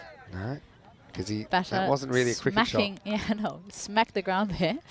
Well, there's been some interesting bat smacks. My favourite is actually Zishan Arif playing for Austria in the ECC. Whacked his own pad after getting out, and then missed a game because he injured his leg. And I'll never forget that walk up the stairs and down the race as he was just limping, and it was completely self-inflicted. Yeah, the things you see on the European Cricket Network.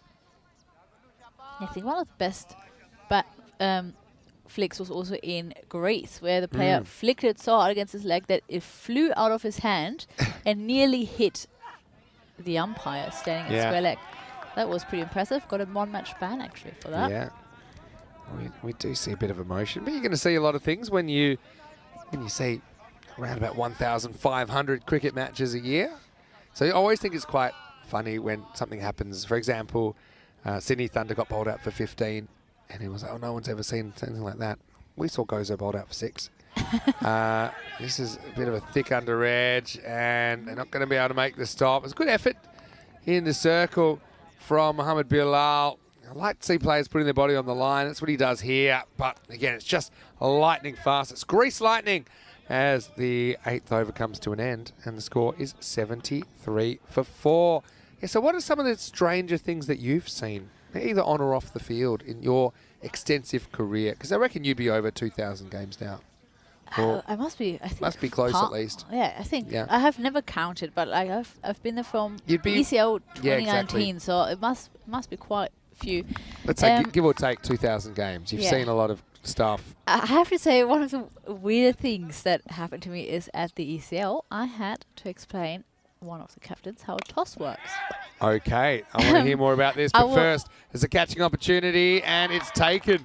So Simran falls on his sword early days, and he couldn't really get the distance. Got good elevation on it. Harjot Sahota, the man who was under the pump down there, was just an up and under shot. And Simran is normally a pretty good hitter of the ball, and he hits that one well, but just too high. And so Govinda, he comes back with a wicket, and he deserves it really, because he's had a couple of chances go down. The 5th wicket falls, 73 for 5. So yeah, Punjab CC in danger. I mean, if they drop this game, they go without any points, and that'll make it really interesting at the top of the table as well. Yeah, that would open up a spot for other teams, like, for example, the Gamblers, who are a bit on the ropes with 2 losses the other day. Yeah.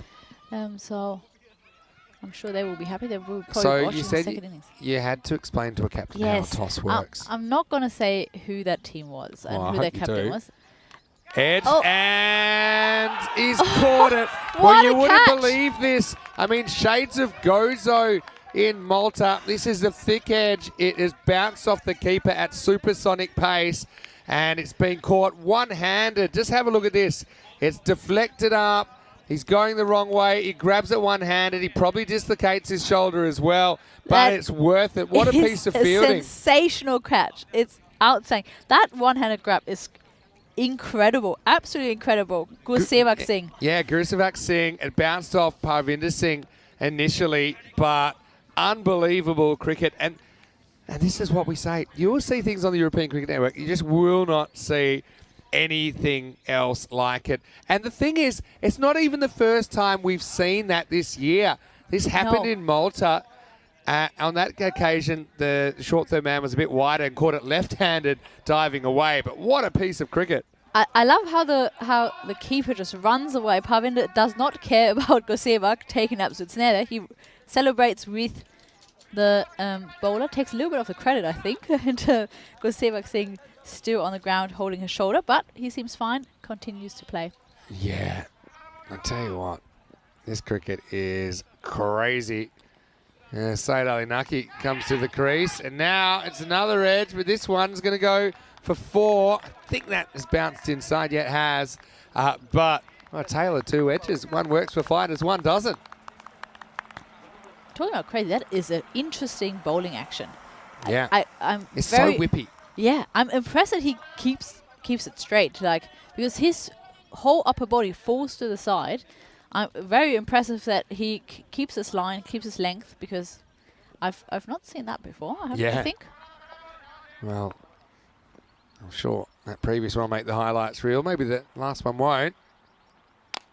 Now we see a straight pull, but I don't think he's going to clear the field. He's dropped it. Well, he does tend to look casual, Baljinder, but the problem with looking casual is if you drop it, you look lazy, and he doesn't really watch this all the way in. It pops out. So Saeed Ali Naki has 2 bits of luck. He edges a 4.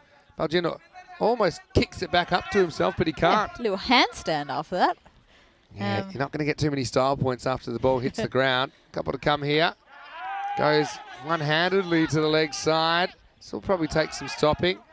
Bilal does stop it, keeps it to 1. So, yeah, right now, in the box seat, aren't they, fighters? I mean, probably looking to keep Punjab CC to something 90 or so, maybe low 90s. But yeah, this guy, you mentioned his bowling action, Gurvinder Singh. He's probably awkward to face. Oh, must be very it's awkward. almost like his whole body's heaving at you. He gets a bit of pace on the ball. And that's how you do it. He says, yeah, this time I don't need any help. He goes boogie, oogie, woogie. It's a Grizzly fireball from the bowler. And would you believe it? Govinda breaks through with his last ball, 79 for 7. Punjab CC on the ropes in match 33. Yeah, that spectacular bowling action takes 3 wickets for just 15 runs. So it is a fantastic effort. Yeah. And Saeed Alinaki, he knew it was last ball of the over. Probably knew it's not a bad thing for to have a swing at it, go for the boundaries, because Umar Mohammed will be facing up the first ball of the 10th over as it stands. So, brilliant performance from Fighters CC so far. I like the fixtures today because every single team we see, they play 2 matches. So you kind of get a good sense of where they're at. So Fighters, this is their first appearance on day 7. 3 for 15, great figures for Gurvinder Singh. 2 for 12, Mandi also did a good job. He's been so consistent in the series.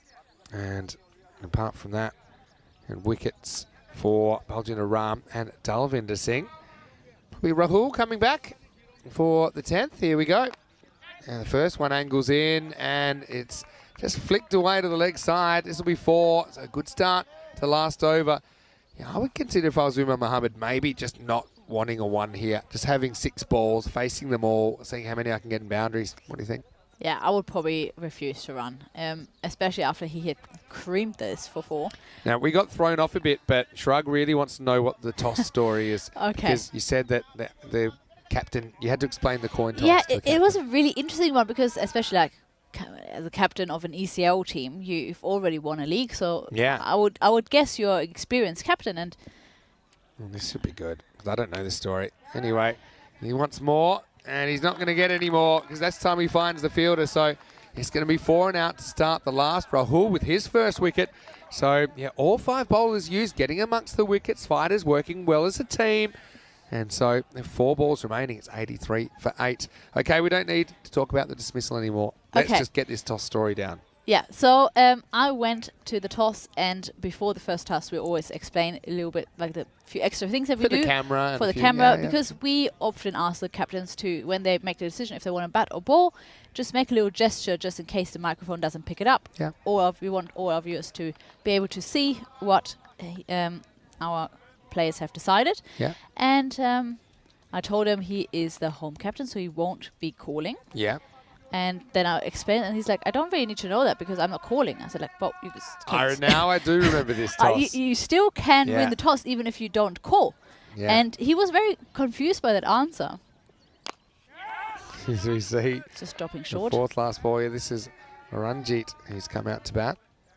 Yeah, so, basically he was saying... If you call, you win the toss and you decide what happens. It's like, no, we're still having a normal toss where it's flicked up. The one person decides if it's heads or tails. And then I've literally had to talk him through how this toss... maybe it was the nerves, maybe it was like little first game jitters. But I never had that before, that's for sure. It's another sideline no ball, I think. Yeah, look, it's just been... It's Malik. He's policing it here, yeah. He touches that sideline, yeah. You don't really get an advantage going that wide. Yeah, I think you make a point there, Meeta, because I think you're all wired up. You've got a big game. The coin toss, you haven't really spent too much time thinking about it. The free hit is not hit by Zahid. So I think there's a bit of one in one ear and out the other where we try and say anything to some of the captains before the game. But yeah, he literally had to talk him through every step of a coin toss. And it wasn't like he clicked at some point. It's like, yeah, just a normal toss. I just have to make a gesture when I decide. No, I had to explain it. Yeah, I mean, but you're a very good explainer. And again, you normally get multiple games, so it's an interesting call. He does step wide. And then you've got to move the line a bit. I mean, if you still feel like it's hitting that imaginary line, then you call it. Zahid swinging for the fences. Steps a long way. And this one, I think, missed the pad. That's why it's been an uncomfortable leg by, but it does get him out the way. Have a look at this one. Hits him, just because the pad's bent. It hits him just above the knee. Stings. Anyway, yeah, 87 with a ball to go. Fighter's doing a good job. Edged, and that's the danger zone. Now, what's going to happen here? Just a single, and it's all good. It's all the lucky numbers. Those of us watching from Asia will know that 8's very lucky in East Asia. You know, it's 88 for 8 after 10 overs. So, yeah, 89 the target for Fighters CC. So that's a really, really good 10 overs from them. Absolutely. So, down the leg side to start. This was the kind of bit of an epidemic of leg side bowling, to be honest. But then they had the big wicket of Rana, and he's been really good today. To get him for just one, that was a brilliant decision because it was pad bat, but it hit him just outside the line. I think it would have been crashing into the stumps. But they just did well at holding their catches. They didn't hold all of the catches, but even when they did miss a catch, it didn't seem to hurt them too much. Plus, those catches, some of them were boundary catches, and they seemed a bit more focused on trying to keep the ball in play. As far as the entertainment value, though, you won't go past some of the stuff you'll see as this innings was winding to a conclusion. That was one that really should have been caught. I'm not even sure that Lalit Kumar gets a hand on it in the end. This was a more regulation catch in that kind of floating slip region at Dalvinder. He couldn't take a trick, could he, at this point? That flew out of the ground. And yeah, this was a big up and under job. Simran, who went before he could really get going. Even Mohammed at the other end, he was trying to keep things moving. But, well, speaking of on the move, what a catch that was. It was the combo catch as it went from Parvinder and was snaffled up by Gurusabak. What a catch. One-handed, outstanding cricket. And for his encore, Gurvinder started turning it on, hurling the ball down at a decent speed. That one knocked over the castle. Late in the piece, Umar Mohammed is still trying to get them to something decent. Went 4 and out the last over. And they ended up scrambling their way to 88 for 8 off their 10 overs. Umar Mohammed, the leading scorer, 33 off 21.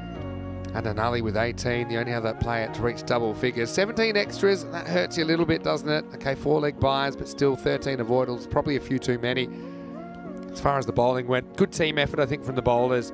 And no one went for more than 2 a ball. That was Rahul. You've got 3 bowlers with outstanding economy rates in Baljinder, Mandeep and Gurvinder.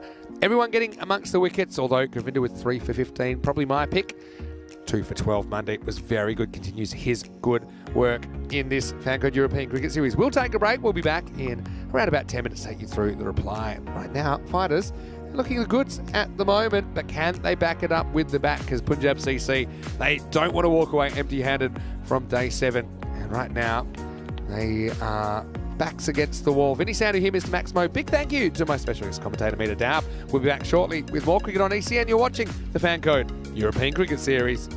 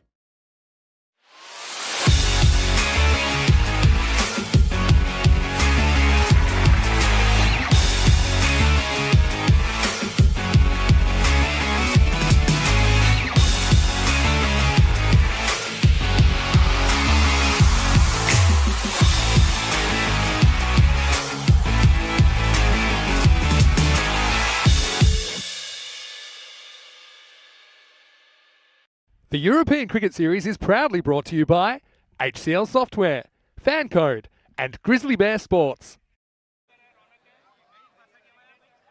Hello and welcome back to Portugal. Beautiful sunny Sunday. Where would you rather be than right here on the European Cricket Network as we're into the third match of the day. So we're exactly halfway through the day right now. This is Punjab CC Amadora taking on Fighters CC. Punjab CC Amadora, they are top of the table at the moment, albeit they played a couple more matches than some of the other teams that share their 5-win record. They're taking on Fighters CC, who are 4-1, and well, they might want a fifth win right here.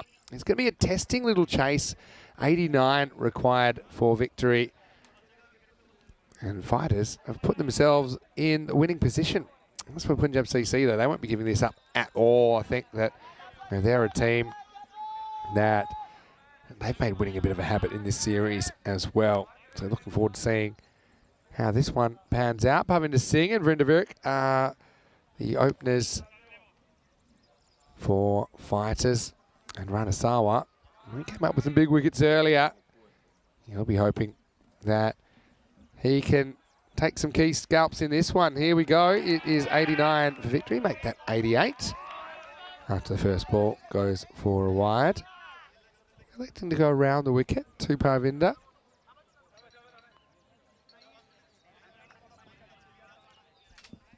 So, welcoming all of our viewers back that are in the live chat, ECN European Cricket Network, and of course all of you that are watching on Fan Code in India. ECS is back this week, coming to the end of our first week of ECS action after the ECL break. This is up and it's sliced away. It'll be a tough stop. Yeah, I think, well, for many reasons that's four. I have a feeling that the field originally touches it when he's over the rope, but then the ball rolls into the rope anyway. So it will be a boundary. We're seeing a lot of fours here, partly because the way the ball rushes on after the bounce. The old three amigos about this one. Then, yeah, hits the rope anyway. So 4 runs given. The first runs of the chase. Medadab joins me in the commentary box once again, enjoying your insights so far. We'll steal you for one more innings. And, yeah, Fighters, they've done well to put themselves in a winning position, haven't they? Yeah, I think they will be very happy what they did in the first innings, restricting such a... Yeah, well, this could be gone, and it is gone. So there you go. So sorry to interrupt, but the action never stops. Parvinder goes 4 and out, and Ranasawa does get a big wicket early. So it's going to be Parvinder that goes for just that 4, and the score is 5 for 1. I think to paraphrase what you were saying there, they will be happy with where they've got themselves to, but they won't be happy to lose Parvinder so quickly. No, he is a key wicket for them, and I think chasing 88 is not the worst score to have to chase, but against a bowling side like Punjab with these amazing 2 opening bowlers with Ranasawa and Said Ali Naki, it's going to be difficult. Yeah, no doubt it will. But yeah, Sahota, he's getting an opportunity here at number 3. Simranjit Singh, I think he's been really good with the gloves actually for Punjab CC Amadora. We know that they had some issues with Usama Zahid. He injured his finger yesterday, and we saw Ranasawa having a go. But I don't think he's really a permanent solution behind the stumps. He didn't really enjoy it, he said to me later as well. And also he needs to bowl. So yeah, I think it worked in that game because he already bowled out his 2 overs, so it wasn't too much of a loss when he took on the gloves later. But I don't think he would ever start. I'm a big fan of Rana, but I think I would have rather have had the big green rubbish bin wicket keeping than him yesterday. Yeah, it did. But anyway, no, he's one of my favourites actually. Certainly belts the ball around. I loved his 59 this morning. They are a team of giants. They're all super tall, but very, very sweet giants. They are so lovely. It's such a friendly, welcoming team. All right, here we go. Sahota, let's the first one go past. Got a question from Mosharaf about how many ECS have Marlow won. Well, they've won every single European Cricket Series, which is the daytime event. So they won in 2020 and 2021 and 2022. They also won the night series in 2021. The only series they haven't won in Portugal is the night series last year that Gamblers won on their ECN debut. Big swing and a miss from Sahota. So this is a decent start from Sawa. Okay, did concede a boundary, but he's got big wicket and Oda not looking too comfortable so far. It would have hit a fourth stump. Yeah, it's his first goal in the series. He hasn't played the matches before, so I'm interested to see what he can bring. He didn't look too good so far, but well, 2 balls to get your iron. He's Oh gone, no! yeah. Oh no! Yeah, well, plays down the wrong line. A little bit of movement, I think, away. Sahota doesn't have a happy time in this first over. He's the second wicket to fall. It's 5 for 2. Again, it's good bowling. Feet not really going anywhere. Now they are, because he has to walk. And Ranasawa does it again. Simran with another catch behind the stumps. Yeah, he's looking not too bad. I mean, I was questioning his technique a little bit in the beginning. It didn't really go down well and got a little bit of a crocodile action sometimes when he takes the ball, but he gets the job done. And that's all that matters to Punjab CC Amadora. Yeah, regulation kind of catch. But, yeah, got to get in the right areas. I suppose if it's not your day, get out the way. I mean, the run rate required isn't too onerous. I think I still like to see Mandeep Singh batting a bit higher. I think he's ordinarily would bat in the top 3. He's dropped himself down. He's probably bowling more these days, but I think he's a very good player. I haven't seen him here yet. Gristavak's coming out at number 4. I do ask the teams normally, like for the batting order, Yeah. and he gave me a batting order where he was batting at 1, I think, or something, top order, and I had to change it because yeah, he hasn't come out yet to open. He's a fake opener. He says he'll open, then doesn't. As we get to the end of the first over, really good run from Ranasawa. Gets 2 wickets in the first again. And it's 5 for 2 after 1. 60 matches since a golden ball. And, well, Corey, if you're watching, you check out 20, double 20. That's an easy one in darts. But, yeah, golden balls are pretty exciting. You've seen a few of them. Yeah, so now that I'm commentating a few games, do I get an into the Golden ball sweepstakes. Well, that's Yes. normally when we have 3 commentators. But I guess if you're commentating, now we've got 3 commentators. Yeah. And breaking news, Rico still has not paid Corey his 20 euros. And I'm getting some fairly aggressive texts from Corey. But he doesn't have the app that we all use to pay each other. So partly I think it's his fault. It is his fault. Rico did have a week to pay him while we were still in Khartoum. All right, here's Sayed Ali Naki. Yeah, but that's a bit of fun that we have where we just divvy up the games between the 3 commentators and we see whose golden ball game it is. And I had a bit of luck last year in the France-Belgium game. That was my golden ball game. I think everyone's won it at some point between me, Rico, and Corey. But, yeah, it's something fun to look forward to. The other thing is, I mean, the fact there's 60 games already, that's 60 games ago. It's about 2.5 weeks ago. It's 60 games sounds so long, right? 60 games sounds like it should be half a year. Yeah, in fact, it's not even. I'm trying to think of the last golden ball we had and the date it was. As this one's going to just sneak past. And so, yeah, the last golden ball we had was the 21st of February, or 21st of March, I should say. So it's actually not even 2 weeks. It's actually 12 days. So that's 60 matches in the ECN universe. It is insane how many games we've done since then. Yeah. You can see they're not really going all guns blazing at the moment. There's another dot ball. Yeah, but there's a question actually which will interest you. And the question was, do we think that the 6 for 2 bowling figures, best bowling figures from Stefan Griekspoor will ever get beaten? I'm going to say yes, but I think it'll get beaten by someone taking 7 for. I think it'll happen. Well, Your thoughts? Wow, that really takes off from Said Ali Naki. I don't think I've ever watched a YouTube video as often as I had to watch this YouTube video. Now, the funny thing is, Stefan's not really a bowler. He'll be the first to tell you that. He's a keeper. He's a keeper, and he's a very good batter as well, left-hander. And because Mars Baji, our lovely scorer here at the end, is also a keeper, he gave up the gloves for Marzi to be in the 11 and said, I'm going to bowl a few. Trying to do a job. And then he just went on an absolute barnstormer, taking 6 wickets out of his 12 balls. Couple of in-swingers. Wasn't one of them a wide as well? Yes. So it was 1 run off the bat. And, I mean, Baggy Blues now aren't, or like they actually don't exist anymore, but they weren't Yeah. the strongest team. Ended, but ended back their then, club, basically. back then, yes, back then, a lot of good names in that side. At that stage, Baggy Blues... Asanka Veligamage was in the team. Yeah. This is hit hard. Hit so hard they won't try a run. What an over from Said Ali Naki. Doesn't take a wicket, but does keep it quiet. Just one come off that over. It's 6 for 2 after 2. Yeah, so Baggy Blues at that stage, that 40 was the lowest score in ECS history. Was it really? At that stage. And then it went down to 35, which was Fateh. Then it went down to 34, which is Skyways. And then it went down to 14, Skyways. Miranda Dragons in the night series. 14 for 8, weren't even bowled out.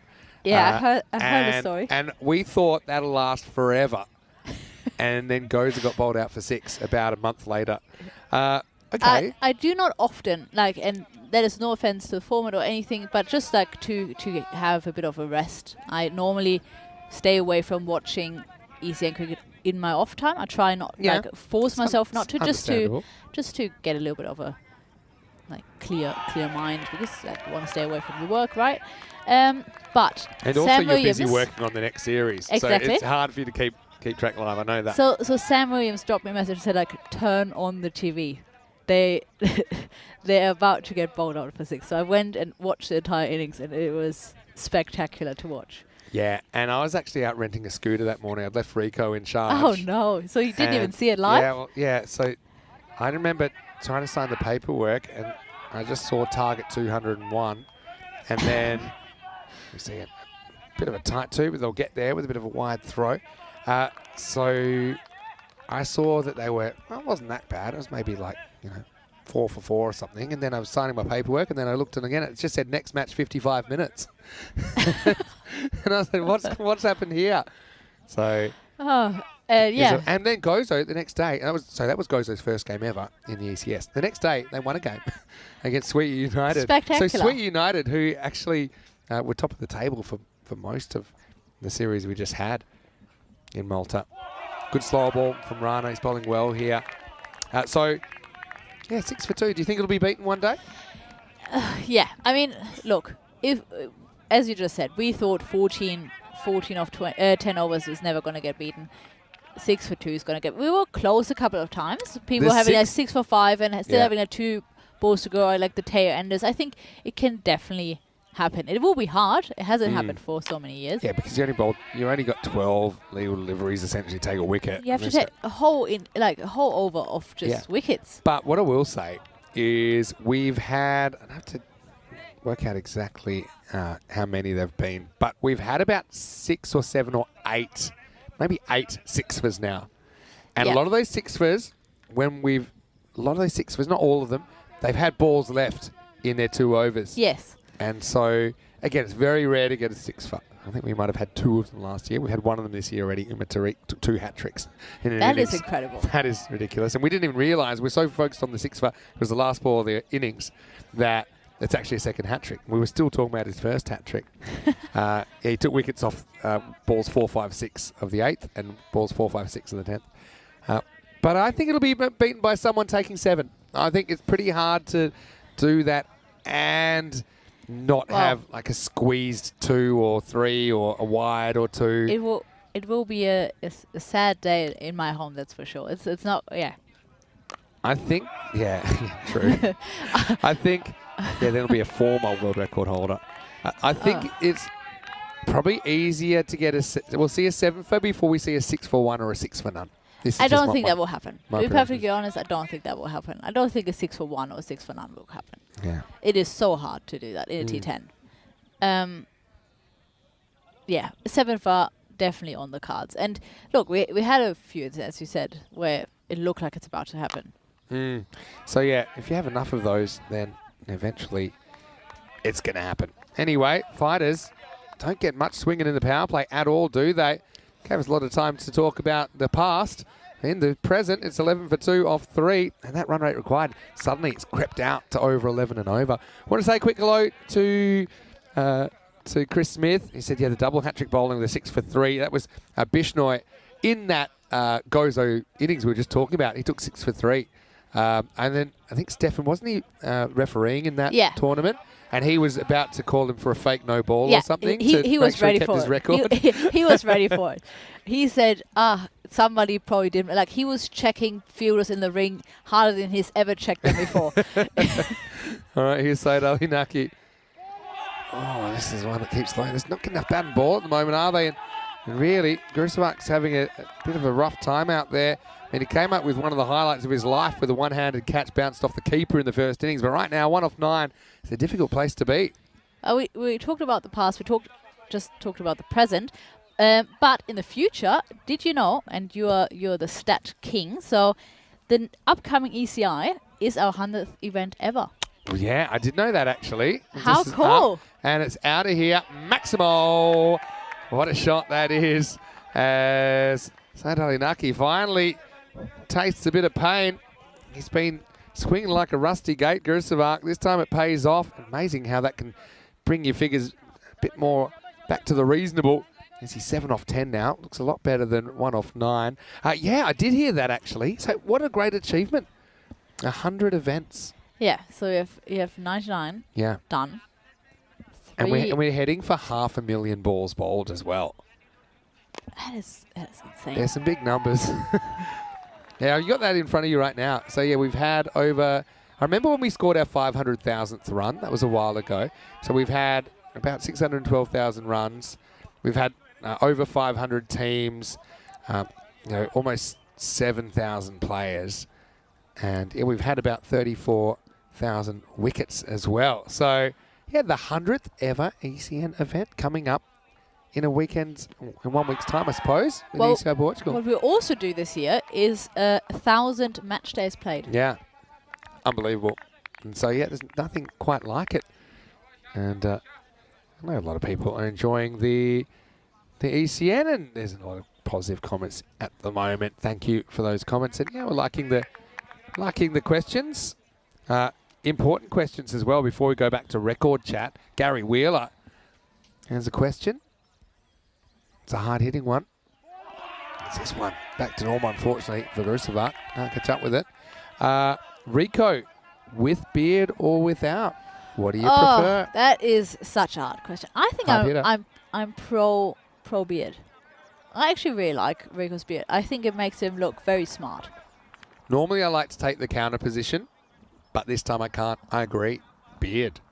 Yeah, pro beard. Sean Connery-like, Yeah, isn't it? it Yeah. does have I'm it. pro beard. I think it makes him look very smart. Now that's weird, kind of an over, because if I'm not mistaken, it's just a 6, bunch of dots, and then 1 and a leg behind there. But it's 8 off it, so despite the Maximo, not really getting back towards that rate. It's 19 for 2 after 4. And you have looked at the 2 wickets in the first over, but you've got to get up to that red line. But the red line's not crazy. I mean, it's just that 8.8 and over the run rate in the first innings. But yeah, Punjab CC, they've got some pretty good bowlers to throw at you, no doubt about that. Yeah, so I'm going to say with beard. And in the chat, please give us your feedback. Are you like a beard person? I know that you don't have one yourself, but are you Well- are you pro beard? Let's just say with Stefan, because I know he's a bit too lazy to shave sometimes. So what? Yes, so I'm against babyface Stefan, Yeah. but not like too wild. I'm like a 3 to Okay. 7 day beard. What? Yeah. Big just fan. what grit of sandpaper you Exactly. like to cuddle up to, I guess. This one pushed across, and I like this. It's almost like a reverse appeal from Parveen, who's saying, please don't call this a wide. He turns around really quickly.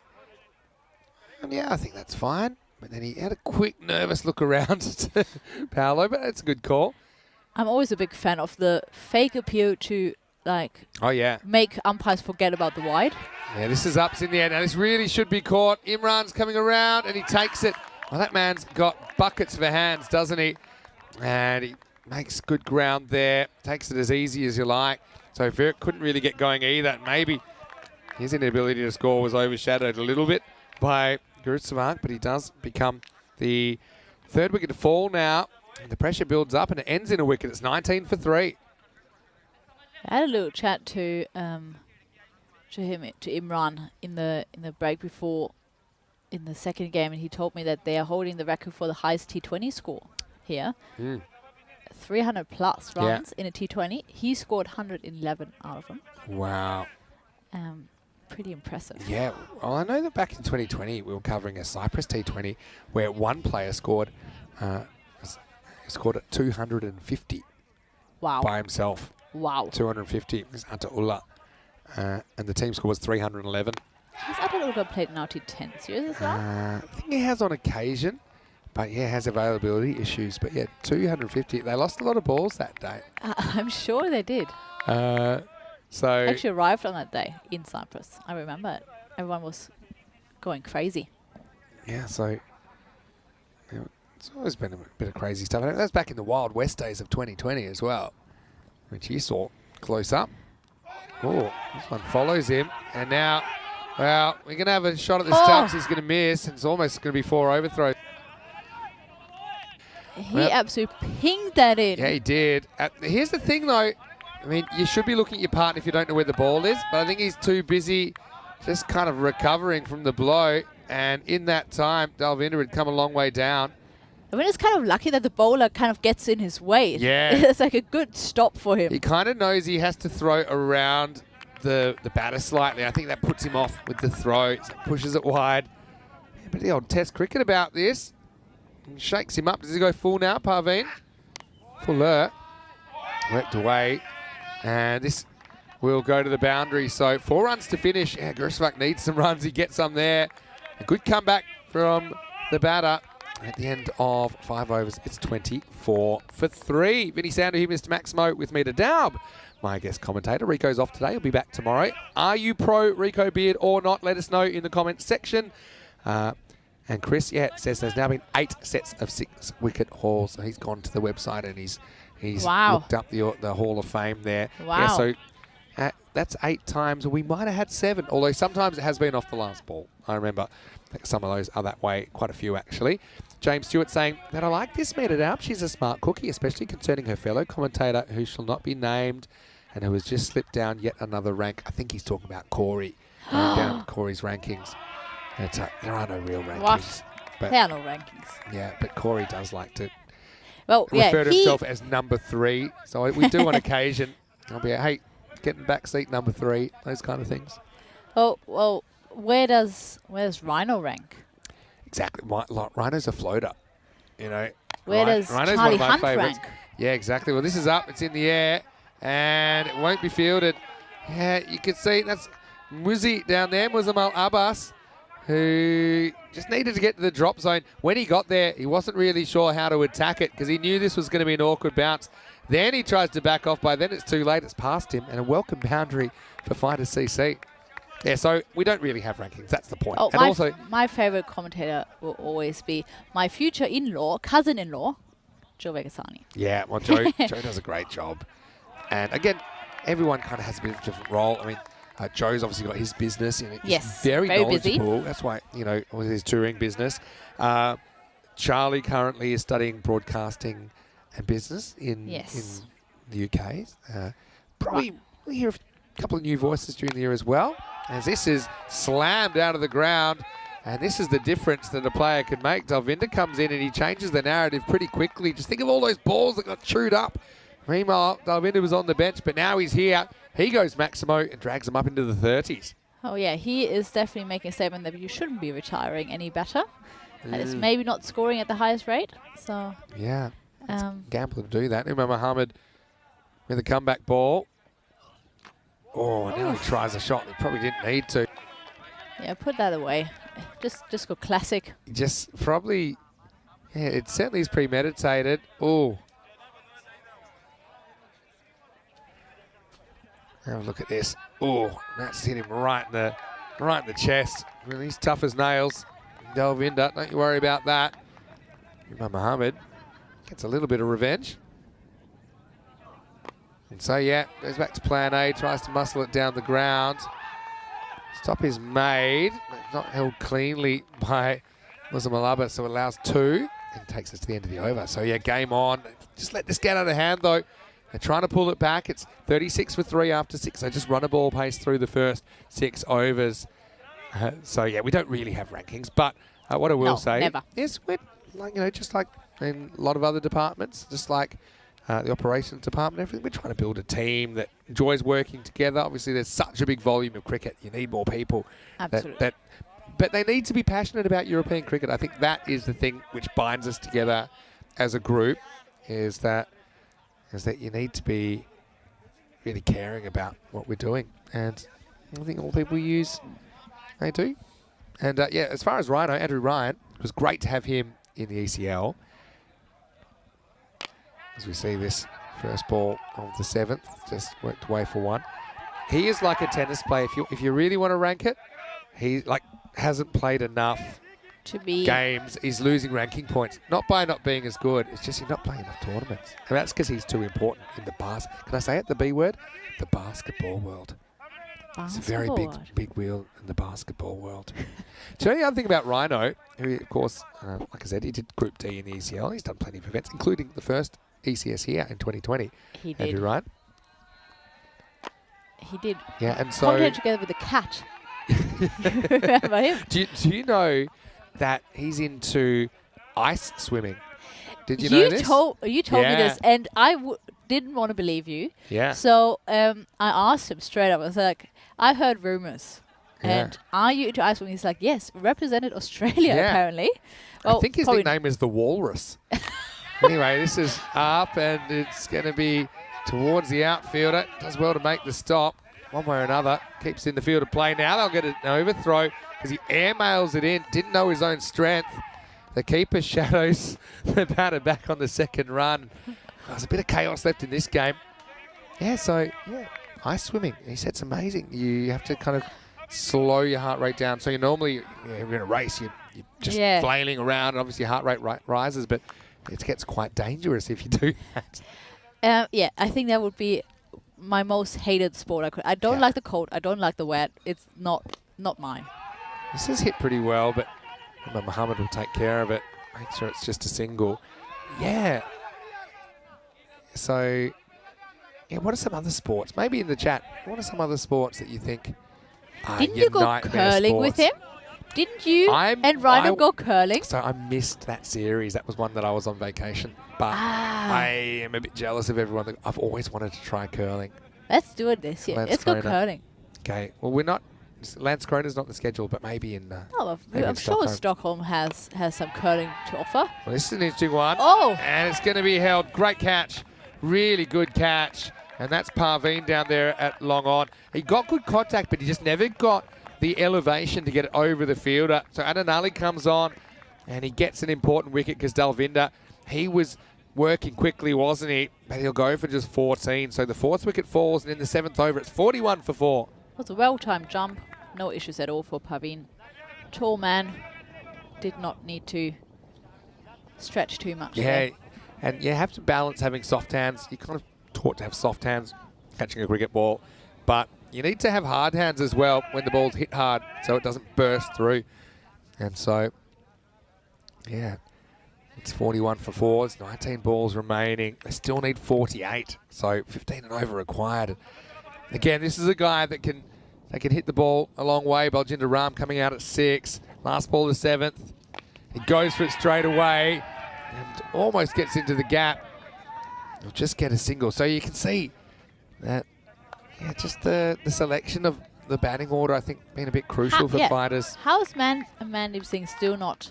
Yeah, 42 for 4 after 7. Let's have a quick look at what's coming up next. Gamblers, you mentioned that they are battling a flat tyre, but they're also battling in this tournament with a 1-4 record, taking on the Lisbon Super Giants. So a chance for the Super Giants to get on the board, but Gamblers, they'll feel that's the game that can turn things around for them. Gamblers winning the toss, electing to bat in that one, and they've certainly got some good players. Kuldeep Goliath listed at the top of the order. Ankush Kumar, I'd be surprised if he didn't open as well. I think he's been great.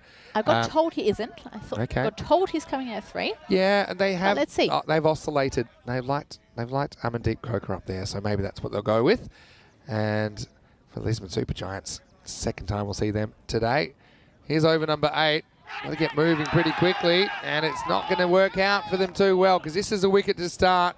And it's going to be Baljinder Ram who goes. And the Parveen, he goes around the wicket to try and create this angle across the left-hander. And Baljinder, he takes the bait. He tries to swing to leg.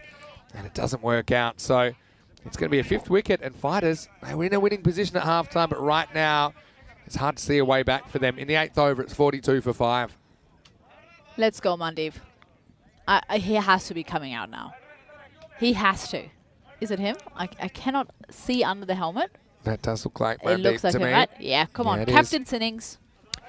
But it's gotten out of hand. I mean, look at It has. the overs so far. 5, 1, 5, 8, 5, 12, 6. One good over. Yeah, so 12 is... Of their perspective. Yeah, it's, I suppose, an average over, I think, if you look at this tournament as a whole. And everything else below par. I mean, Parveen's is a good player. Parveen's going to make his international debut in a week's time for Portugal. This is going to be gone. Well, you wouldn't have believed it. You'd put your house and probably your firstborn on Imran holding this. We just it's talked an about absolute dolly. Hey, man's got buckets for hands. He puts it down, and well, Mandeep gets super lucky first ball. Yeah, that would have been 3 for 6, which would have been sensational stats for Parveen. Now takes it on with a bit of length, but it'll just be a single. Again, that's fine. That'll take us, I think, to the point of no return. 18 and over required. And so... Yeah, hard to come back from this. 5 wickets down as well. Hello to Tim and James and everything else. I'm just going to take some time to go through the chat in a second, but it's been pretty busy here on the ground. This one is another leg side shot, which will probably just be a single. Yeah, and so... James tried curling before. Yeah, okay. Was it good? Tell us. I really want to know. I wasn't there like either. the sweeping. I want to try. I could get into the sweeping.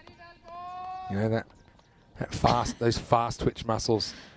I don't know how you train for that, but I'd certainly like to be the chief sweeper. Anyway, here we go with another single. They've made this 88 look like 188, really, that they're chasing Fighters in this 10 overs. Look, credit to Punjab CC Amadora, though. I mean, they've needed the win. They went down in a narrow 1-2 Arash in the first game of the day. So last ball of the 8th coming up. Again, he walks, but it's a fake charge. It's a fake shot. And so it's going to be the end of 8. And now they'd have to do something magical to get back in the game.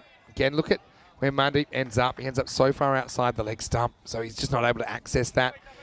And yeah, that red line, it wasn't really starting too high, but they've never come to the party in the second half of this game, Fighters CC. And now they're going to need something magical in the 9th to stay alive. James Stewart wants to see me and Steph together.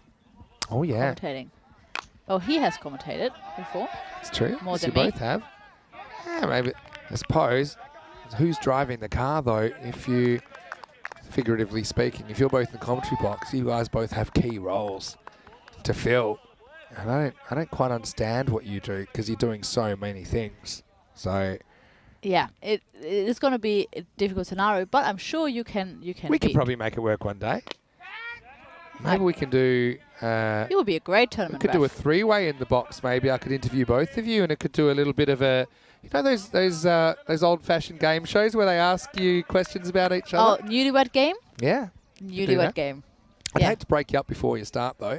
Maybe we'll lock it in first. After the wedding. Honeymoon. ECN honeymoon. All right. 6 might make things a little bit interesting, but it's just hard to see where it's going to come from at the moment. I mean, looking at this innings, we've just had 3 boundaries and 2 maximos, and that's through 8.5 overs. It's just not enough.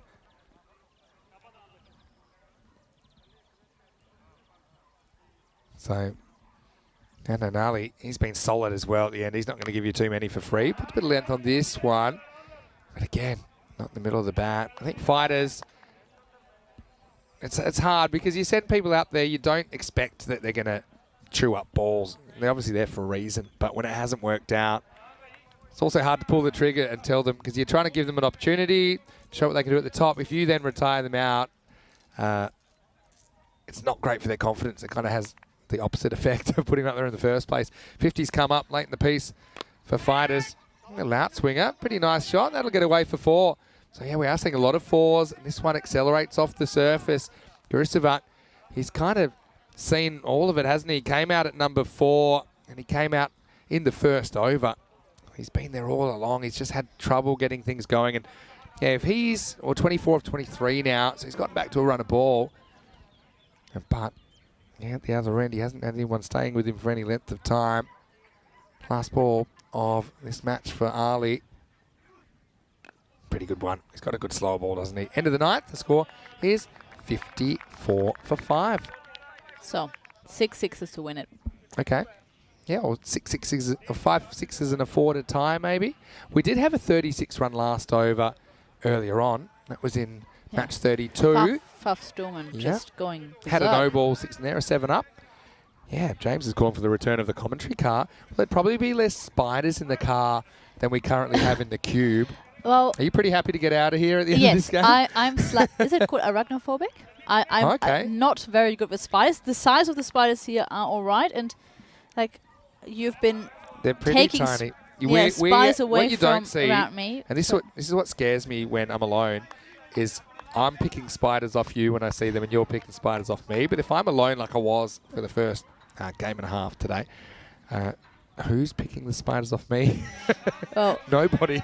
My biggest fear, unless it's a bit freakish, but I really fear that they go into my crawl into my ears. Yeah, and luckily they are protected here.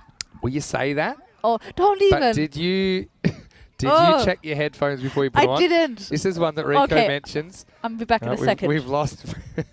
This is a swing and a miss. But the thing is, Mita, they're not there. They might have already gone in your ears, and you don't know about it. They could be laying eggs and having babies right now. You're now just a host organism, as we get another one. That was a big one. Yeah, the commentary car, if you lock the door, probably spider-proof. Yeah, now everything is itchy.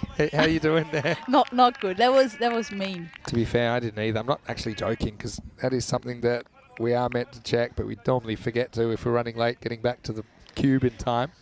And I did, because there was delicious food on the table in the beautiful clubhouse. Well, this is a bit of a hook that goes wrong. It's the top edge, and it's going to be gone. So, Imam Mohammed, he's had such a good game.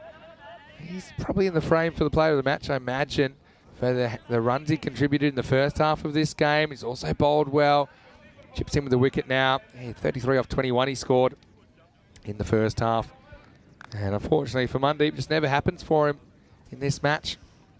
Bowled well, but only contributes 5 with the bat. Batting too low, though, I think. He's got get him up there.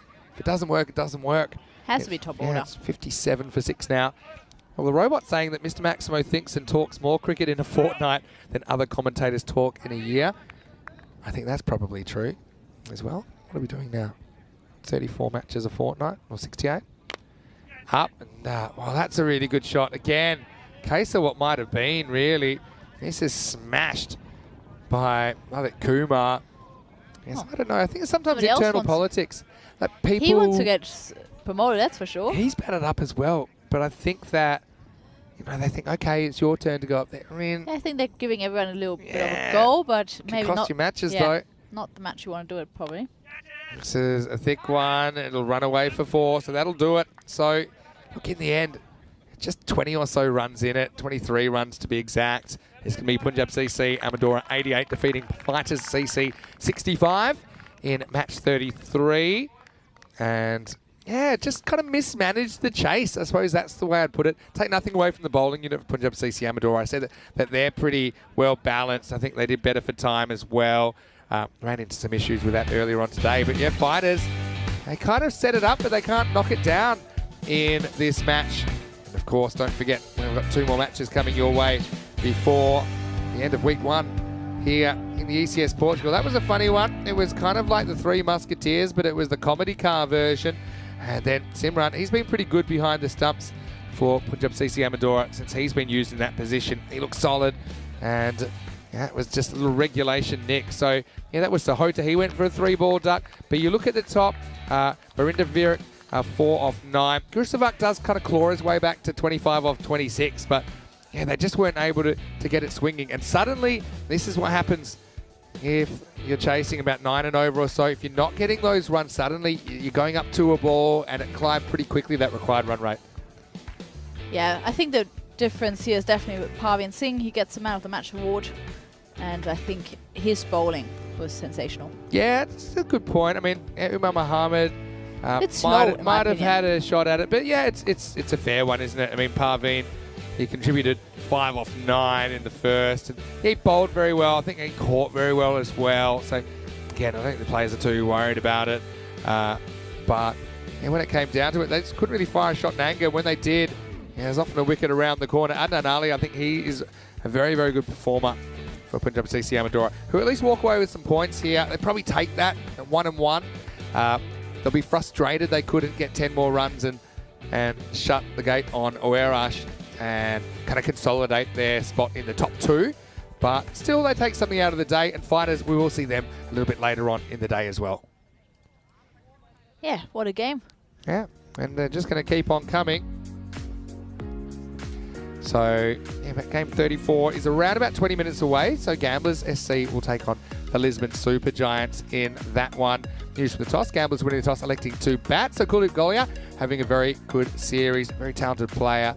And we talked about the fact that the Gamblers, they've had a few big scores. Sunil Kumar comes into their lineup. LSG, though, Chambers, and he had a bit of a net, didn't he, in that last game, but wasn't able to really go at the rate required. But they'll start again at 0, and it's all about trying to restrict the Gamblers in the first half. Fighters will play Gamblers in the last game today, so we'll get to see Fighters again. But Fighters kind of ran out of petrol here, didn't they? Grusevak Singh with 25, but couldn't quite crack the 100 strike rate. 14 to Dalvinder, but even the ones that looked like they were going to be able to be aggressive and get those boundaries, they didn't stick around long, did they? They end up falling quite short in the chase. As far as the bowling went, 2 for 10. Ranasawa comes in with those 2 wickets first up, and the difference here also compared to the early game, Said Ali Naki kept it really quiet. Only went for 8 runs. One of those was a 6. So 2 for 9. Parveen gets the player of the match in the end. Umar Mohammed and Adnan Ali with a wicket each. Big thank you to you, Meeta. Thanks for your stint in the commentary box today. How did you enjoy it? I enjoyed it very much. I might come back later for a little bit, but Conrad Greenshields is going to come and join you. Conrad's hosed himself down, and yeah, we're getting ready for some more Conrad time. He can talk about Oerash and their back-to-back wins this morning. I'm sure he can't wait to talk about it. We'll take a break. We'll be back in about 15 minutes. When we do, it will be the start of match 34 between Gamblers SC and LSG. Until then, it's Vinny Sandu, Mr. Maximo with Meeta Dab. We'll see you just after this break for more European Cricket Network action. This is the Fan Code, ECS Portugal.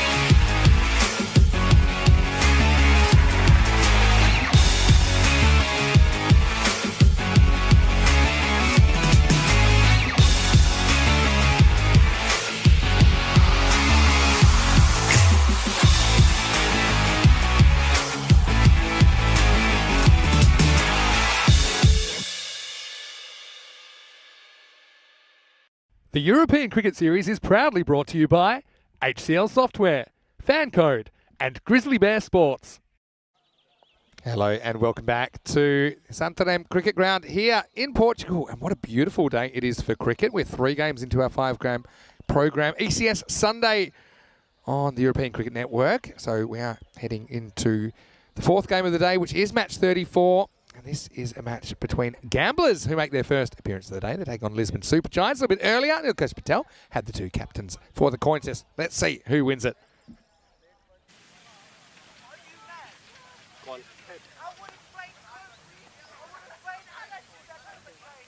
That is the tail. You want the top.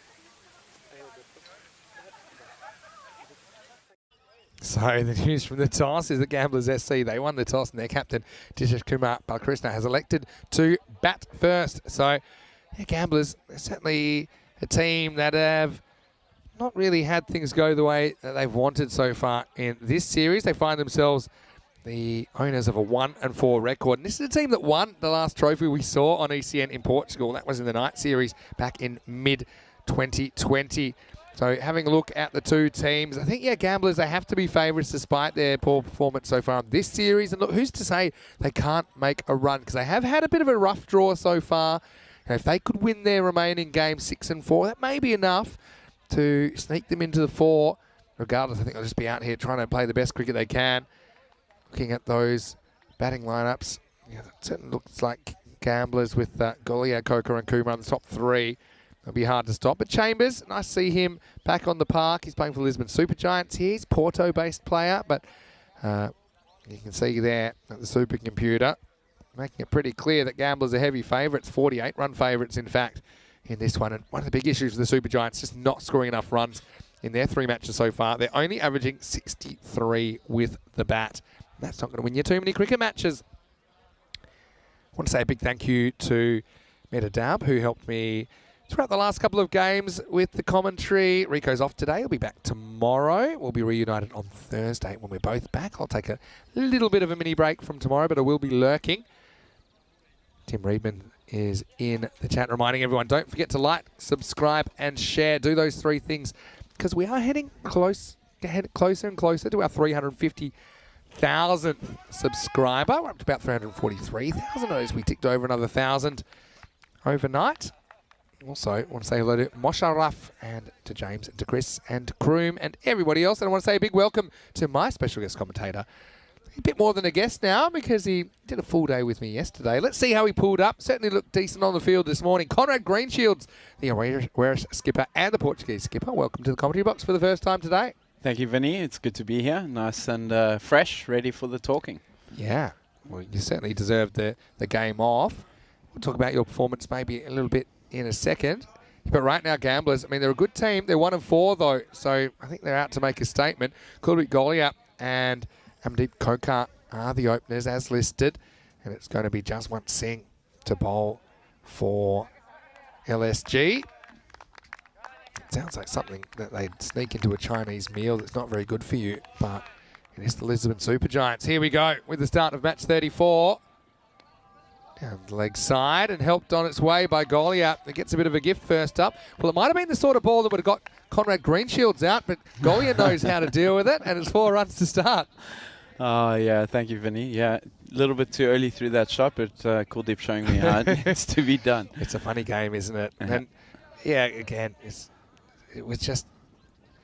Didn't mean to focus on that too quickly, but it's just the way it goes sometimes. I mean, on another day, you might miss that completely, and it goes for a wide. It just happened to clonk off the gloves, it seemed like, and hold up for a catch. But despite that, obviously your teammates pulled you through. Yeah. And a couple of handy 30s for you as well.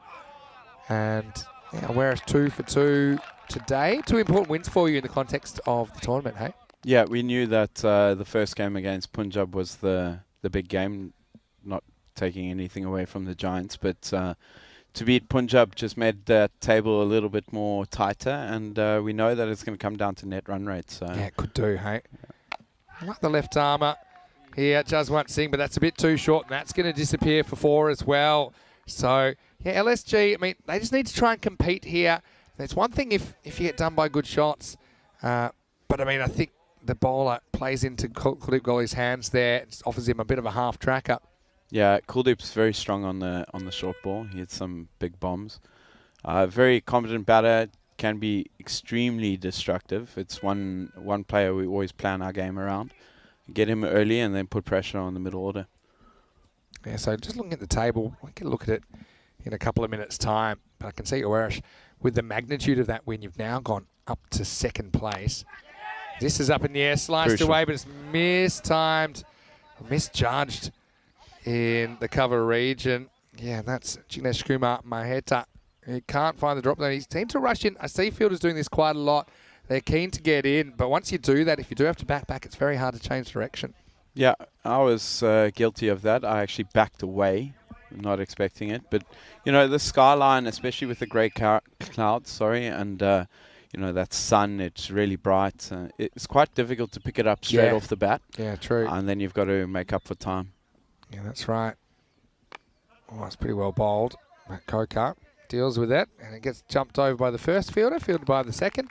I think the thing is so much of the backdrop is sky here, just because of where this ground's located and the fact that normally you are fielding a bit below the level of the pitch because the whole field is downhill from the pitch.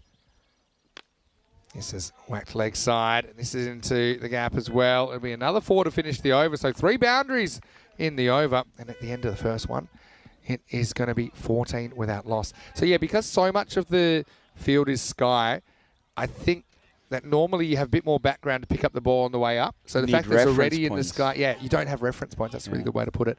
We have the ECI Portugal coming up. Conrad Greenshields will lead Portugal in that series. I'm going to look at the Gibraltar squad. And I'm going to say Louis Bruce, very good young player. It's a good test for him.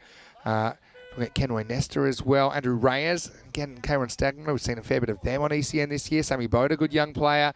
Julian Freone as well. Saw him in the ECS. Quite a few of the Lathbury Lightning players that played in Group C are represented. And yeah, I think the challenge will be for the Gibraltar team and the Netherlands team that haven't really played on this field to deal with things like the backdrop, like the outfield, which I'm loving it. It's super hard, super fast, but there's the odd unpredictable bounce in it.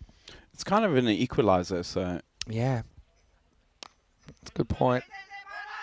First ball is knocked away. Second over underway, and it's Ankit Singh bowling. Yeah, it is an equalizer. Equalizer in a lot of ways. Yeah. So for the fielding, I mean, you've got to be really on point. Your attention has to be fixated on that ball constantly. Like I keep saying to our guys, it's 60 balls, switch on. Yeah. Because, you've got to watch the side spin. You've got to watch the sky. It's difficult. In the morning it skids through, so you got to be a little bit quicker when you're chasing the ball down, and yeah, it makes for good cricket. Well, the thing is, when you're in the field, I mean, it's a bit different. Keeping, you always think every ball's coming to you. I mean, you have to kind of have that attitude in the field, but it's a bit harder to do that when it's not reinforced. So you will have periods, minutes at a time. Drifting. Sometimes longer, where mentally you just kind of check down a little bit. Yeah. And so when it does come, your body has kind of a natural fight or flight response. I also think that concentration is a skill that we don't talk about a lot in this form of the game, but it is important, like you said, switching on at the right times. So the players will generally tell you that they will switch on at a certain point. So for me, it was about 4 steps out from the bowler bowling the ball, and that was a routine that I would keep up every ball. This is a bit of an underneath edge, but it should just be a single.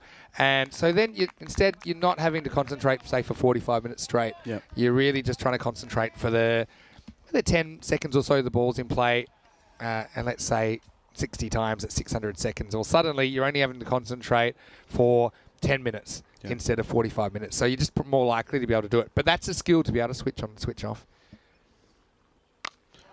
This is a nice shot. Yeah, a little bit short. That one's going to disappear. Well, we lost a few balls over there earlier. You were responsible for one of them. Anyway, Maximal. Kokar goes large. Once again, a little bit too short from the Super Giants bowlers. Yeah, good batsman, Kokar, and it's good to see him up at the top. Him and Kuldeep can be, deadly. So ominous signs for the Giants, but, they're plugging away. And, again, like we had yesterday, the teams are learning. So it's good in a sense. This one ties them up slightly. Yeah, gamblers, they've had a funny old time with the bat, haven't they? And yeah, who could forget that game where they had 101 for none in 5 overs. They were chasing a huge target of 169 against the Punjab Lions, but it was Kuldeep Golia and Ankush Kumar who put on a magical start, but then couldn't keep it up. Anyway, this is up, and it's high. It's a big moment in the game, and it's caught. Yeah, nicely done. I mean, the pressure was on, wasn't it?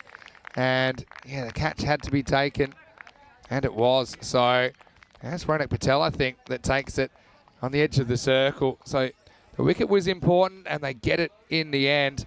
It's the end of Kuldeep Golia for 14. 22 for 1. Yeah, good catch, good confident backtracking, and kept his ball on, his eyes on the ball the whole way, and grabbed Kuldeep. That's a big scalp too, So in the context of the game, if they can, plug away and get a few more and start testing that middle order, they might not be chasing something around 140. And things can change quickly. I mean, that game we just talked about mentioned that they were 101 at the halfway point.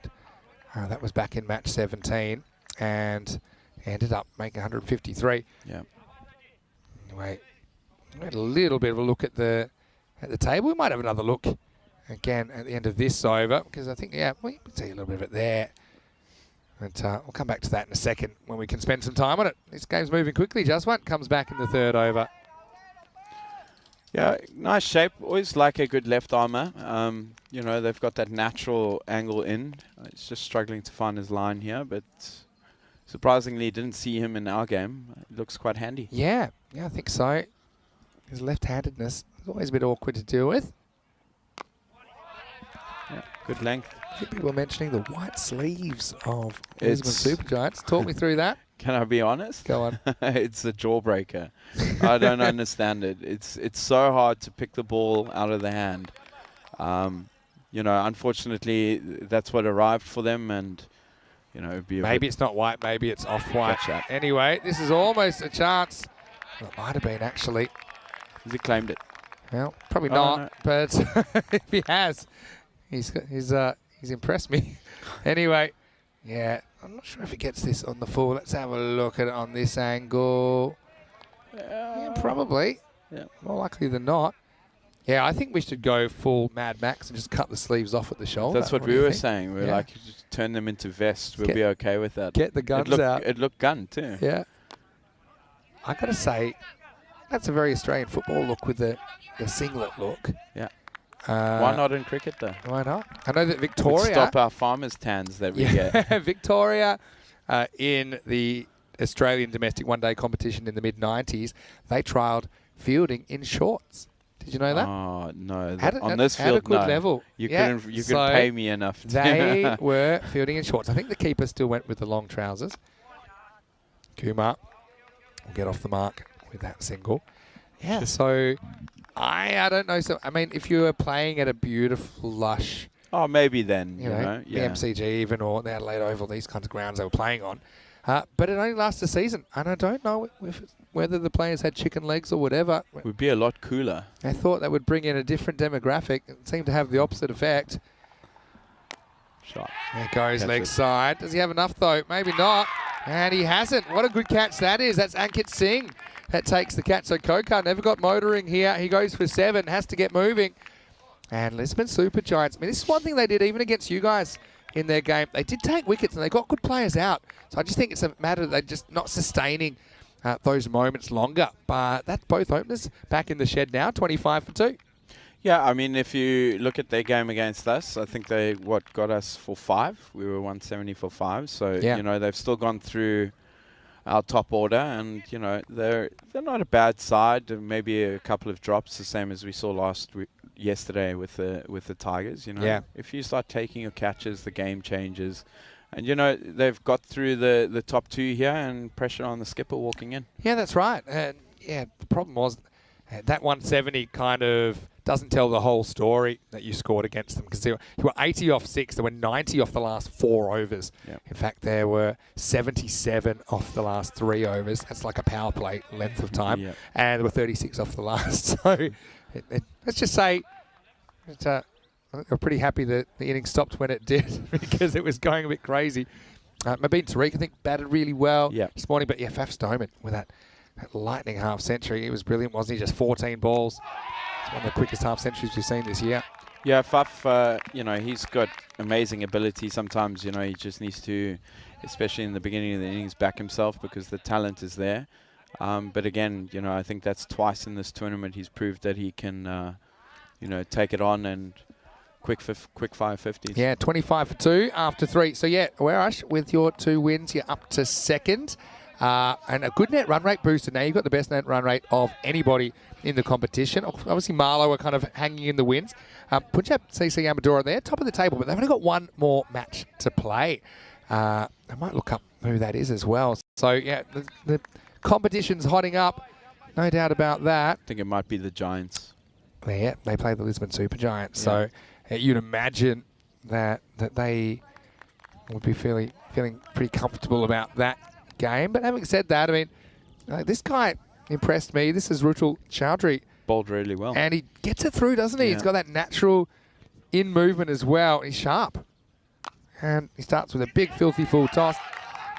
Just knocked away for one. Yeah. Bit of a warm-up ball there. And now they're going to get 2 because the bowler doesn't handle it. That was pretty high. And that's going to be a no ball. Got to be called. Yeah, that seemed high. It's in the belly. Yep. And so, no ball called. Just wanted a bit of confirmation. Bucks is at square leg. I think he suspected it was, but with the right hander, you can't really see the contact point because the batter's back is in the way. So, it's going to be a free hit coming up. There's Kumar trying to cash in, but a good comeback from Rutul. As it'll just be a single. Yeah, but he certainly gets it through. And well, I'd say just a single. What I mean is 2. I just leaked a couple in the field.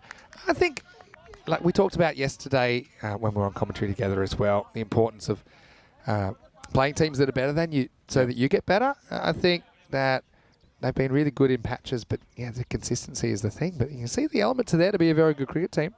Yeah, I think for them it's important to play a tournament like this and then just use every team that they play against.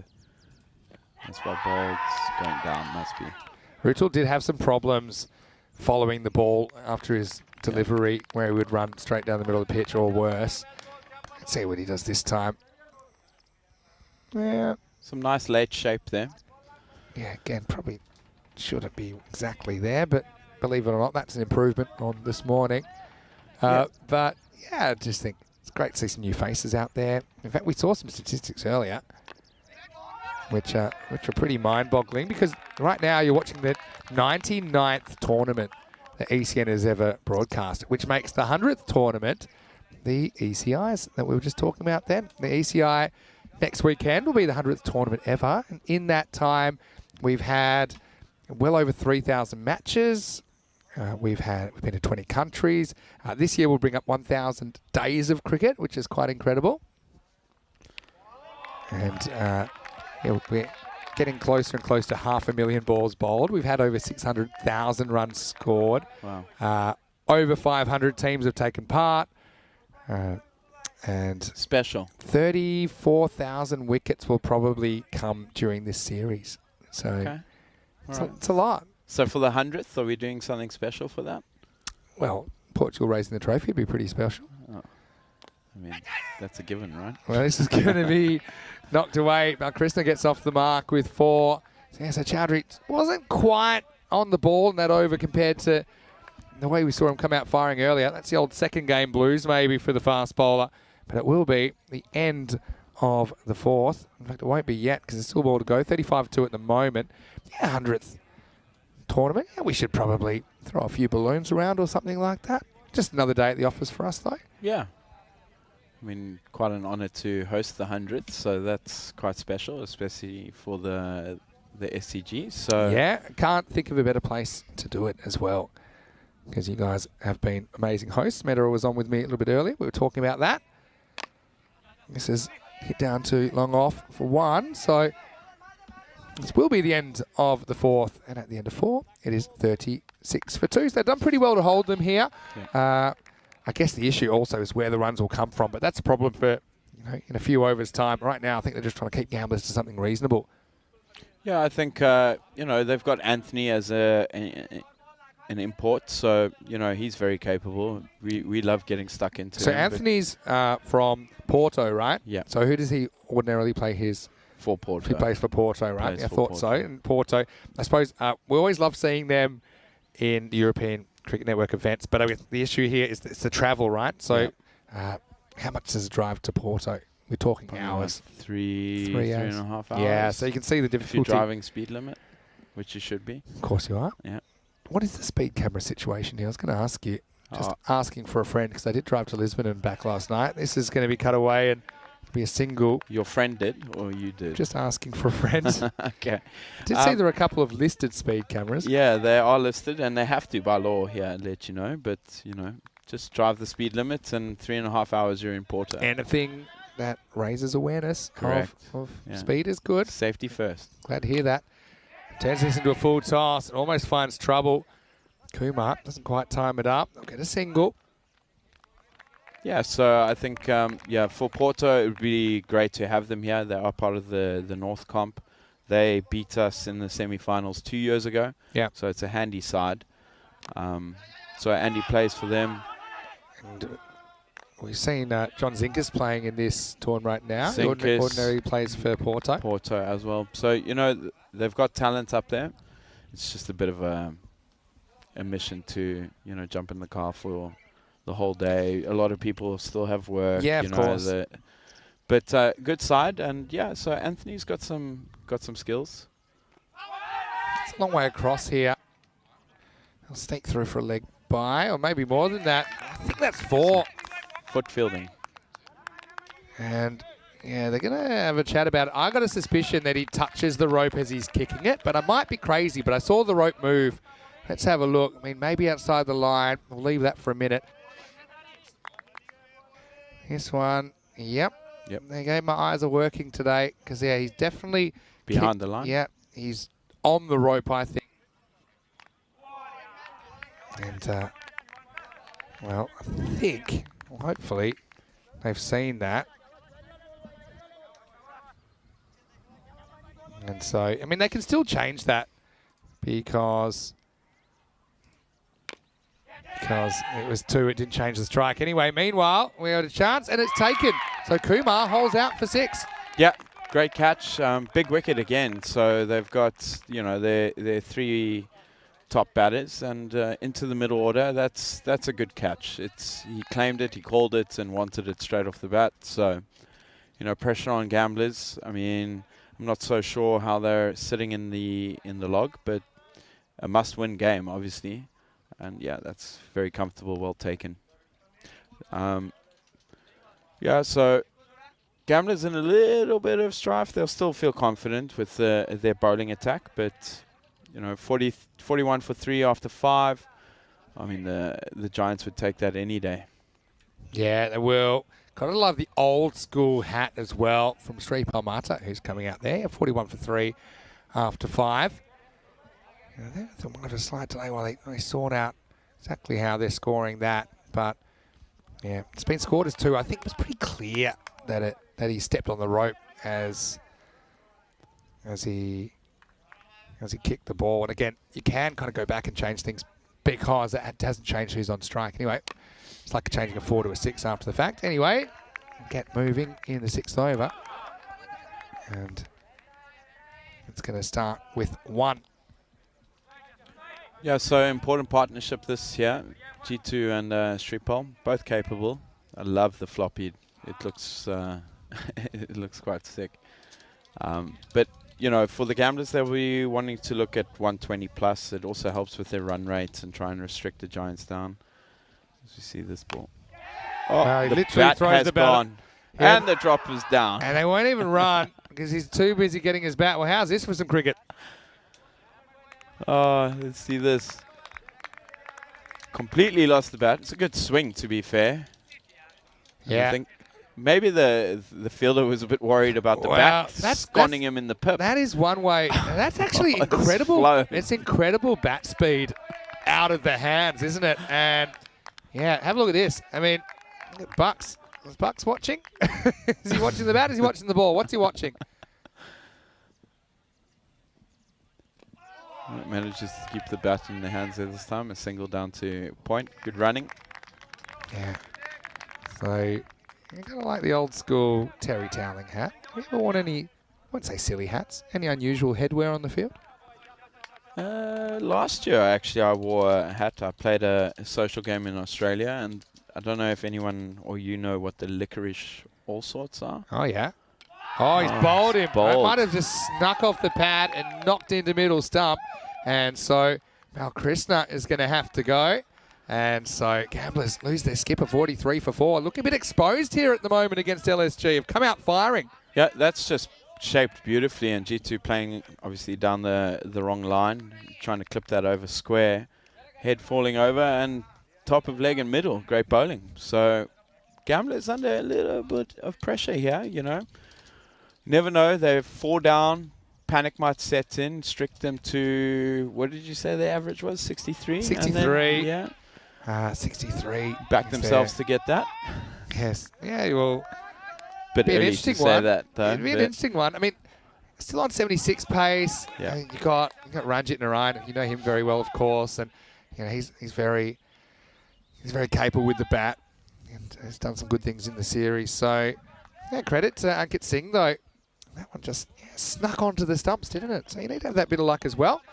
But still a fair bit of work to do for Gamblers. Yeah, that 70 or 80 type score will be interesting. I suppose the 63, most of those have been before Chambers was into the lineup, and he adds a bit of stability to them at the top of the order.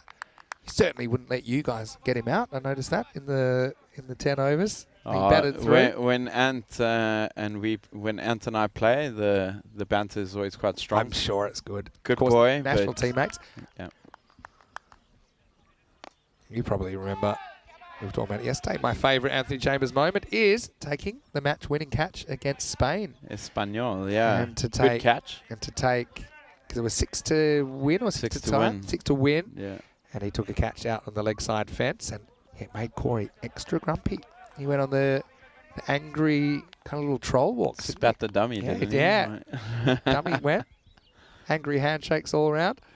To be fair, he still shook hands, so fair play. Yeah, Corey's a competitor, so especially with the Portuguese and our connection with each other, he helped out in the ECC with us when we went through a bit of trouble with the coach. And yeah, it's friendly banter.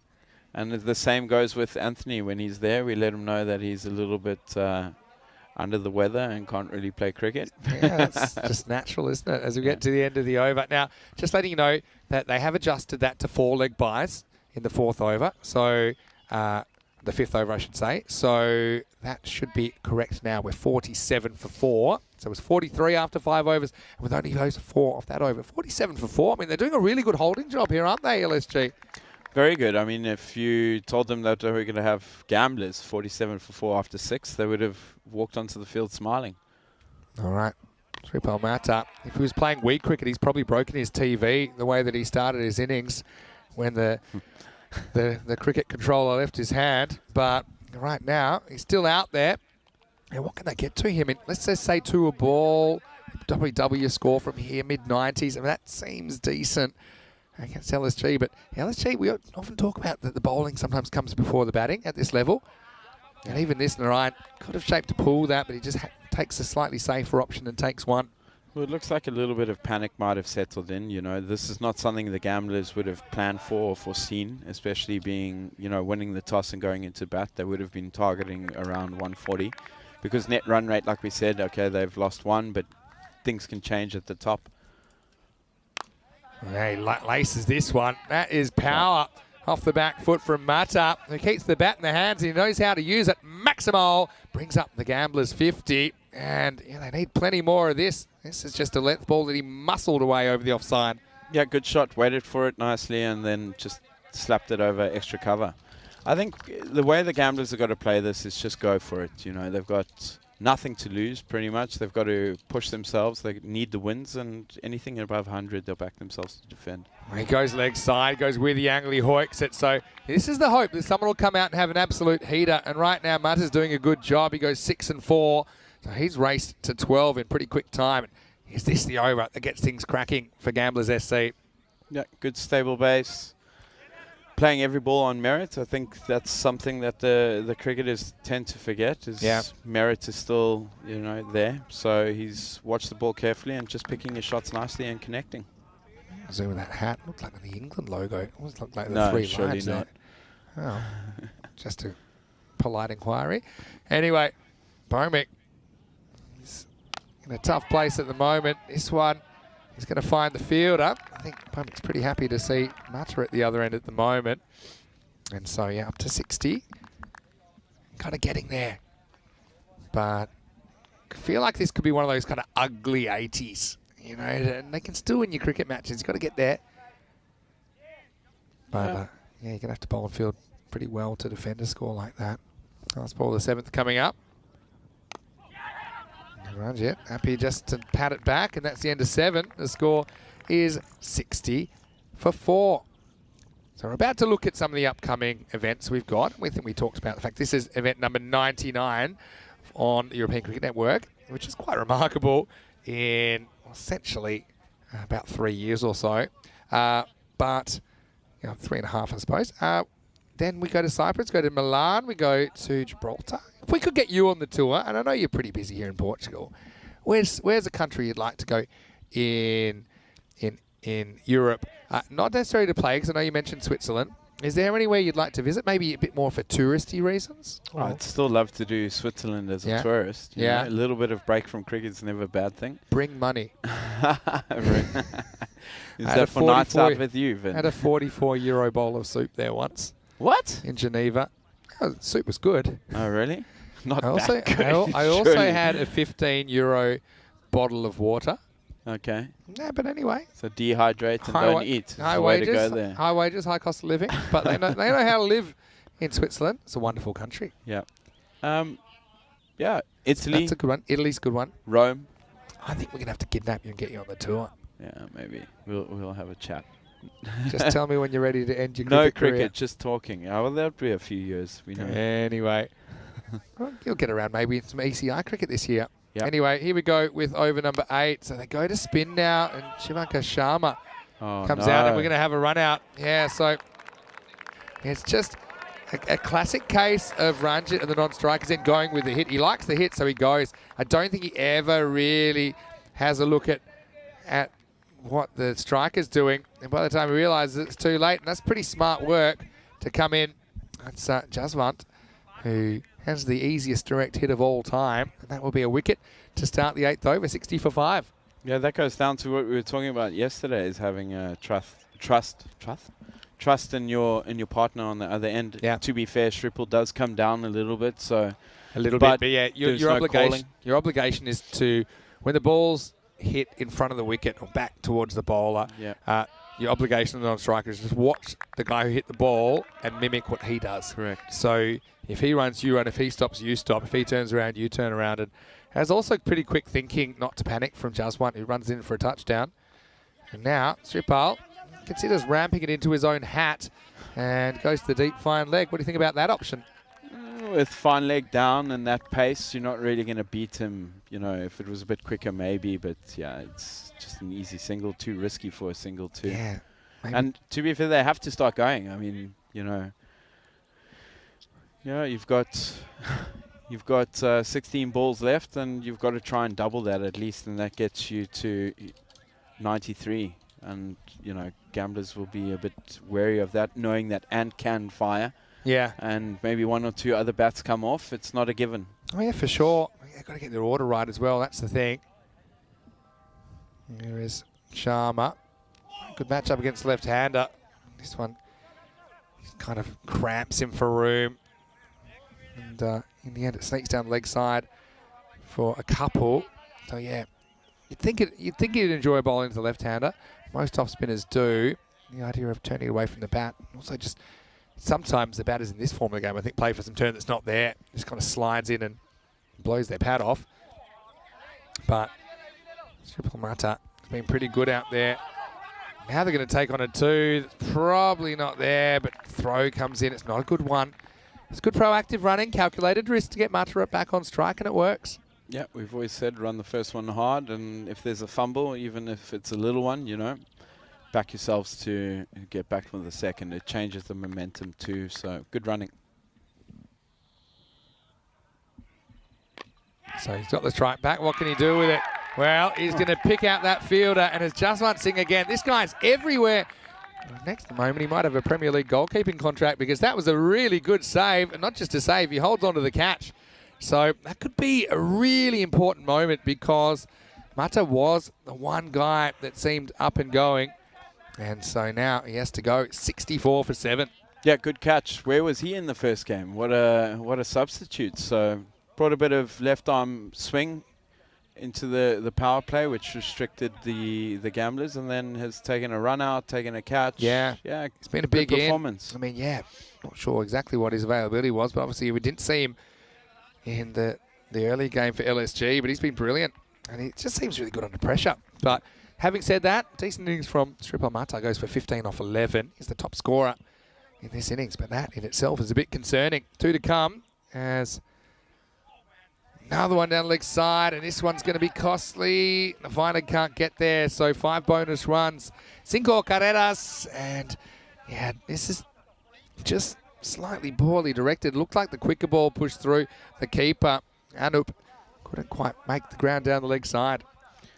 Yeah, I'm not going to comment too much on the keeping. I've done that, so difficult job. But the line of the bowler, I mean, he's a pretty handy bowler. He bowled against myself, and you know, I'll be the first one to admit, talked me out of the game. So good cricketer. It's not for everyone. I think he did a good job.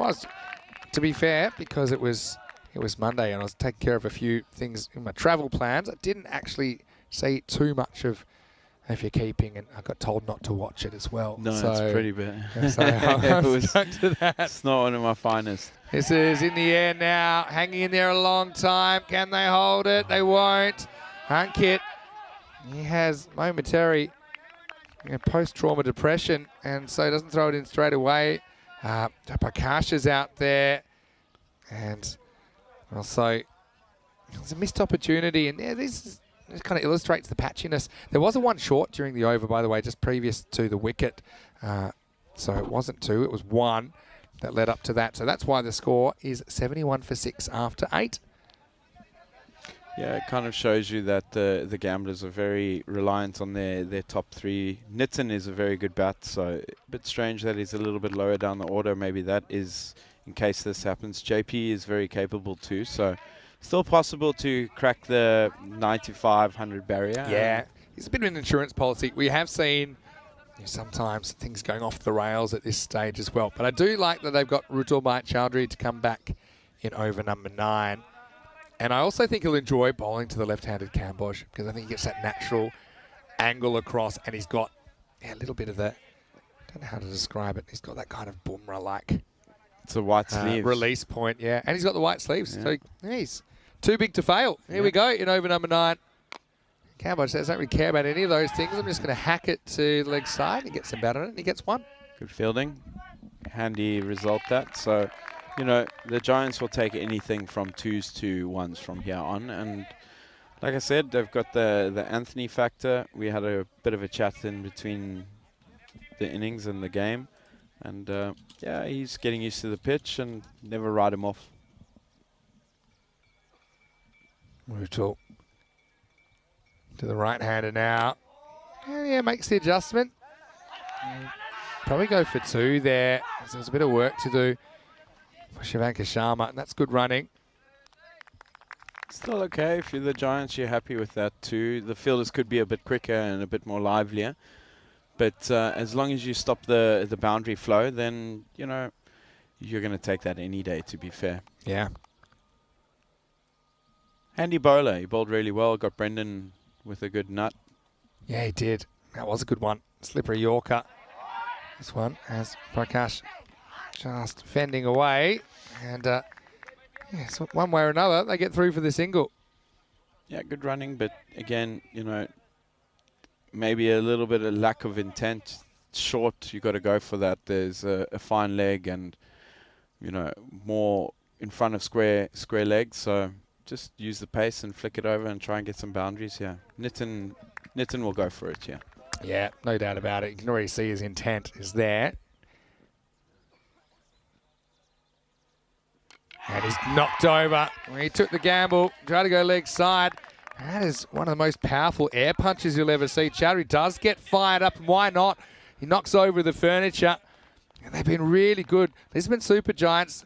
They want to be the super giant killers, don't they? And right now, they're in a good position. A little bit like fighters last game. They've kind of done the hard work. Yeah. We'll see if they can back it up with the bat. But right now in the ninth, it's 75 for 7. Yeah, good bowling. You miss, I hit, and Nitin on his way. Yeah, the gamblers are going to be a little bit despondent about this performance, but it's not over. I suppose, you know, obviously you watched a lot of the ECL as I did, and you were playing in it, and haven't played the ECC. That's the kind of shot that, you know, a player that's a bit more technical tries to hit that straight, you know, and just has a slightly more margin of error rather than just going leg side at all costs. So yeah, Camboge going for the extra power, but you don't necessarily need that much power to clear the boundaries here at the Santarém Cricket Ground. Anyway, this is going to be Shader Rahman, who's coming out at number 9. That's a bit of a brain teaser in the chat. And of course the IPL's underway as well. I know a lot of our viewers are following that. And I'll come to some of those chat questions in a moment. After this wide, where they'll sneak an extra run. So Prakash will grab the strike back.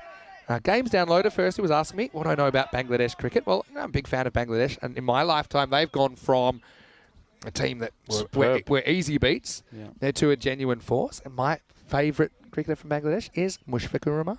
Okay. Mushfiqur Rahim, I should say, being a keeper. And so... Mine's Nipu. Okay, Nipu. Isn't he technically from Nepal? No.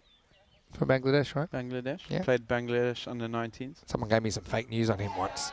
Oh, but yeah, that's true. Yeah, he did play I did know that. He played Bangladesh under 19s. So, the other thing was Mark Wood took 5 for 14 in the IPL. It's the joint 8th best bowling figures, but which all-round figures did he beat? Well, that's a bit of a brain teaser. So you ask me for someone that's not in the top 8 anymore.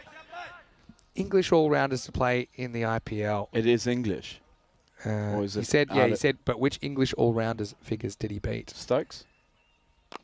That'd be an obvious one. Maybe Luke Wright. Yeah, maybe let us know. I'm going to go right back in the early days. Paul Collingwood probably was hanging around, but I don't remember taking a 5 for. No. 9 overs down. The score is 78 for 7. Good question, though. Good question. I don't think I'll be able to come up with it. Maybe if I knew it, it's a very random question. He's 8th best, but who's he slightly best? Who's he slightly better than? 2 for 14 for Shivankar Sharma. And 2 for 10, Ankit Singh. They're double wicket takers. Also Jaswant and Chowdhury chipping in. Yeah, what I like here, no one's really been blown away with the ball, have they, in this innings? Yep. So you got to bowl as a team. I think it's something that you guys did really well earlier in your defence as well. That they even bowlers that maybe did get hit for a boundary or two, they came back well. You trusted them to bowl their second over. Here we go with Bomik. He was the most expensive so far, and he has to deal with the 10th over. Probably take on the 2 here because I can't see him picking up cleanly. He doesn't. So they scramble to 80. Prakash trying to maybe nudge them up towards the 90 mark. Yeah, that's a win for the Giants. Like I said, stop the boundaries and you're okay. I mean, even if this goes for 10, the Giants are walking off here with smiles on their faces. The momentum is in their favour.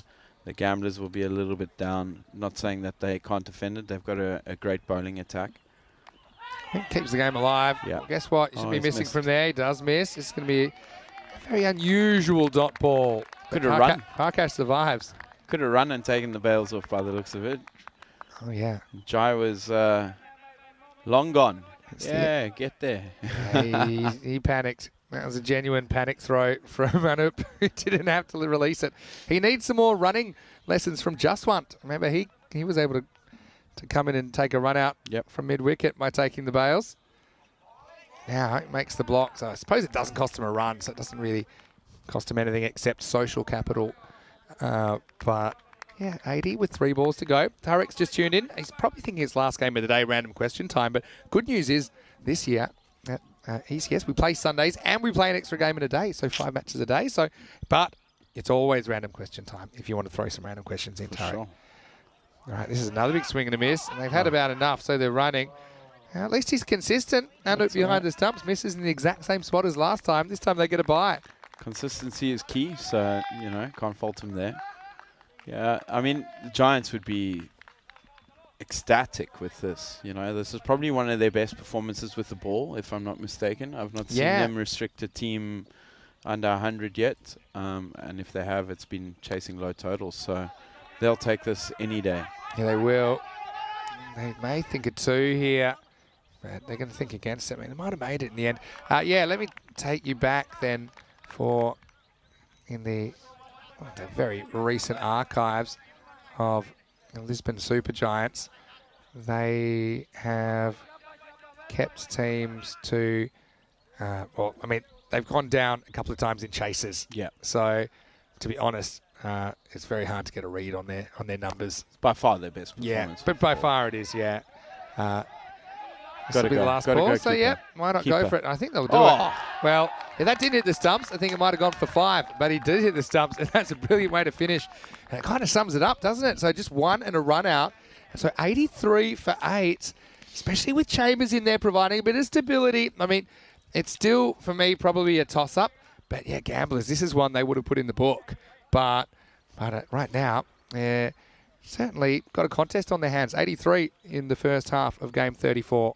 Yeah, well, you know, the little discussion I had with Anthony prior to this game is, you know, for him, if I was him, I'd be taking as many of the 60 balls as possible.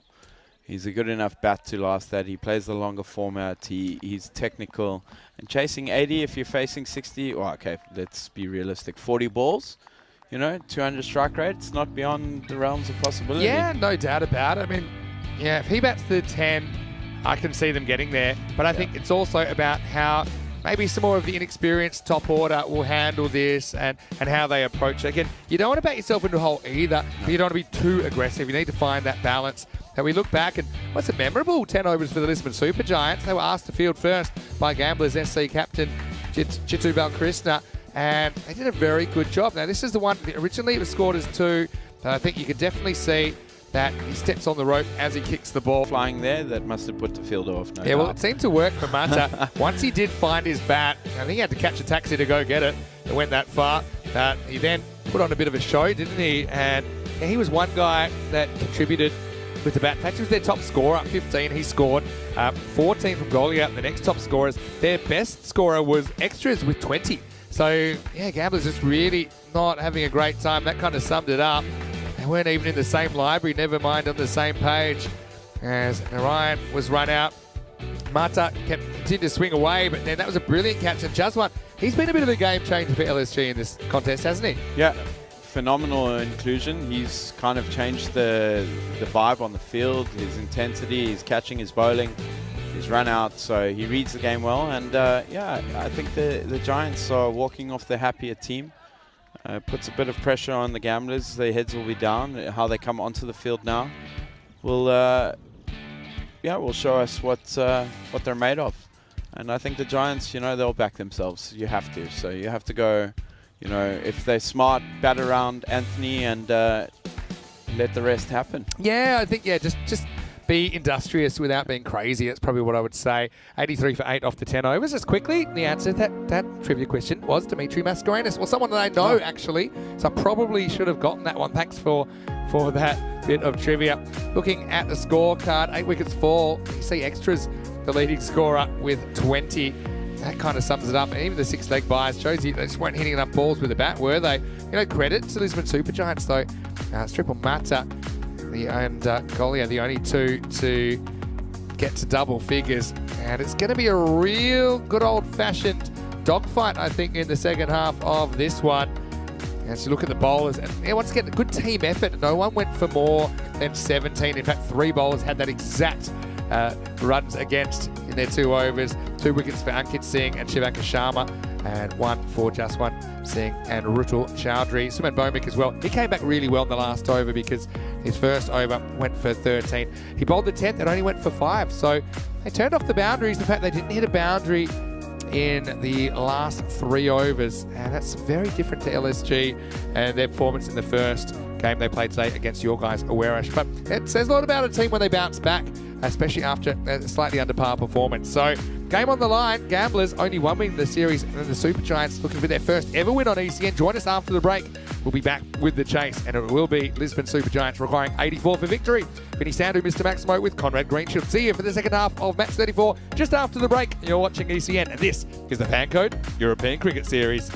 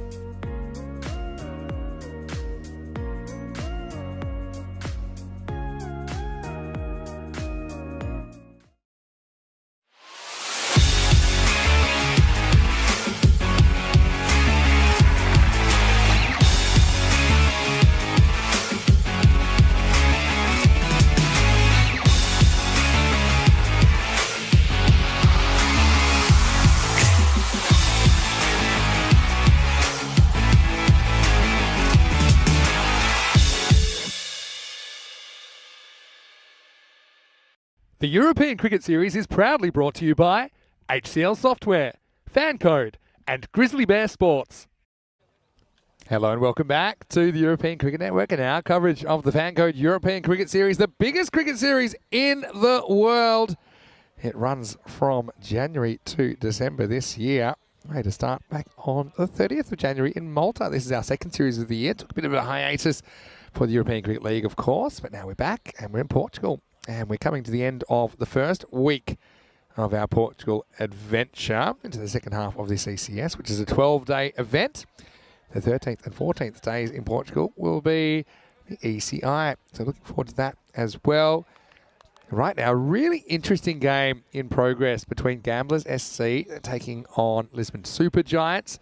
And both these teams have struggled so far on this particular series. Gamblers, they won the toss, selected to bat, but they've only put 83 runs on the board. We certainly have seen these kind of totals win matches, but they're going to have to bowl and field out of their skin. It's going to be Cambodge to get us started, and he gets it completely wrong. This will be a wide, I think.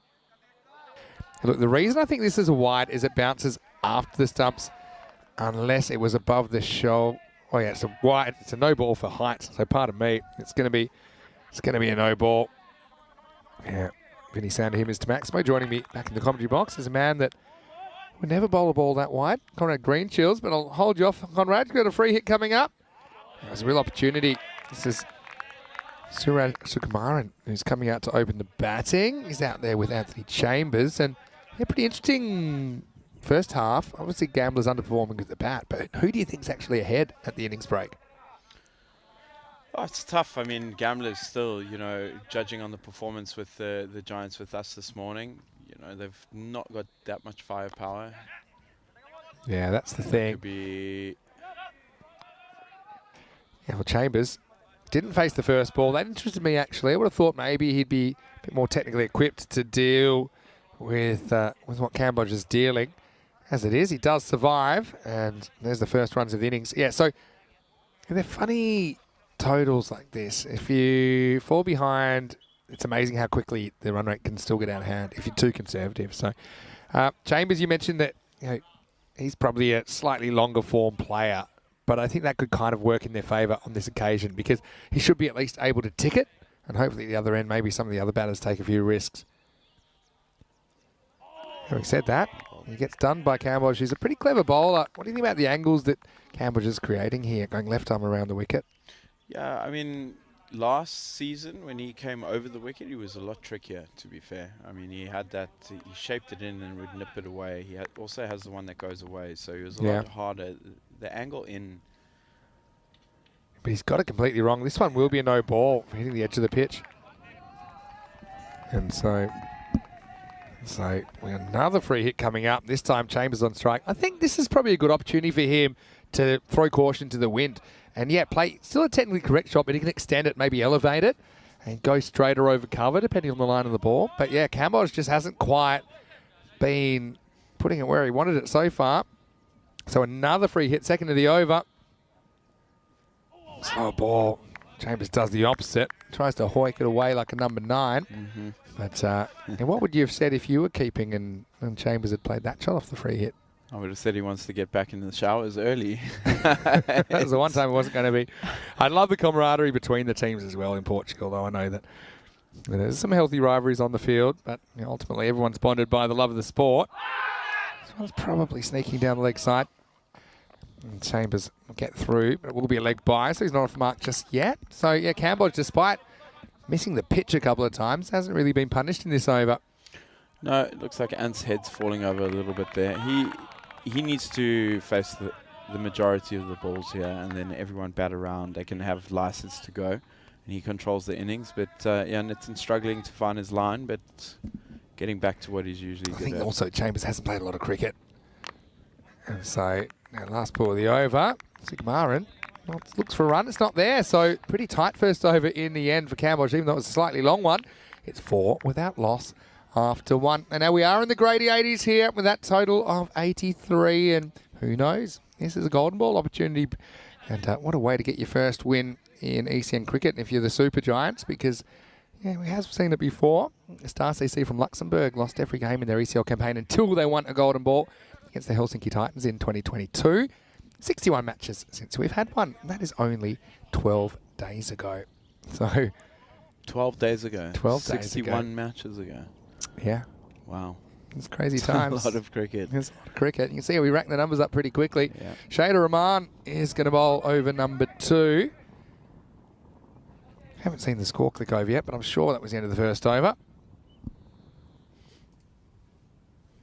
Yeah, so Anthony here just needs to be smart. I mean, he's a good technical player, especially in the power play. I was saying to him, if you just, keep your shape, punch the ball and let it get over that dome and let it run away and put the pressures under, the fielders under pressure. So we'll see how he goes here. Shaidu has been, he's a good bowler, good young bowler, good strong action. He's been a little bit wayward this tournament. Yeah. But So it was a slight connection issue. That's why the score didn't update. So I know it's frustrating when we sometimes have these technical delays, but it's important that all the information is going where it needs to, when it needs to.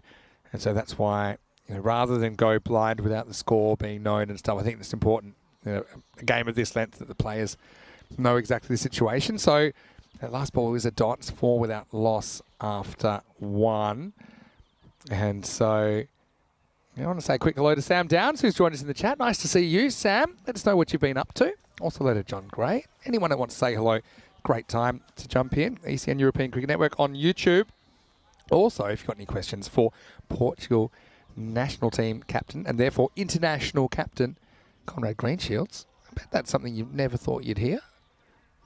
yeah, I You're mean, about 30 years of age. Yeah, correct. 30 years of age. I was in Thailand and Well, for legal reasons, I'm going to have to ask you not to finish that sentence. But no, it was for good reasons. Okay. But 7 years later, and it's to be honest, it's a dream come true. It's an honor, and I take it, to heart, and work hard. And the team is on the same page, and we're working towards something. So it's good. Yeah, exactly. So hopefully we're just sorting out this little technical snafu. But it's not quite game 5 yet, but any random questions are appreciated. We've had a few good ones. A bit of talk about Dimitri Mascarenas playing his cricket for Hampshire. Of course, I actually played a lot of indoor cricket with his brother. His name was Mintz. And, Dimmer, it's only a kind of slender guy. His brother Mintz, he reminded me of, there was a guy on Gladiators in Australia called Vulcan. And he was, I have to describe it, built. He looked like the kind of bouncer that other bouncers would be scared of. Oh, really? And, and also he occasionally would like to mancat people. Oh no! And no one ever said, people just walked off. Never said a thing. Yep. They just, The bat's harder than muscle, though. Yeah, well, I'm not sure about this muscle. Anyway, now that's the scorers table at the moment. I think they're probably just trying to find the Wi-Fi password. But I'm sure we'll get started again pretty shortly. In fact, we're good to go. Say hello to Mintz if he's watching.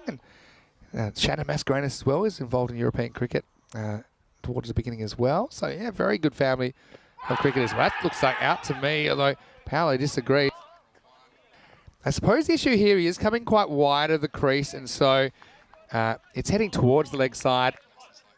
But where does this hit him? Yeah, maybe just going down. That's probably umpire's call. Yep. I think it's a brilliant decision, really. I mean, I got a bit emotional with it when I first saw it because I just saw the way he fell across, and I think that probably disguised the fact that it probably hit him more in line with leg stump than middle and leg. And tight one. You can certainly understand if he gave it, but I think ultimately a very good decision. So, Kamaran. He works the next ball away, and that's going to go for 4. So a badly needed boundary. We talked about the danger of falling behind in the chase, and so that's just a bit of a steady up for Lisbon Super Giants. Yeah, in effect, 8 and over. If you get 1-2 boundaries and just rotate those singles, get above the rate, and then just slowly you can bring it down to a runner ball, and then it's manageable from them. Yeah, that's right. Chambers 0-5, probably not the start he was planning at the other end. But yes, Sukumaran does get the boundary, goes with the angle.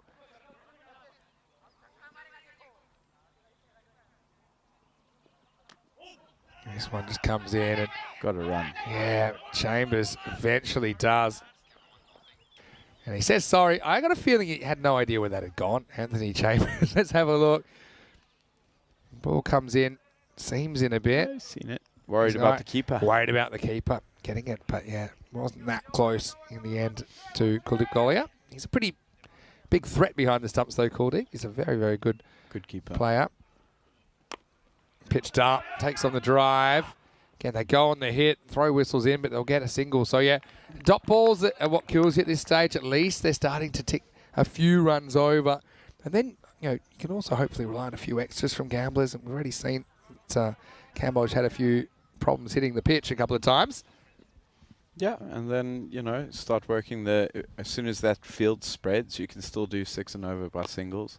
Yeah. Odd boundary, and that's a shot. Yeah, it is a good shot, isn't it? And Sukumaran, I like the way he tries to hit this a bit straighter. I think a couple of times he's tried to get a bit too funky, like he's kind of store brand VVS Laxman. But this time, I like the fact that he shows the full face and he gets the value. Yeah, great shot. High elbow, just hit through the line. And like we said, as soon as it goes over that dome, it's just going to run away, especially with the infield.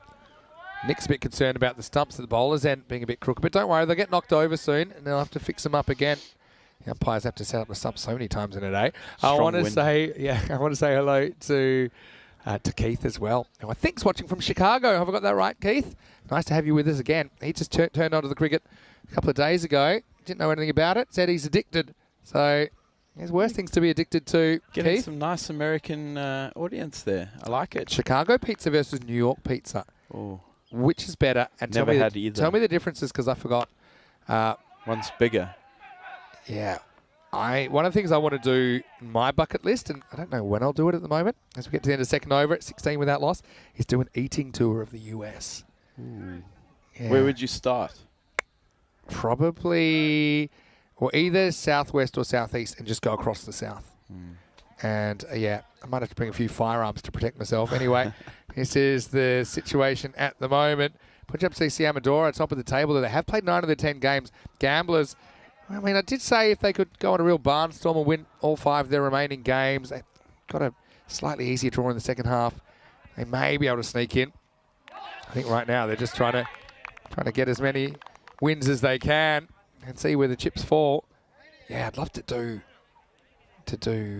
that. That show Man versus Food. Oh, good show. Yeah, obviously, if you look at the way his body has developed over the course of that show, probably not a great long-term idea. For a 6-month break. It's good fielding there. Yeah, exactly. I just hope. Yeah, 6-month break or so, or even just to drive town to town. And there's so many of these places that have the delicacy or Texas.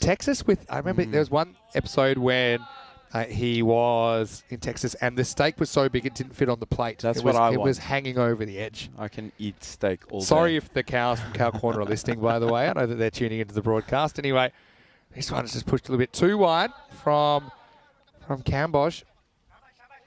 And, I think this power play is serviceable at the moment. Yeah, they're going at 8 and over after the second, so on the rate. Cambodge will just be a bit upset he's let himself down a couple of times spraying it, but he hasn't been punished, has he? No. Got to be running there. Yeah, and you could tell that he's just rushed a little bit by the bowling of Cambodge. He's all arms and legs. Yeah, but I think Chambers is experienced enough to know, on contact, he can probably go there. I think because he had a close call in the first over, he's a bit gun-shy. Yeah, I think if you put the fielders under pressure, if it's a great pickup and a direct hit, then so be it. It's good cricket. But, you've got to try and test them, especially knowing the fielders left-handed, right-handed. If it's gone to their left, you're backing yourself to get there. That's how he works it away. Yeah, bat on ball's the key as well. If you eat a dot when you should have got a 1, it's frustrating because then you feel under more pressure to score and probably score more than a 1 next ball rather than just make it someone else's problem. Still think that 1 boundary and over just keeps them on track. The rate required is not out of hand. It's about 9 and over required at this stage. Yeah, and 1 off 6, he's just getting used to the pitch. It is new. Nitin's coming back really strongly, so it sets up for a good game. Golden ball tingle, and that's terrible ball to be fair.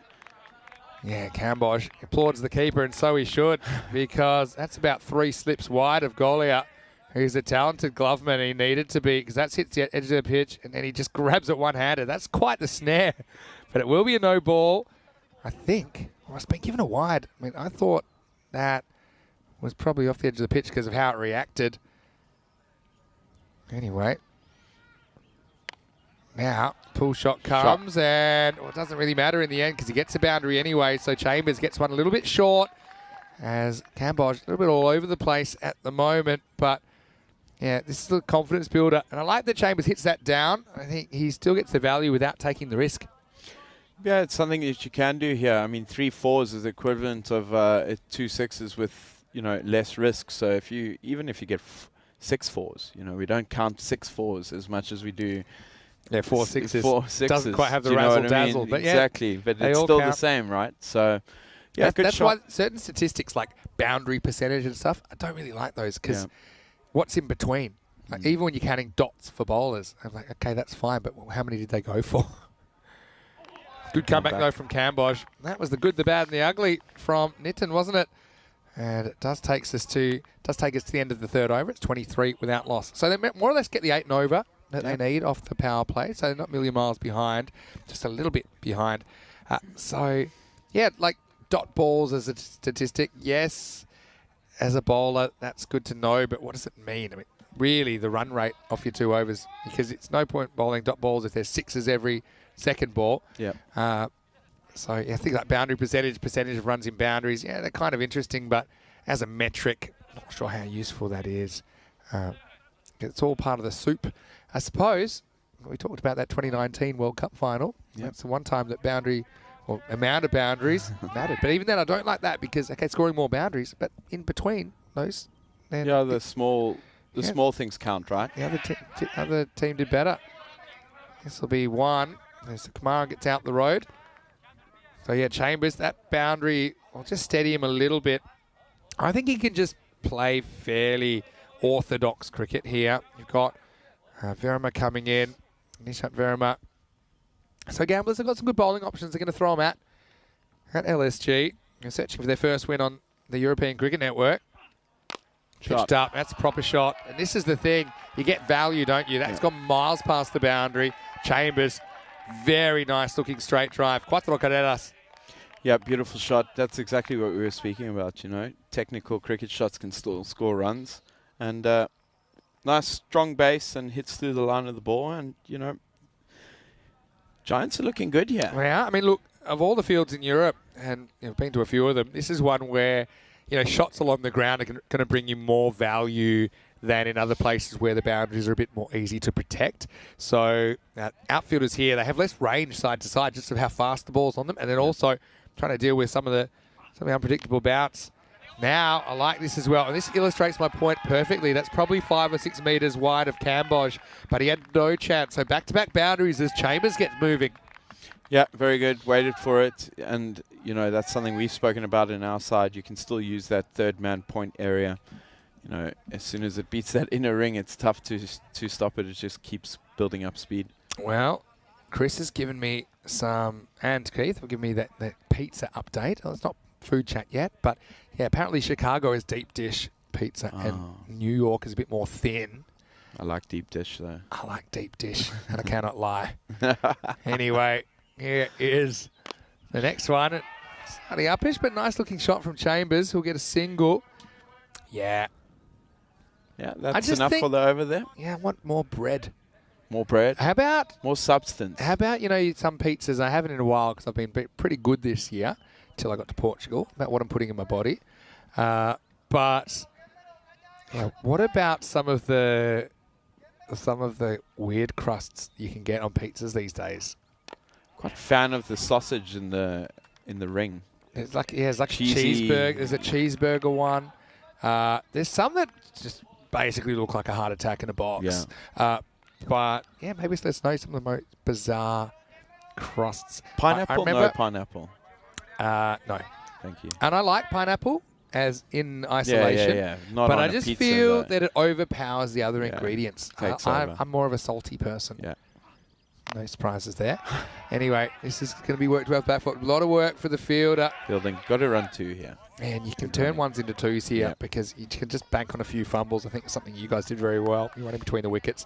As we get to the end of the 4th over, and I believe that you'll find that is 36 without loss. There you go, 36 without loss after 4. So, yeah, for me, I like my pizza pretty spicy as well. Probably haven't been eating that much pizza lately. Of course, one of the places I'm going soon is Milan, so there's a fair chance that I'll be knocking Is over it a good few of or them. is it overrated? Italy in general, Milan? The pizza in general in Italy. Be honest, where's the best pizza you've had? I'd say it depends where you go. So I go pretty heavy on the pasta in Italy, and I've got a Pasta few is good. guides there that tell me where to go. So I've got some of my real favourite restaurants in Europe are in Italy. There's one in Rome I'll always go to. And yeah, so no, it is very good. But I think it also, like everywhere, some are more authentic than others. But I love the culture in Italy surrounding food. And we live in an age now in other places where people want to customize everything, Yeah. you know, as we see some spin. Sunny, Yeah, Senil Kumar. good man. He gets worked for one first ball. So, I mean, I've seen people go in and ask for almond milk in a coffee and been asked to leave cafes. So you I wouldn't don't be mess with Really? you don't mess with the locals. Don't get too precious. Chambers goes back and he hits this pretty well. And that's going to be 4. And you can see this one's pushed through by Kumar, but Chambers made early position and he just used that pace to his advantage. Gets 4 runs. Yeah, big over here for Ant. I think he'll back himself to, kick that run rate up and then, like I said, get it to a runner ball and they can just tick it from there. Speaking of weird food items, sometimes for a limited time only, as we see Sunil coming again. Oh, bold. And yeah, pretty full. Just worked away this time for a single. There's a certain chicken place. I won't mention the name, but I'll say that a colonel did start it. And they were promoting a burger that was bunless. And so you'd say, okay, that's going to be pretty healthy, right? Because they're saying like low carbs and all that. But, well, this is highish, They're going to have a look at this. It's also going to disappear to the boundary. So, yeah, just kind of going off the rails a little bit, aren't they, gamblers, in this?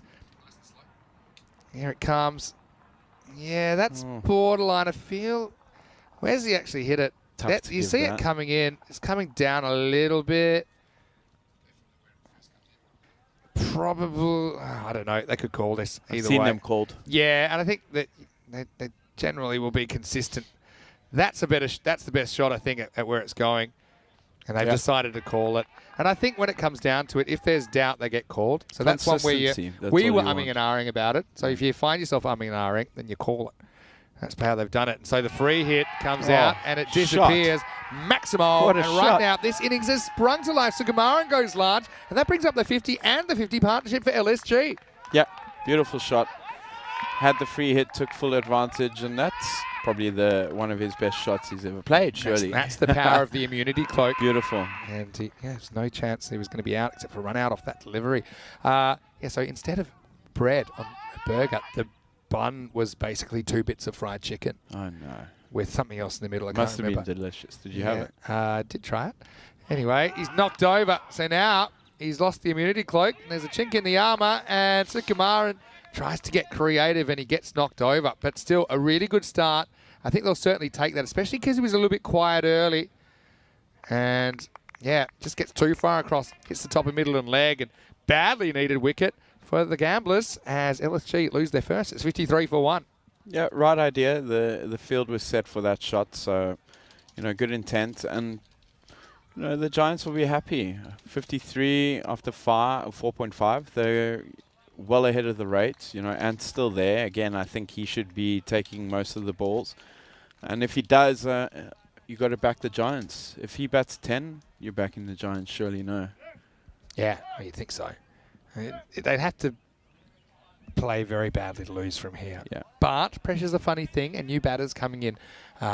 I think anytime, even if it's more than run a ball, I know it looks easy on TV, just get 8 or 9 and over. But when you're in there and you're under that pressure situation, especially if you eat a dot or two, then that pressure builds really quickly. Yeah, and you know, for the new batter, you know, you've got the in batter at the non-striker, so he's thinking, got to get him on strike, and you know, normally or sometimes you won't play the correct shots because of that doubt in your head. So, but you know, got to have faith. Number 3, always a good number. It's my favourite number, so I'm backing the number 3. That's where you bat. Your favourite number to bat, or your favourite number full stop? No, favourite number to bat. Yeah, because you are number 8. Number 8 typically is the on the back of your bat. Yeah. Anyway, Sunil Kumar gets the breakthrough. Oh, close. Good keeping. Yeah, I think he keeps the foot back. Just feeling for that. Playing for some non-existent turn, I think. Good shape from Sunny.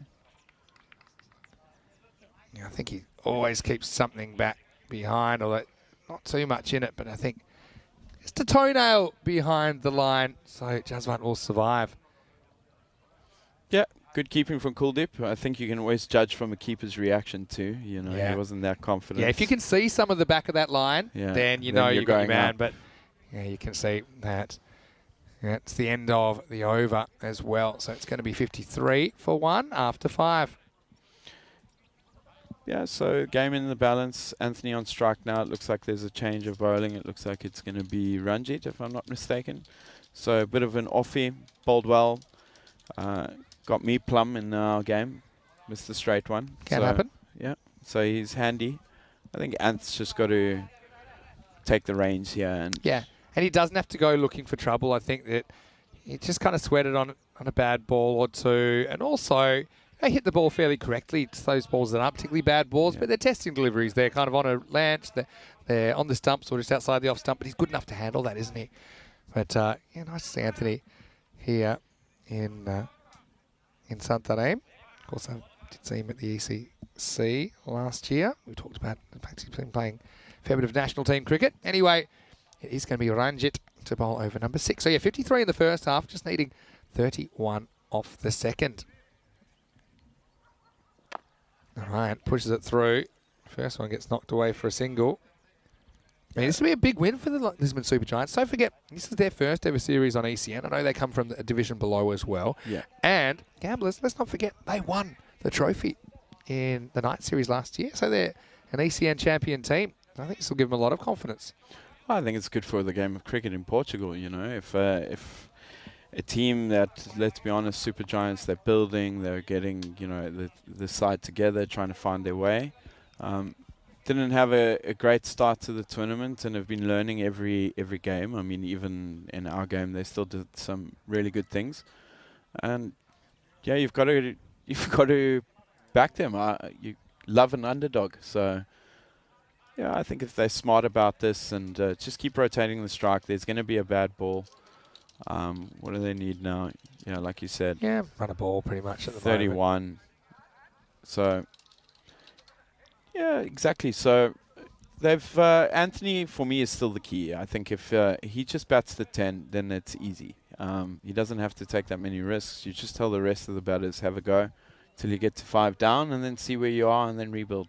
Yeah, that's right. Well, hello to everyone in the chat as well. I want to apologise for the slight connection issues, which has caused the game to be halted momentarily. Yeah, 17 runs came off that 5th over. So a bit of a rough one for Sunil Kumar. And you can see that's right now, they're certainly in the box seat.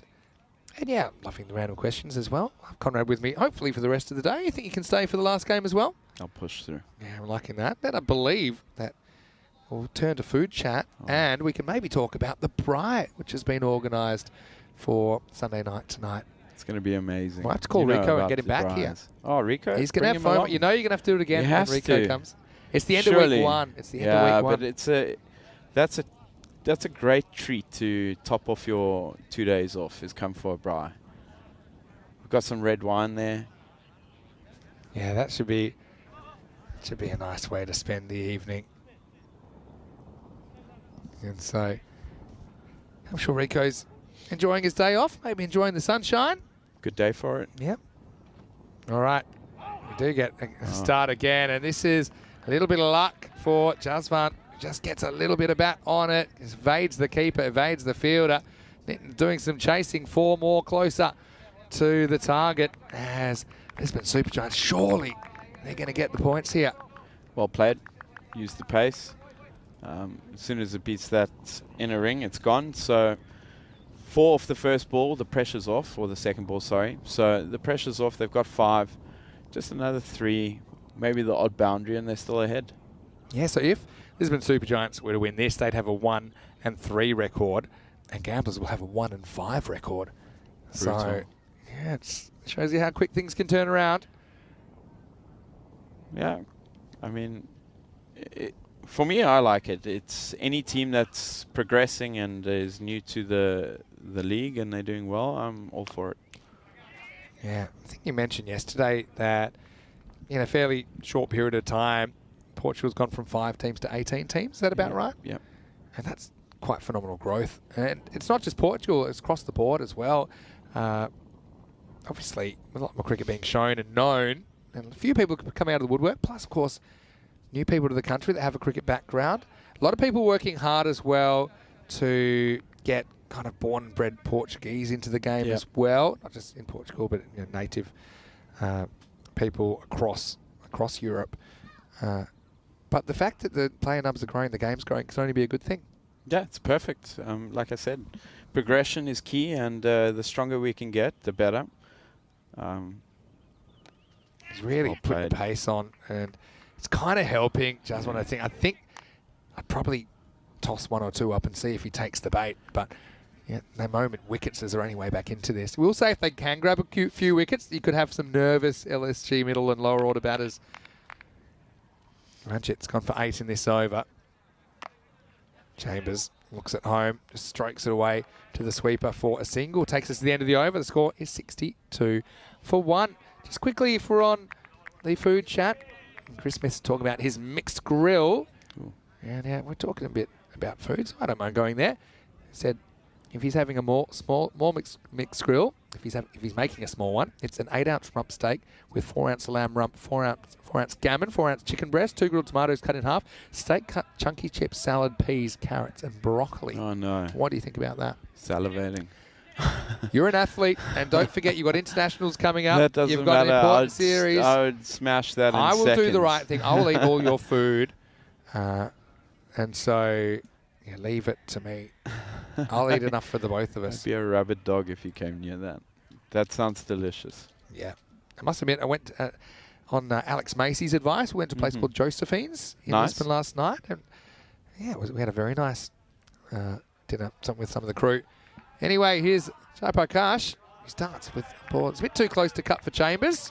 Misses out. There's a dot ball. So, yeah, the key here is to push the game as long as you can.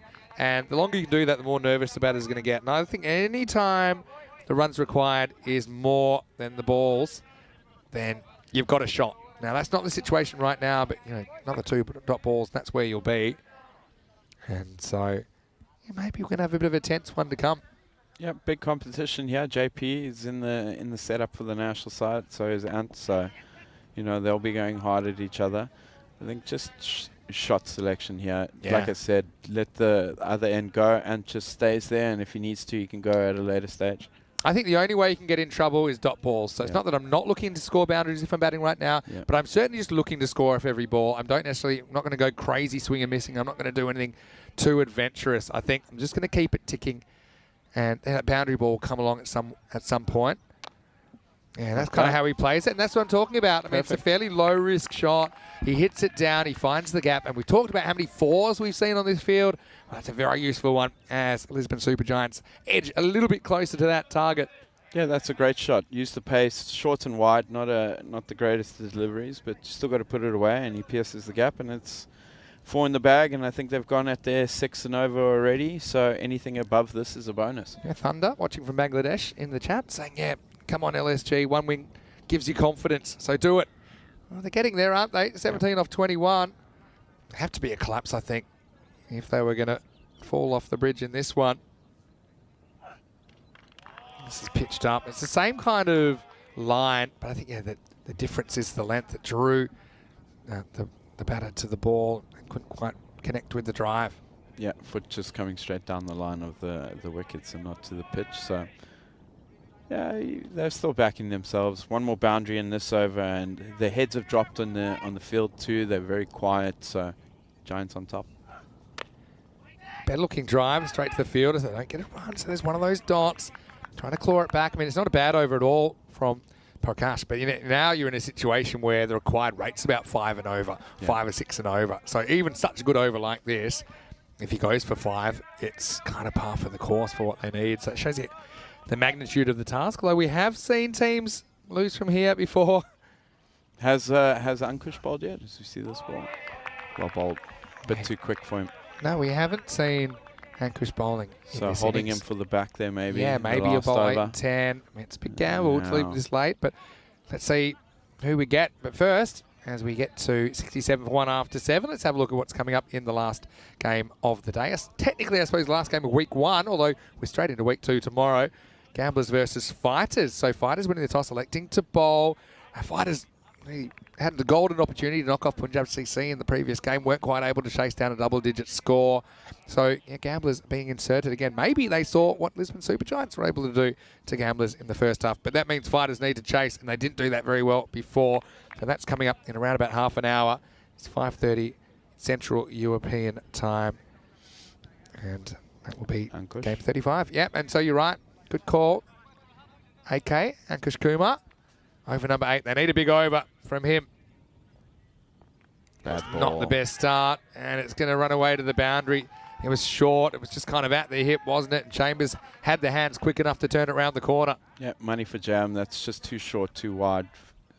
His short fine is very square, so any kind of bat on that, he's showing me how to pull a shot again. Hey, we've all been there. I mean, I think I once got out in grade cricket to a ball that was on its way down. It was so short, and I started thinking about how far I was going to hit it. I wasn't just satisfied with a 6. I was aiming it into the car park, straight up in the air. I felt like I rotated twice. You have a long time to think about it. They pitched up, hit straight back past the bowler and the umpire. See, the intent in the running, you got to be pushing, on that fumble and back on strike. And even if you don't get the 2, the fact that you are pushing, it creates this perceived pressure, I think, on the fielder. And they feel like there's not enough to stop it, but they have to actually pick it up cleanly. So, just 12 required. Pitched up, and that's smart batting, I think. They would rather these 2 get them home and not have any late drama. So, yeah, if you can get one a ball here, you do it with plenty of time to spare. So if you're Jitu, surely you're bringing the field up now. You're saying, okay, go over, take a few risks, try and buy a wicket somewhere. You got to try and stem the flow. Singles are too easy now. Goes after this, and he gets a fair piece of it. Maximo! Well, Chambers certainly enjoyed getting his eye in for 10 overs earlier on, and now he's ready to launch.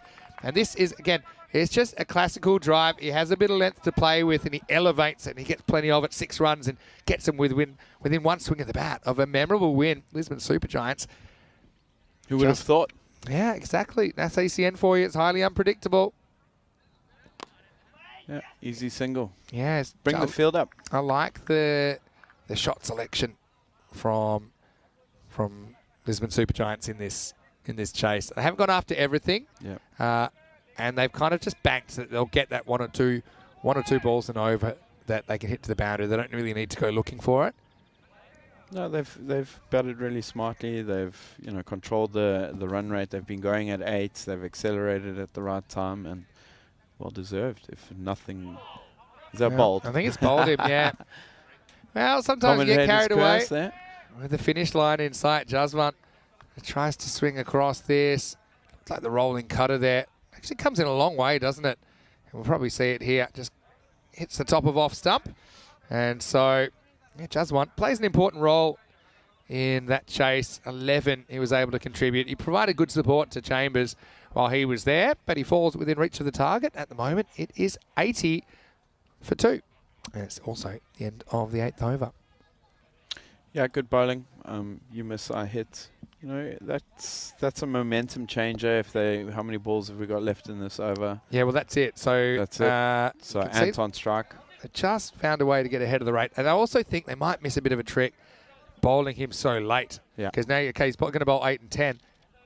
doesn't look like we're going to get a 10th over the way things are going. So maybe just a bit of a tactics thing there. Yeah, so bringing the field in, everyone's come in. You have to. I mean, And you got the thing is, build some dot balls here. you can make an argument that you can concede a 1 to Chambers and maybe dot up Rutul, Chowdhury, but conceding a 1 is a quarter of the runs that you've got to play with. So I think that Chambers is probably thinking boundary here. Going over. Yeah, he's brought everyone up. Depends on what he gets from Prakash. Yeah, here we go. Over number 9, 4 to win. Yeah, first one seems back. There certainly is a bit of movement sideways in this pitch. I like it. I mean, you saw that rolling cutter from Akash Kumar, previous delivery, come back a bit. And yeah, this one I think is more seam than anything from Giant. But yeah, Lisbon Super Giants going to cause a bit of an upset here. And Gamblers, where they at? I mean, this probably sinks their semi-final prospects once and for all, you'd imagine. Now Chambers, even in a field where they're not meant to concede a run, they do concede a run to the infield. That's got to be frustrating for the captain. Yeah, if everyone's in the ring, you're on the one there. You have to be. That's just too easy, and it takes the pressure off. And new batter on strike, fearless cricket, and one swing of the bat, and it's done. We've got a new acronym in the chat, the CCC, Conrad's Commentator's Curse. We think that you might have cursed the last batter, yeah. Because Jaswant was bowled with inside of the target. Anyway, Chowdhury looks pretty comfortable there, but they don't get a run. I mean, really, I think it's hard to see too many paths to victory for Gamblers from here, but it seems a must. I think that you have 3 more dot balls against Chowdhury. I don't know. Maybe you just go for glory. Just got to If swing you at keep it. swinging, you feel like one of them will go. Yeah. Just doing this is limiting himself to 1. I don't know. Easier said than done. Get on your knee and sweep him. You're probably thinking nothing stupid in this situation, but I think stupid might be the smart thing to do here. Yeah, just if you've got nothing to lose. You've got wickets in hand. Even if there's a hat trick off these last 2, you've still got Chambers facing with 3 off 6, right? Okay. This time they do get it. This will be the winning runs. So Lisbon Super Giants are going to do it. It runs away to the boundary. And it's going to be 7 balls to spare. A big win and a big moment for the Lisbon Super Giants club. As last year's ECN Night Series champions, Gamblers SC, they go down in a big upset in match 34. They'll be so disappointed that they only have 1 win out of 6 matches now. And for all the teams to put a dagger in the semi-final prospects of the Gamblers, it's the Lisbon Super Giants. Or is that the Lisbon Super Giant Killers, because they come up with the points. Their first win on ECN here in match 34. Yeah, for sure. That's got to be the upsets of the tournament so far. The Gamblers would have backed themselves. But to be fair, the Giants, started off well, proper cricket shots, just didn't get panicky. They played that innings really well. They went an 8 and over for probably about 4 or 5 overs. And then just accelerated with Anthony in the back end. I think you can't underestimate the value of Anthony Chambers as just a steadying hand at the top of the order. And this was probably one of the shots of the day for me, the way he just nailed that one straight down the ground. You see how quickly it raced away to the boundary. And yeah, he just seemed in control, didn't he? He knew if he was there for the innings that they were going to do it. And so, had some good support along the way. Sukumaran came out and hit some nice shots, hit a big 6, but then found himself bowled. He's getting a little bit too far across. And that brought another batter to the crease, Jaswant Singh. And he just seemed to do what he needed to do.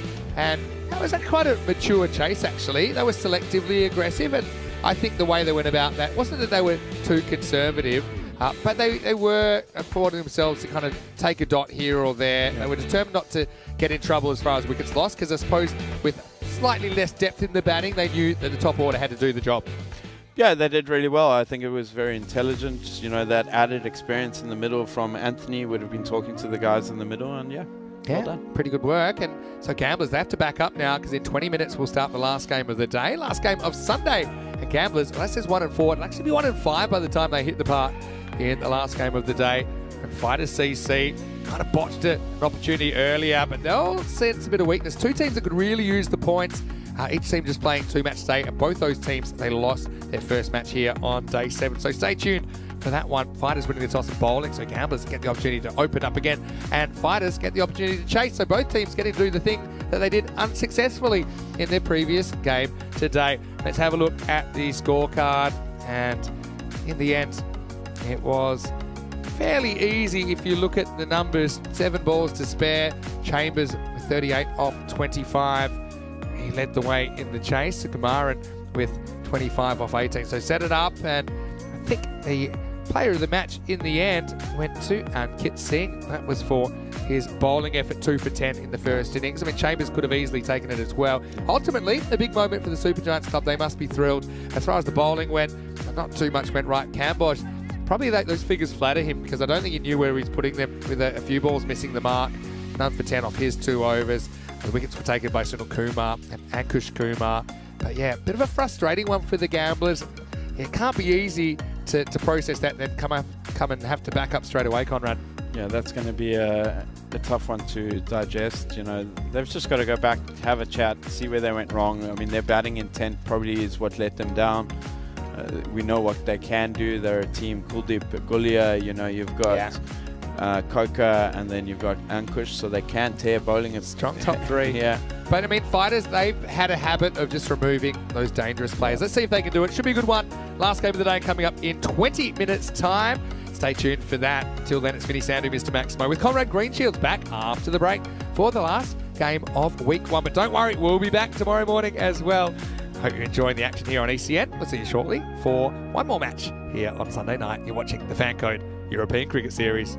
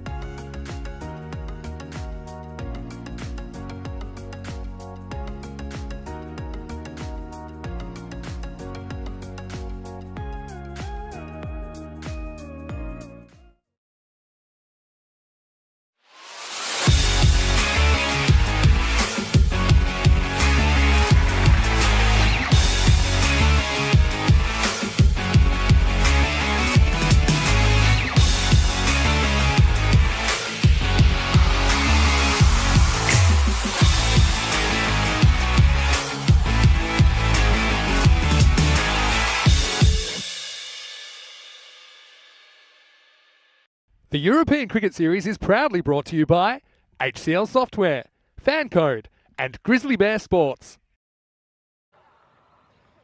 Hello and welcome back to the Santarém Cricket Ground. Great to have your company on a beautiful sunny Sunday afternoon. Vinny Sandy, Mr. Maximo for ECN as we head into the last game of the day, the 5th game of day 7. It's match 35 and it's an interesting one coming up between Gamblers SC and Fighters. Let's see what happened at the coin toss. Nilkesh Patel, well, he's got the duties today. Let's see how the coin toss goes.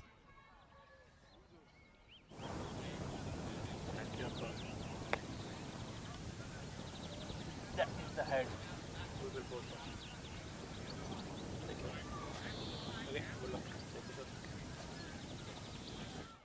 Wow. Results of the match 35 coin toss, and it was won by Fighters. And their skipper, Mandeep Singh, elects to bowl first. So Gamblers CC, we get to see them with the bat first up. We know that they've had a bit of an issue today putting the runs on the board. That's despite having some very talented batters in there. Maybe not as deep as we see them sometimes, but certainly that top 3 can pack a punch. But they weren't able to get the job done and handed the Lisbon Super Giants their first ever win on the European Cricket Network. But, well, they could bounce back and bounce back strongly. I'm a little bit surprised that Fighters didn't want to bat themselves. Maybe that says more about their confidence in their batting because they weren't able to put together a target of 89. They had a real window of opportunity against Punjab CC Amadora. Pretty close. Fighters 3-run favourites. And Gamblers, I mean, that doesn't include the last game there. 1-5 now. And I just think that's a bit of a spirit dasher. And Fighters, despite losing earlier, they still have a 4-2 record, and they're certainly in the mix for semi-finals. I think that Gamblers, they've been sunk after that shock loss to LSG in match 34. So I want to welcome everyone to the live chat as well. ECN European Cricket Network. Great to have your company. I want to say hello to Kitty and Chris.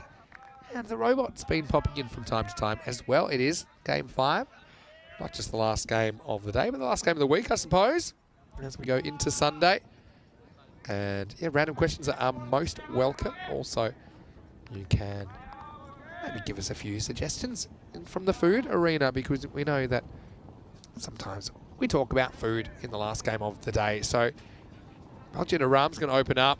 He bowled with fire before, and he looks like a very good cricketer. He's going to open up to Kuldeep Golia, who is certainly a very good cricketer. So, good contest to get us started off. Start so important here, I think. So, Kitty, and she'll be able to stay and watch an over or 2. Well, that's good, Kitty. You're going to see a good contest. So just waiting for the clock to tick over. I make it about 10 seconds away from the start. In fact, he said, okay, that's enough. The watch has ticked and we're ready to go. First one gets straight through Kuldeep. Yeah, you can see he likes to use the crease, doesn't he? Likes to get wide and creates that angle. So, Golia, again, guy that we'll see representing Portugal in the ECIs. But yeah, needs some runs, doesn't he? And he has looked good in this series. He looked really good. Yeah, big swing and a miss.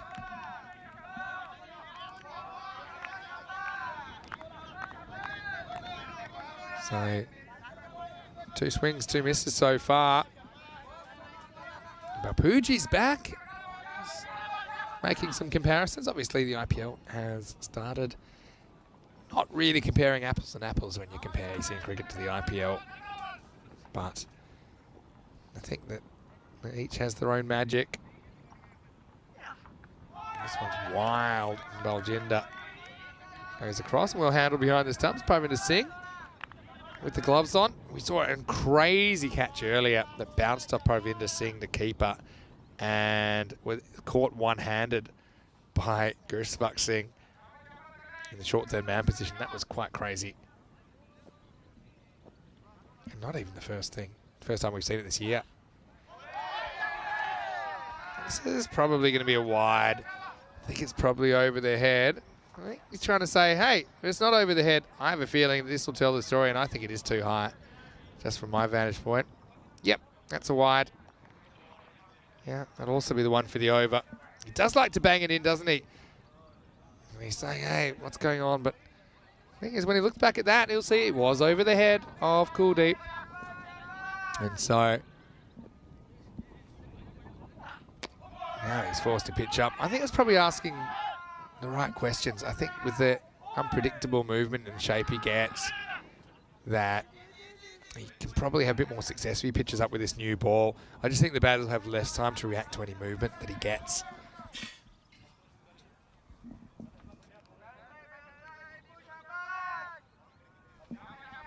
He's a talented cricketer. He's a bit of an enigma, actually, Baljinder Ram. That's the X factor.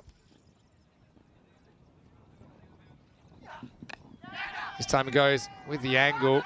As the infielder just drops at the crucial moment. They will scramble through for a single, so Coker's off the mark now. Yeah, Gamblers would hate to walk away empty-handed from day 7, but one of these two teams will, after they both suffered a loss in their first match today. We've seen five teams play here on day 7, each one playing 2 matches. Great atmosphere around the ground as well with 5 teams playing. A lot of buzz and excitement. Pitched up, nice looking shot, but doesn't really time it. It'll be down too long off for a single. Those of you that might be just tuning in, Rico's off today, but he will be back tomorrow. I'll be taking a little mini break from the tour tomorrow, but I will be back on Thursday for the last day of group matches or round robin matches here in Portugal before finals day on Friday. And then also, don't forget the European Cricket International tournament next Saturday and Sunday. It's well bowled, so when he gets it right, he gets it right and beats good players. It's the end of the first over. The score is 5 without loss. Got a real whippy kind of action. Bit of Wazamakram's about Baljinder, the way he bowls sometimes. Anyway, this is what I'm talking about, and what a better moment to bring back Conrad Greenshields, the Portuguese skipper. Kuldeep Gollia, who's out there in the moment. He is part of that squad.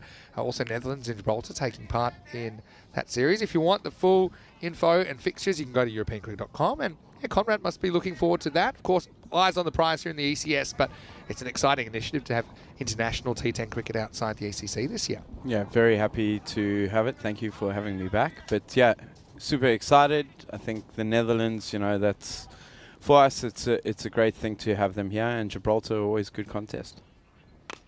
This one's pitched up and timid on. They'll get a single, and so it's a fairly circumspect start here. This is Mandeep Singh bowling over number 2. Yeah, just think it'll be really nice to see the International Tri-Series here at the SCG. Wow, good pick up and throw. This would have been out by a mile. Now, who wants to back this up? Luckily, it was backed up by Harwinder Singh.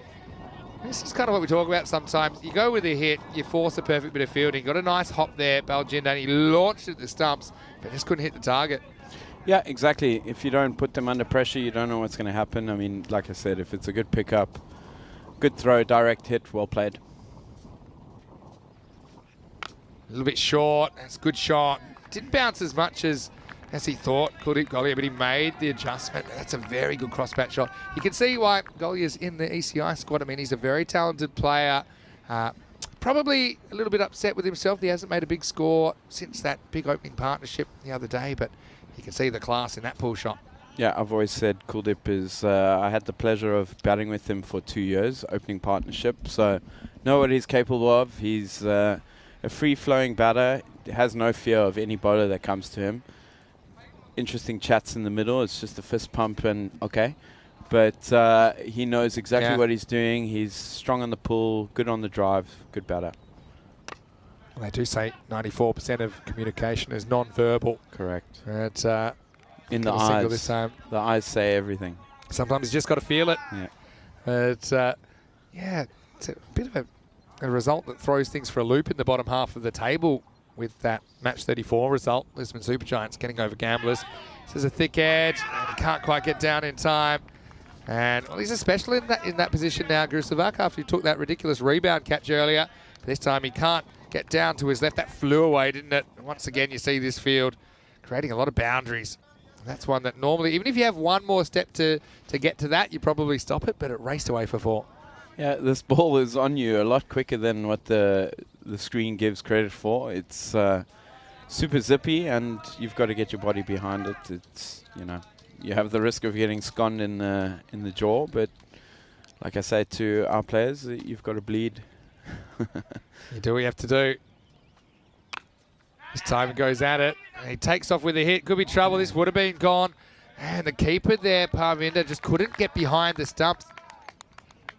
Just have a look at this. I mean, because he's kind of drawn to the side the ball's hit. He finds himself in front of the stumps where maybe if he's behind and the throw's online, he might be able to turn that into a run out. But as it is, it's the end of the over. So at the end of 2, it's 16 without loss. Let's have a look at the table because there's a lot going on, as there always is. We've seen 5 teams in action today. Lisbon Super Giants, the big news is they have their first points in ECN cricket with that win in the previous match. And it means that Gamblers find themselves with a 1-5 record and not in a great spot. Fighters, though, I mean, they're fighting for a spot in the top 4. And I think with a win here, they'll get back into the top 4. They've got Gorka 2 spots ahead, so it's a pretty big game for Fighters, especially here in the last match of the day. Yeah,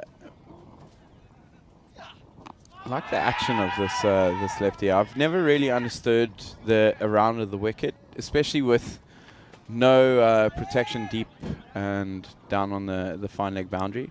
But yeah, I think with regards to the table, as a captain, I've got to try and be a little bit biased here and back the Gamblers because it helps us with the Fighters because, like we said, points and run rate are all in it. Yeah, well, maybe we have to put a yellow cap on you or a black cap on you this game and get behind the Gamblers. But in the end, you don't want to be relying on other teams to have certain results. No. I think ultimately, you probably just concentrate on what your own team's doing at the moment. Played 2 games and won 2 today, which is pretty good for the Swans. Right now, yeah, it's Balginder's variation going around. This is going to be gone. Little edge, and now Golly is going to go. He's reaching, wasn't he? Got him playing away from his eye line, away from his body. So Balginder, he is whippy, isn't he? So that angle tends to work this time. But yeah, Kuldeep just slashed away. On another day that maybe flies away for 4, but this time it's safely pounched by Parvinder behind the stumps. So Golia goes for 8 and could never get cranking here in match 35. It's 16 for 1. Yep, big wicket for the Fighters. Well fought. You know, obviously throwing the hands at it, it's wide. You know, better to maybe leave it, let the umpire decide, reset, go next ball. But if you are going to go for it, that front foot needs to come a little bit more across. Kuldeep's super strong across or over cover. He'll go back and have a look at that. Big wicket, though, for the Fighters. Yeah, I mean, that's the price of doing business. I think in a longer form of the game, you wouldn't probably play such a loose shot. Yeah. But if you get it in the middle, everyone claps, goes for 4. Everyone tells you're a genius. It's just a slight misjudgment, and it's easy to make more of those misjudgments when you're playing away from your body. Now, speaking of misjudgments, and that's one down the leg side. It's a very good piece of keeping behind the stumps. But yeah, my theory is that they follow the ball. So because he bowls it here, yeah, he almost wants to go grab it and get it back. But yeah, probably get a first warning there. I'm seeing a lot of warnings. I'm not seeing a lot of doings, though, in this series. And we talked about this the other day, right? There is a mechanism to deal with this. First warning, second warning off. He does get the warning now, goes back over the wicket anyway. Much better. This is a nice cut from Kumar. He missed out earlier. He's certainly a guy that's too good to stay down for too long. He just cuts down on that. Wasn't actually that wide, but he just good fast hand to get through the ball, get it through the infield and get it to the boundary. Yeah, good batsman, MVP for last year in the league. So very good cricketer with bat, ball and field, very reliable. Key partnership here. I think, Fighters have got to, keep fighting here. Excuse the pun there. But the left armour, I mean, that angle that he was coming in was probably the most weirdest angle I've ever seen a left armour come in over the wicket, around the wicket. I think weirdness is a skill which has become a bit more in vogue in cricket. I remember when they tried to teach everyone the same when you were a kid. You'd have certain idiosyncrasies ironed out. Touch the ear when you're bowling. I think if you can do things without hurting yourself, that's probably a key. Yeah. But unusual actions and all for it. unusual techniques of batters, if you can do it at a high level and you've got that natural ability, and I think Why not? that's the X factor you need to succeed at a high level. This is chopped into his pad pretty obviously. This is the end of Ram, who takes 1 for 10 and bowls pretty well. That's the end of the power play as well. Gamblers are 21 for 1. But yeah, you look at bowlers like Paul Adams, the old frog in the blender, one of my old favourites from when I was a kid. Also, Malinga, obviously, Bumrah's quite different. Batters obviously got a few quirks these days. Smith has got his own way of doing things. Lavaskakni. Smith light, yeah. Old Lavaskakni. Is Marnus Smith light, or is Smith now Marnus light? I mean, that's the thing. They seem to have an interesting relationship. Yeah, I mean, obviously feeding off each other's energy, and it's working for them. Beautiful batsmen to watch when they're in full flow. But yeah, you know, not your most traditional batting styles. Who's another one? You mentioned him yesterday, Lara. Oh yeah, Lara. There's sometimes kind of exaggerated ways of doing things. Versus Chanderpaul. Yeah, completely. Yeah, like Chanderpaul, so front on. It's going what works with you. But yeah, I think ultimately, if it gives you confidence, if you feel like it's working for you, you have to be able to go with that, and also be able to change things. Oh, this hasn't bounced at all. That's the first low one I've seen today. Yeah. All tournament, really. It's a lowie, as they'd say in Australia. Let's have a look at this from Mandeep, who continues to take wickets. That's very lucky that it doesn't crash into the stumps or the pads, for that matter. That's hit a part of the pitch that Machado was in charge of whackering, but didn't do it, obviously. Sounds about right. This time his pitch is up a bit. Yeah, Mandeep's been really good with the bat, or with the ball. I mean, he's turned into a bowler that bats a bit, whereas he used to be the other way around. But this time they get 2. He looks a bit nonplussed. As there's a slight fumble from Lalit Kumar, which allowed the batters to come back from 2. That's pretty alert running. Yeah, very good running. Like we said, run the first hard, put the fielder under pressure, especially on the ring and the boundary, and you always possibly can get back for a second. That's better bowled. Played with some respect. Yeah, Gamblers 24 for 1 after 3.4, you know. They've not looked themselves, to be fair, especially with that firepower they have up top. Just a little bit off. Yeah. It's hard to put your finger on it. I mean, tough, you gotta 5 and 1. Yeah, you've got to give your credit to the opposition, though. Haven't allowed them to play too well. Even this low full toss, mistimed. And it's hard to believe this is the team that whacked 101 in 5 overs the other day. But that's ECN cricket for you. I mean, you're up, you're down. It's an emotional roller coaster. It's a bit of a physical roller coaster as well. And I think also with their semi-final aspirations evaporating, I think you've got a team with a lot to play for here in the Fighters. It's a team which is just trying to save face a little bit.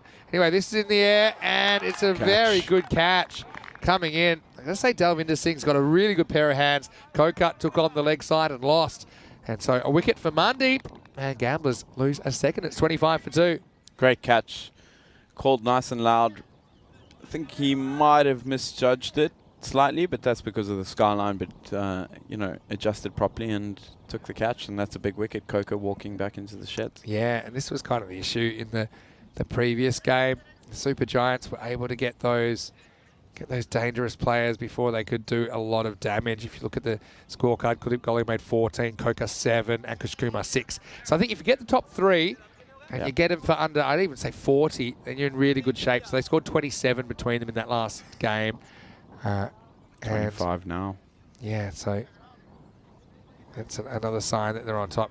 But Ankush Kumar is still there, I will say that. So they're 22 runs to the top 3 batters, 8, 7 and 7. So would you bring a left-hander in just to disrupt the bowling line now? Well, you've got Nitin, you've got... yeah, you've got some options. Yeah. It's a pretty good shot first up. It's the start of a new over. Kumar just leans back and caresses this over the leg side. Maximal! They need to turn things around. I mentioned this is one guy that can, Ankush Kumar. That one disappeared miles over the rope. And it's a bit of a rough initiation for Dalwinder Singh. His first ball disappears. Just a touch short. The line a little bit too straight, and that's money for jam for Ankush. And don't forget, Fighters, they couldn't chase 89 earlier. Yeah. And their batting didn't look particularly confident today. It's a slower ball. He's able to free his hands, but yeah, probably should have hit that to the boundary instead. It's just going to be 1. Yeah. lucky there. I think the shot was on, just straight at the fielder. Unfortunately, picked him out. But yeah, the fighter's on top here. Going under 10 is something that on this field especially is a little bit too slow. As that's driven into the covers. Mandeep doing the fielding there. So singles, again, it's the same as the last game. I think if you're keeping them to 1 and 2s, the odd 2 maybe you can allow, but you're not very happy with it. But singles and dry up the boundaries puts the pressure on the batter side. You just got to get something moving. Anyway, this time it is moving, and it's moving out of the ground. Kumar, he's the danger man, and he can still hurt you and hurt you pretty quick. You got to get it right to him. And they had the fielder set back for that, so it's probably saying, okay, go on, take that on if you want, but he does, and these boundaries are pretty unforgiving. That one disappears for 6. Yeah, I think with the pace that ball's been let loose at, I mean, it's giving Ankush way too much time to pick his spot, his elevation, and it's another 6. He's got to be a little bit fuller, a little bit wide, top of off, put him under pressure. Shot. Next one worked away. That's 4 as well. So, yeah, Kumar, he's playing shots all around the wicket now. And when he hits his straps, he's so dangerous. Just a little bit of width offered, and that's just a classical shot. He leans on it, doesn't he? And he talked about the fact that the outfielders don't have the kind of range they do on some other fields when you're playing here at the Santarém cricket ground. And even that was probably less than 10 metres from the fielder, he didn't really have a hope. No, as soon as that goes through the inner ring and it's at least 2 metres to the left or right, you're going to struggle unless you're throwing your body on the line. Slow ball. Clever change up. Bolt. I'll have a ping, why not? But well, I think it somehow rebounds onto the stumps, but I feel like he's home. Probably worth a second look, though. Comes. Oh, that's close, no? The ball actually hit the stumps. Oh, the bails haven't moved. I think the foot's down there anyway, just before the bails come off. I wasn't sure if it's actually the ball hits or the The keeper sneakily Yeah. kicked the base there and gone, how's It that? looks suspicious. Anyway, it won't be out. So 44 for 2 after 5. And so I'll move into over number 6. And this is going to be Gurvinder Singh. He impressed us earlier, didn't he? Came up with a 3-for. So pretty good option to turn to. Mr. Cricket of Portugal loves the game, works hard. He really puts everything into his bowling Everything. action, doesn't he? And, well, fortunately for him, that pace is used against him as it's a pretty solid cut shot from Ankush Kumar, who's really warmed up in the last 5 minutes. And he takes the Gamblers to 48. Yeah, I think with Ankush there, same as last game, Anthony needed to face the majority of the balls. The same goes here for Ankush. He'll keep that rate ticking. And, you know, after seeing the fighters display with the bat against Punjab, it's a good bowling attack, but 89 not being able to chase is a little bit of a dent in the armoury. Yeah, that's true. Different game, different feeling, though. And that's a little bit short. He goes back and he pounds it over the leg side. It's going to be 4 in the end, but yeah, another well-executed shot into the gap. And Kumar, well, the danger man, he's already up at 33. So yeah, now you look at the top 3 in isolation. They've scored 48 runs between them. Yeah, just the fact that they've got 2 out of 3, that's one thing, but they haven't got Ankush Kumar, and the 50s come up as well for Gamblers. Here's the comeback ball from Gurvinder. And Chris smart enough to keep it to 1 this time. So hey, people talk about unusual techniques. People talk about Peter Willey, used to play for England, who faced pretty much front on to the fast bowlers. He was one of the first to do it. Actually played with his son, David Willey, who's also played a fair bit of cricket in the county system. And, of course, even for England in the limited overs game. Very good player, David. I remember playing one season with him, I think, when he was 18. So Peter Willey used to come to our games and just hang out. Nice. We had a pretty good hanging out crew of people that to come watch our games. We used to have, I played with Jeff Thompson's son, and I also played with Kim Hughes' son. And So you had Jeff there with you? yeah, and it's a very bizarre thing. Yeah, Peter Willey is another one. When David was playing, just they'd be sitting around it, just like a rubbish bin, leaning on it and having a coffee and talking cricket and just very casual. Coffee and a I dart. I kind of sometimes did a double take, thinking it's kind of strange. And Jeff Thompson's son, Matt, has the same action. Oh, really? And he didn't play a lot of cricket growing up. I think he took it up. Same with Kim Hughes' kids and Brad I played with. he was like a professional skateboarder and then turned to cricket a bit later when he was 28. It's strange how Things change, people have different paths Evolve. to it. Yeah. Yeah, Some sons and daughters of famous cricketers, they are kind of bred Sean and Mitch Marsh style from the crib. I'm pretty sure there was a cricket ball hanging from a string. instead of those little that's where fish that twinkle, I it heard was a that, cricket and ball and I would believe a it. piece of 54, wood. 54 for 2 after 6. I remember Mitch Marsh used to come to games when I used to play against Sean in the school system in Perth, and he was a 6-year-old with a giant head and a little cricket bat, and now I think I see him He's a play. beast, right? Yeah, and was very good in the T20 World Cup final some time ago for Australia. Yeah. But yeah, Peter Willis, another one was unusual. Another one that was mentioned was Balvinder Singh, not the Balvinder Singh that played for you this morning, but the cross-handed bandit. Cross-handed bandit. Yeah, Balvinder amazing. Singh. Yeah, who actually played for Fighters a couple of years ago. Yeah. Played in the league a few games last year.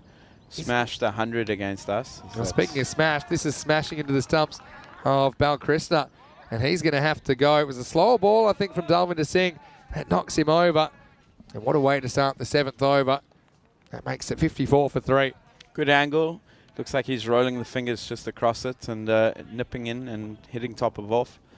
Good bowling. It's again, we keep speaking about top of off in the Swans group, and there's a reward for it. Every now and again, the guys are going to get lucky or not lucky, but you just play a good cricket shot, and you've just got to nod your head and say next ball. I just think it's a good change of pace. Yep. That Dalvinder's got. It disguises it well. This is probably my favourite hat of the day. Sripal Mata also started his innings last time by throwing his bat at the square leg umpire, so it was a controversial start. It was unintentional, but... do you think it was? Because he hit it in the air. Do you reckon he's let it loose just at the last second to put the fielder on? What if I told you I once heard a teammate discussing one way to get rid of close-in fielders in a pressure situation? He didn't. They didn't, Just but he talked about accidentally it. He said, I'm not hitting too many, but I do like the idea I'm holding accidentally, a loose not grip. accidentally. I mean, they got the helmet on. It's a good plan if you get away with it. And then next minute there'll be a rule, with the Nintendo Wii remotes, you have to put it around your wrist. There'll Put be a something. surfboard strap on it. Yeah, that's what I mean. Anyway, don't know who thinks that way, but Cricketers. There's a pretty good compilation of people dropping their bats. And Sangakkara once for Sri Lanka was hit wicket. His bat went into the air and bounced and came back onto his stumps. Yeah. That's one of the most unusual dismissals I've seen. There's that slower ball again. Really close. Close. The question is the impact for me. And now, well, it could be gone. Oh, no. Well, let's have a look at this. Yeah, it's outside the off stump, and then he picks it up, and he's been run out.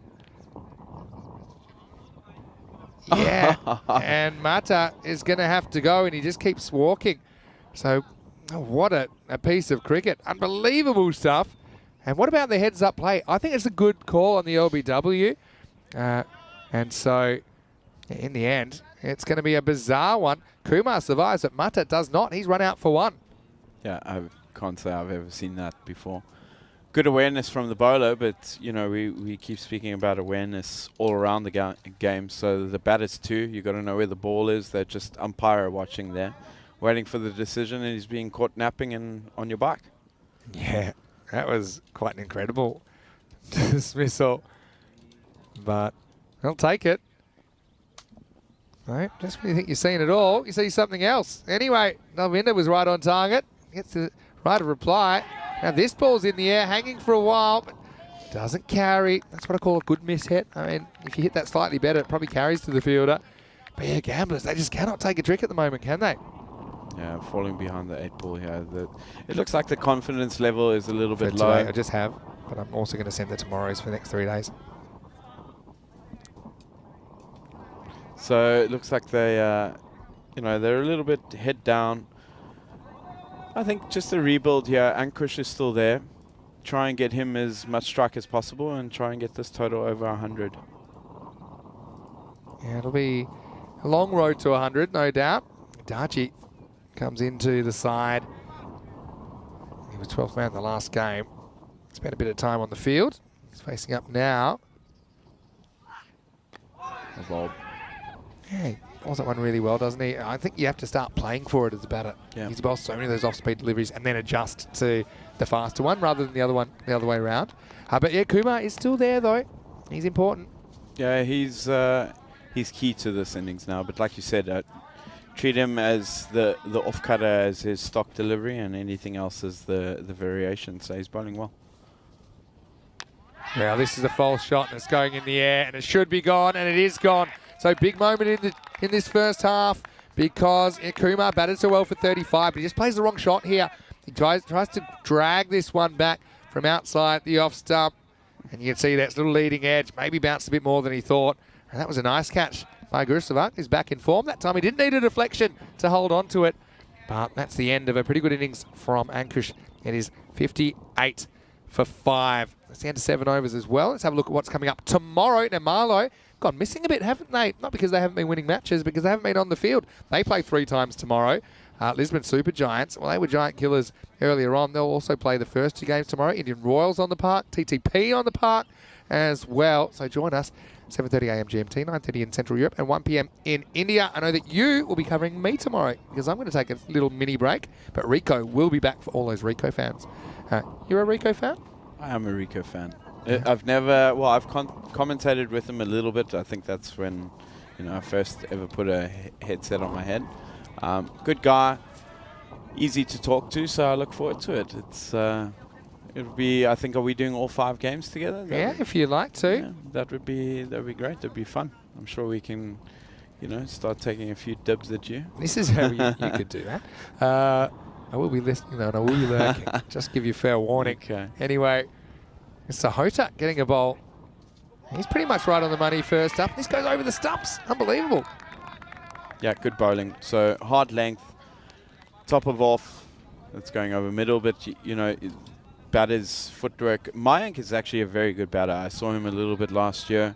Very technical, maybe T10, not so much his game, but good looking bat. I like the look of him. Stylish left-hander.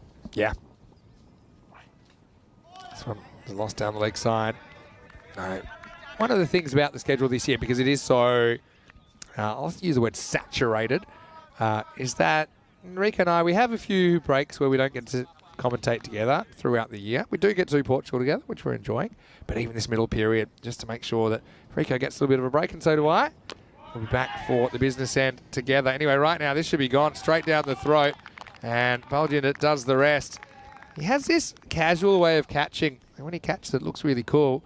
Occasionally when he drops it, it doesn't, but this time he makes no mistake. See Darji trying to move things along down the ground. He becomes the 6th wicket to fall, so Gamblers once again, the batting faltering on day 7. They are 59 for 6. Yeah, Gamblers, afraid to say, look a little flat at the moment. Maybe that, the previous game, especially against the Giants, taking nothing away from them, Gamblers would have backed themselves to win that and have come in here a little bit down, and you can see it in their batting, but game's not over yet, so fighters fighting well, and good catch, like you said, we've spoken about the sky. Yeah. He looks quite comfortable under the high ball. It looks so much easier on TV than it is in real life. I can certainly vouch for that. But, yeah, getting low down in the order now. This is going to be a wide. You better out there's Jai Prakash. He's no mug with the bat. He can hold it. But I don't think he was planning to be required. So Sahota gets a wicket. And, yeah, it's going to be an interesting few days to watch this top 4 take shape. What are your thoughts on the top 4 there, Vin? Yeah, I'll have a look at it in a second. Just going to say for Gamblers, though, yeah, it was a kick in the guts for them last game, and I think it's hard to bat with a broken heart. And right now, I think they know that their tournament's over and they're running playing for pride. They're running into a fighter's side that is kind of playing to break into the top 4 as well. So you'd expect fighters to be right up for it. Yeah. Well, miss. Yeah, so I mean, at the moment, your top 4, even though there's differences in games played, but you've got Punjab CC Amadora, you've got Werash, you've got Marlow, and you've got Gorka. And I think if you'd asked me to pick a top 4 at the start of the series, that's what it probably would look like. Top 4. That's what we said. Your Gamblers around the mix, Probably, and you got Fighters, you got Friendship as well. Friendship very good in the domestic season last year. Friendship, very good team. But looking at that, yeah, I mean, it's now a matter of who can break in, I think. And so, yeah, I think 5-2. Fighters will also be 5-2 if they can win this. Again, they're a long way from winning at the moment, so they could jump as high as second actually after this game. But yeah, I think that Capitals, it's looking a bit far away for them. Friendship, I think it'll be pretty tough because they are 4-4, so the best they can do is 6-4, and their net run rate is a shade better than 0. I think they didn't have a good day yesterday, which hurt them. They went from 4-2 to 4-4. Yeah. So they've dropped from 2nd to 6th pretty quickly as we get to the end of the 8th over the score. Here is 61 for 6. So this is probably a really long-winded way of saying I don't really know, but I'm saying that I wouldn't be surprised if, the top 3 for me, Punjab, CC Amador, as well as Warash and Marlow at the moment, I'd say I'd back all 3 of those. If there's going to be any movement, I think Gorka 11, having played 7 games, being 5-2, they're perhaps with it on not the cusp. not a great net run rate. Perhaps Fighters or Still have us potentially coming. potentially Friendship could even nail them down. But it's just going to be a really exciting few days. It's the same as last year. I think the both tables were quite tight, We've had some really close tables here in Portugal. In fact, the 2021 one was crazy. It was a 7-team tournament. Every team played 6 matches. It's the same as the Championship Week format, actually, that we used in the ECL just last week. This one, just off the bat, as it was attempted to swat away, and he's off the bat, so it just kind of blasts through Parvinder. Well, this time he can't deflect it to a teammate. Yeah, it's a big deflection. It just busts through his hands, doesn't it? He badly needed runs, and Ryan gets 4 off an edge. Yeah. Well, if you're going to go hard, and any piece of bat on on the ball is fruitful. So, yeah, no risk, no reward. So, good batting from Ranjit. Yeah, you said it. That edge really flew. And now it's in the air. It will be a tough one. He's trying to run around it. Oh, that's a great stop. Because it was a bit of a Tortuga. I don't know where he's gone. He's gone off the screen, but he's eventually come back. It'll be 2. But yeah, that one didn't actually shoot through quickly like you would have thought. It kind of popped. But then he had the presence of mind to still make the adjustment, kind of slap it back. Yeah, that's one of the best slaps you'll ever see. Good stop. Good slap. Well bowled. Yeah, looking at that, one thing that I kind of learnt in the ECL, not only the ECL and the previous ECC, a lot of the batters now try to do this cross bat, even if it's out of off stump. Yeah. And I got stuck in that. Yeah. And had to go back and look and just go back to my game. It's and a bit of a offside habit. still works, 100%. right? And it's hard to protect. Yeah. Well, this is hard to protect for Narayan. And well, you got to love the celebration as well. Govinda loves to throw everything into it as he comes in. And just look at how much rotation he gets. He's twisting that whole body, and it's the stumps that end up twisted. Narayan does stick around a little bit and gathers a few runs for his team. 6 in total, but he'll be the next man to go. 68 for 7. Yeah, but I think you're right. I think I think sometimes you get in bad habits trying to go for ultimate power because you've almost got the freedom to go however you like in T10 cricket. Yeah. But I think the players that do well, they hit the ball and they hit the ball correctly. And I think those 2 things are really important, especially when you're talking about higher levels and better bowling. So yeah, just hitting more balls is important. And as a captain, you'd know if one guy is just trying to hit everything to leg side, they're a lot easier to set a field to. When you've got a guy that can go over cover, then you're kind of forced to make some choices about where you put your outfielders. Yeah, good point. I mean, as a captain and you've got a guy who can play pretty much all around the ground, it's, that's when you start putting the bowler under pressure, the captain under pressure. It's the fielding, the placements that you're trying to restrict. The bowler has to think more about his bowling, whereas across, just playing straight across the line, it's pretty easy to set a field and protect the boundaries from that. Here's Cambodge. We know how he likes to go about it. Get a wide down the leg side. I'm not quite sure how the umpire saw that, but once again, he just has a little bit of a word. And there's a little bit, I think I mentioned once, it's like when my mum used to tell me to clean my room and I'd just pretend to say yes and a nod and not really do anything. Eventually, my room got cleaned. Got clean for you. Yeah. Probably says a lot about how it turned out. Anyway, this should be gone. And now Cambodge goes for a duck. So it's just a rough one at the office for the Gamblers at the moment. Yeah, so he changes angle. He says, all right, I won't run in front of the umpire if I go this side. And it works out perfectly. So simple stuff, simple catch. Cambodge goes without scoring. And big trouble for the Gamblers. They've lost 8 wickets now, 69 for 8. Yeah, well bowled by Singh. 2 for 18. He, like I said, Mr. Cricket of Portugal, really like the guy. Positive mindset on and off the field, and deserves everything that he, you know, all the effort he puts in. So well bowled. And Gamblers, yeah, struggling here a little bit. What did they get in the first? First game, they scored 83 for 8. And they weren't able to defend that. But I'll give you a stat. They are losing on average. I could probably update this now as well. But they are losing on average something like on average 7 wickets per innings, and that's quite a lot. It's a lot. Yeah. Yeah, it's T10. 6.8 wickets per innings. Now the average is normally around 5.5. Yeah. But they just seem to be losing more wickets than most teams. I'll give you kind of a comparison. So you guys are Warish at the moment. You're losing 4.7 wickets per innings. And by innings, I mean per 10 overs. Too many. It's just going to call one. It's a bit of a harsh one. It's one of those umpires' calls. May have just got a little bit of the tram line. Yeah, I'll keep rolling out those numbers in a minute. But yeah, this one just probably does a bit too much. Bowler has a bit of an argument there. But yeah, always dicing with danger, testing the umpire's patience. Just don't put it there if you're not happy. That one has That's to be, wide. 'cause that's even wider. And he's saying, hey, I'm getting that out movement. I don't want it. Mother Cricket striking there. That's what Zahoda's saying. Yeah, so 4.4 wickets per innings for Friendship. Marlowe losing 5 even. Yeah, Gambler 6.8. Punjab CC in the 5s. Indian Royals even around about 5. Catch that. Anyway, this is up. It's in the Gotta air, want it. hanging. And I don't think anyone's going to get there in time. So he's dodged the boundaries here. Into the 10th over, so yeah, maybe 80s on the board. So it could be something similar, but I mean, that's if they get there with only 2 wickets in hand to play with. 2 wickets in hand. We've got Shaidu on strike now. I've seen him play some beautiful cover drives, so the young man can still wield the willow, but under pressure. Oh, that's well, not as classical, but it's probably more effective than hitting a beautiful straight drive or a beautiful cover drive straight at the fielder.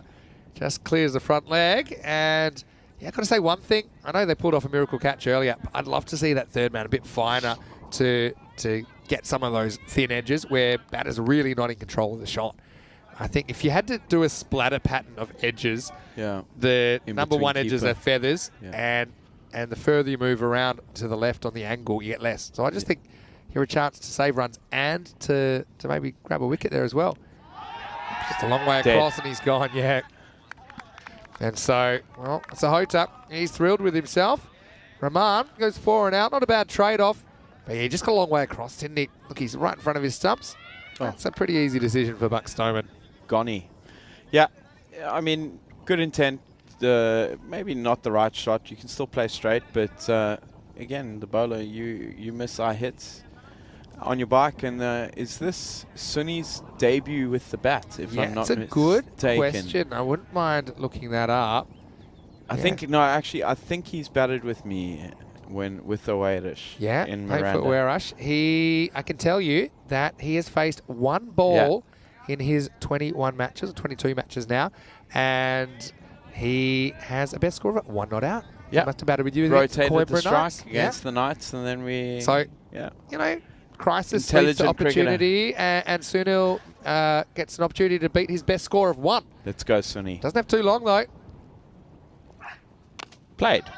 And now he's going to go, but he better run. Oh, overthrows. No. Well, he gets 1. Will he get back? I don't know. Nice to see you getting behind him. Yeah, so Gamblers going to have another tall order to defend and score about 80, you'd imagine. 2 to come. Prakash. He gets some decent contact here to the leg side. Again, it's a bit hard to take this on with your last 2 at the crease Yeah, because the run out ends the that innings. run out. So, but you know, this gets it down to Sunil Kumar. He's equalled High his score. best score. Come on, Sonny, 1. I'm behind you. Let's go for the high score. All right, here we go. Got to hit it first if he's going to get a run. Last ball of the innings. There you go, in the air. Got to go he'll 2. get there. Got to go 2.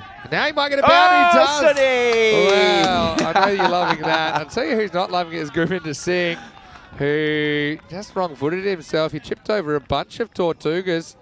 And look at that, little bit of a skip, little Yeah, load up, like little it. leg kick. Yeah. And yeah, this is the reverse Doosra for Govinda. And it's spun to his right, so bonus runs. They're going to end up kind of feeling good about life. Well, I'm feeling good for them at the end of that innings. But 82 for 9 will be the final. And that's coming off the back of scoring 83 in the previous game, don't forget. So it's a similar kind of defence.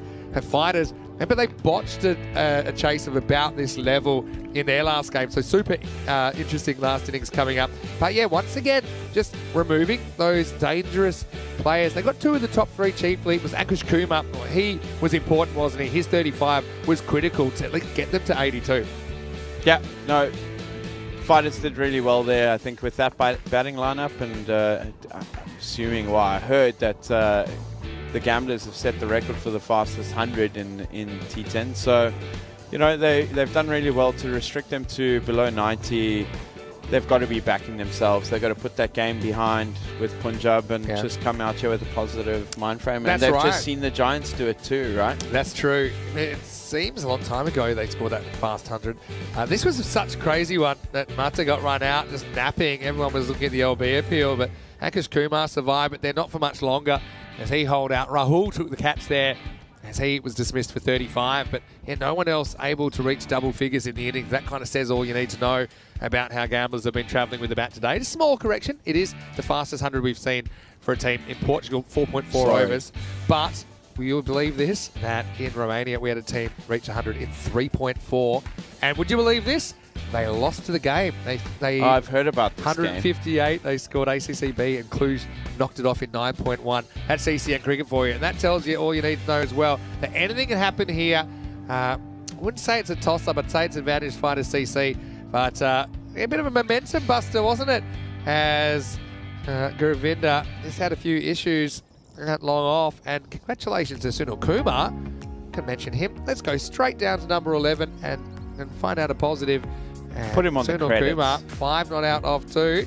He quintuples his previous highest score. Highest strike rate? Yeah, Must be. 2.5. Yeah, a ball. Not too bad. 35 of 19 though for Ankush. He was the standout performer. But yeah, next best was 8 from Kulik Golia. Prakash stuck around a little bit at the end. Couldn't really get the boundary they needed to lift them a bit higher. But, I mean, it is something to bowl at. Yeah. It's a kind of ugly 80 is how I would put it, but there's still enough runs to win if you can bowl and field out of your skin. 2 for Dalwinder, Govinda and Hajat Sahota. He did a nice little job at the back end of the innings. 2 for 16 for him.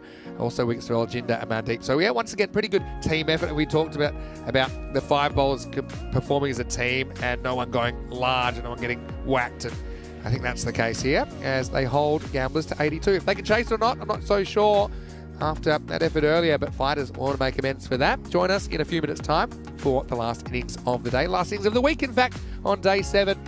Could be fighters fighting for a spot in the 4. They'd love to be there to do it. They'll need 83 runs. Vinny Sander here, Mr. Maximo with Conrad Greenshield. See you very shortly for the exciting conclusion to day 7 right here from the SCG in Portugal. You're watching the Fan Code European Cricket Series.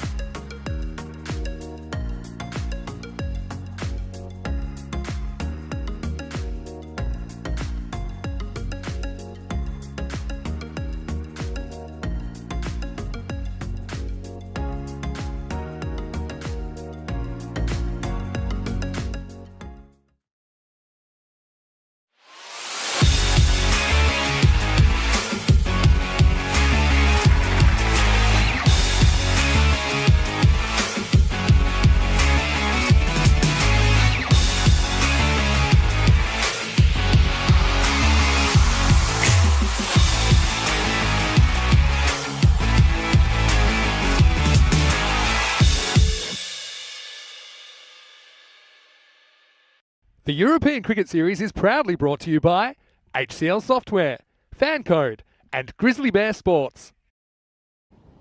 Hello and welcome back to Portugal. Last innings of the week coming up. That should be a real good finish as well. Two teams that would really love the points. Gamblers and Fighters weren't able to come up with a win earlier in the day. Now we've got a pretty interesting 10 overs coming up. As Fighters fight for the points. 83 they'll require. You imagine that it's advantage Fighters, but you'll tell that to Gamblers who are desperate to get back in the winner's circle. Cambridge comes on. He's been moving the ball around today. And he's all arms and legs coming at you, isn't he, Nitin?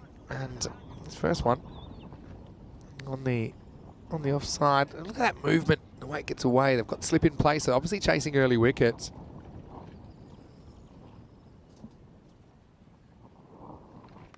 Another one, this time it is called away.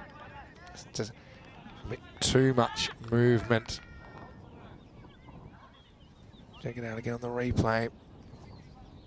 It's a tough one for the umpire to judge because it's bouncing and you're trying to judge it at the point it goes past the popping crease.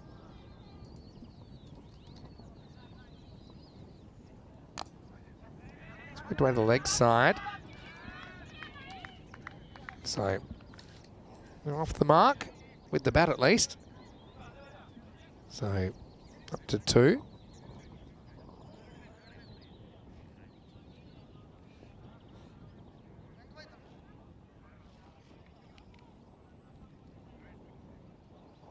So yeah, you've got to have a decent start. Don't want to let this get out of hand and go kind of 10 and over or more. Let's have a little bit of a word here.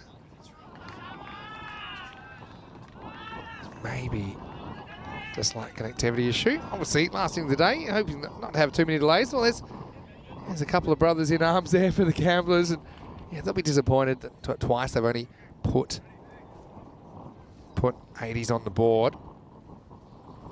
I was expecting Conrad to come back. But Conrad, unselfish as he is, he said, look, I've had a bit of a go on the commentary now. Why don't we get some new blood in there? And so, yeah, we do. We have a guest commentator. Although, I do remember I've done it with him before. So, from the Werris Cricket Club and Portugal national team, it's Miguel Stoneman. Hello, Miguel. How are you today? I'm good, Vinny. How are you? Yeah, very well. Thank you. Firstly, I want to say well done on your efforts around the ground here. I know there's been a lot of hard work that's gone into making the ground look as good as it does. Laying the new pitch as well. First tournament we've seen on the new pitch, and you've been a big part of that, so big thank you. It's our pleasure. It's a step closer to what we want to achieve as Portugal cricket, and setting up the new field, building a home for cricket here in Portugal. Yeah, that's really exciting. Every time I come, it's something new, and I've actually got a special gift to give you guys actually under this series, but I won't give it away now. But I know that it was very kind that there's a shirt that I signed and wrote a thank you note on last year. I've got a little something else for you this year. But anyway, I'll keep you in suspense right now. Let's have a look at Cambodge. He's got the slip in place. And he throws the bat at this one, more or less off the end of the bat. And that's going to run away and be 4. So handy one, and yeah, certainly I think that Dalvinder will be a bit disappointed that he couldn't do more in the previous chase when Fighters couldn't chase that 89. Because on that occasion, he went pretty early in the piece. But, it was a nice shot, and yeah, sometimes you just got to go up and under, don't you? It's a good shot. Up and over is the best way to go in T10. No doubt. Dalvinder 14 off 9. He looks strong early, but batted in the middle order. Now, Goldie has tested down the leg side and just knocked away. They'll get a single. And obviously, I asked Connor this already, but you were part of the Irish side that came to Carlton over the ECL. I know you've previously been there with the Portuguese national team as well, but how was your ECL experience? It's always a privilege to play the ECN tournaments, and the ECL is just a level above what we're currently watching, and it was fine. It was fun. We enjoyed it a lot. We learned a lot, and looking forward to go back again soon. Yeah. Well, we look forward to having you again, potentially with the Irish, and potentially with the Portuguese team as well later in the year. This is hit back, and it's hit back towards Cambodge. But I like these batters they got at the crease. And fighters, for me, they didn't quite get their order right earlier. As we get to the first over, the score is 9 without loss. Just quickly, 62 matches since the Golden Ball. Last Golden Ball was the only Golden Ball at ECL 23 when Hornchurch beat Beverin by Golden Ball. That kind of kept Hornchurch in the hunt, and ultimately they finished second. The team that finished third, the OMS, well, you beat them, don't forget, in the group stage. But this is Golden Ball territory, a couple of our viewers think. So yeah, Miguel Stoneman here from Portugal and Oeiras with me right now. But you know, I thought you guys played really well. It was a tough group, wasn't it? I think Turkey, their side, Istanbul KSK, were a bit of a surprise pack. I don't think anyone was expecting them to start the way they started. Yeah, no, they definitely came out hot. We didn't expect them to do as well as they did, but it was a good. It was good to see them do as well, just to show that European cricket, no matter where you're from, there's some quality players around. Yeah, no doubt. I mean, that one's a wide, I think, for height more than anything. This is Sripal Mata, who's abandoned my favourite hat of the day, so he can bowl the second over. Here he is. This one probably would have been a wide. Instead, it's going to be a boundary. So up and over. Yeah, I like this mix of players. Yeah, because the batting order is so important. I mentioned earlier, I don't think they quite got it right. They had a few batters that didn't get going. I think these two are aggressive, so they're kind of putting their chips up front, but it's been a fairly confident-looking start for fighters who look determined to get ahead of the rate. Also want to say hello to Kate, who's watching from the Netherlands. And asking why Taj Mohammed is not selected for the Netherlands, sorry, why Taj Mohammed is not selected for Portugal. I mean, a couple of things. I'm not sure about his eligibility. That's one thing people might not realise, that it's not really an all-star ECS team. It's ICC criteria to be selected for an ECI. And that means either qualifying through citizenship or residency. So that's a 3-year residency period you have to serve before you can play international cricket. So that could be the reason. Also, maybe just hasn't quite made it on merit. Anyway, this is short and it's whacked down to the ground. Maximo! What a shot that is. And so fighters, very different looking start. Dalvinder, he likes to swing for the fences, and he does get 6 runs. Back on Taj, he's actually a registered doctor, so he recently got a job in Lisbon, and he's very busy. That's his work schedule. Is that right? So that's another reason. So there's all these things that you don't often realise, and yeah, people are juggling their cricket commitments, even at the international level, right, with work and family and discretionary time. This is another one which is going to go for 4. This field is so fast. I mean, I know you've been fielding on it. You've been practicing on it before the ECL as well, but it's pretty unforgiving, isn't it, in the outfield? Yeah, it's a difficult outfield to field on, and also it's very fast, so there's a lot of runs available there for the batsmen. Yeah, for sure. So yeah, Mata just digging it in, which is a strategy that can kind of backfire a little bit, especially when players are comfortable playing those horizontal bat shots. I've got a question for you in a second, Miguel, after this ball from Mata, which once again is a bit too short. That one is travelling. That's 6 more. Maximo.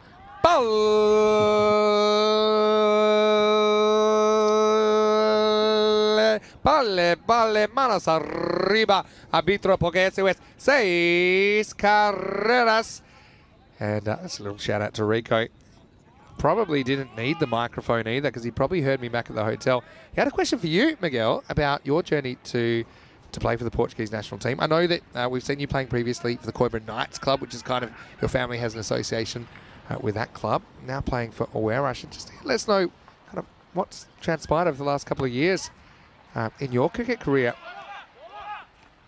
Yeah, I started obviously at Coimbra Knights and had a good season there, and Conrad and Butchie invited me and my brother down to come and play for Oeiras, and they started working with us, developing our cricket, and we started playing well, and we got selected for the national team. We're lucky enough to be in this position, and yeah, just built from strength to strength, and yeah, just helping.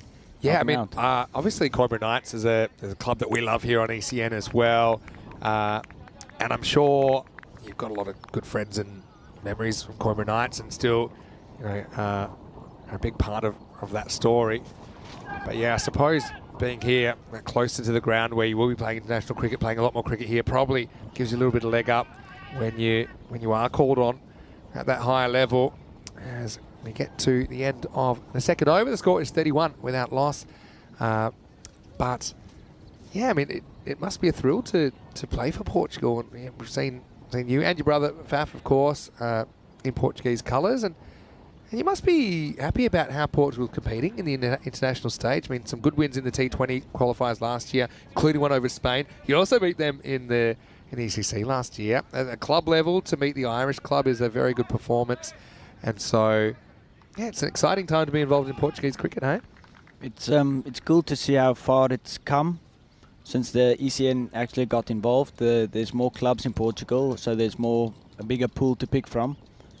And yeah, it's cool to see how strong the team's getting every year, and we're excited to see the Dutch come here and see what we can do against them. That's going to be a really interesting tri-series, and when we'll have a lot of VCR cricket planned this year, and yeah, I mean, logistically it's quite amazing. I think the people in the offices at ECN to make this work, all the flights, accommodation and everything is covered for the players.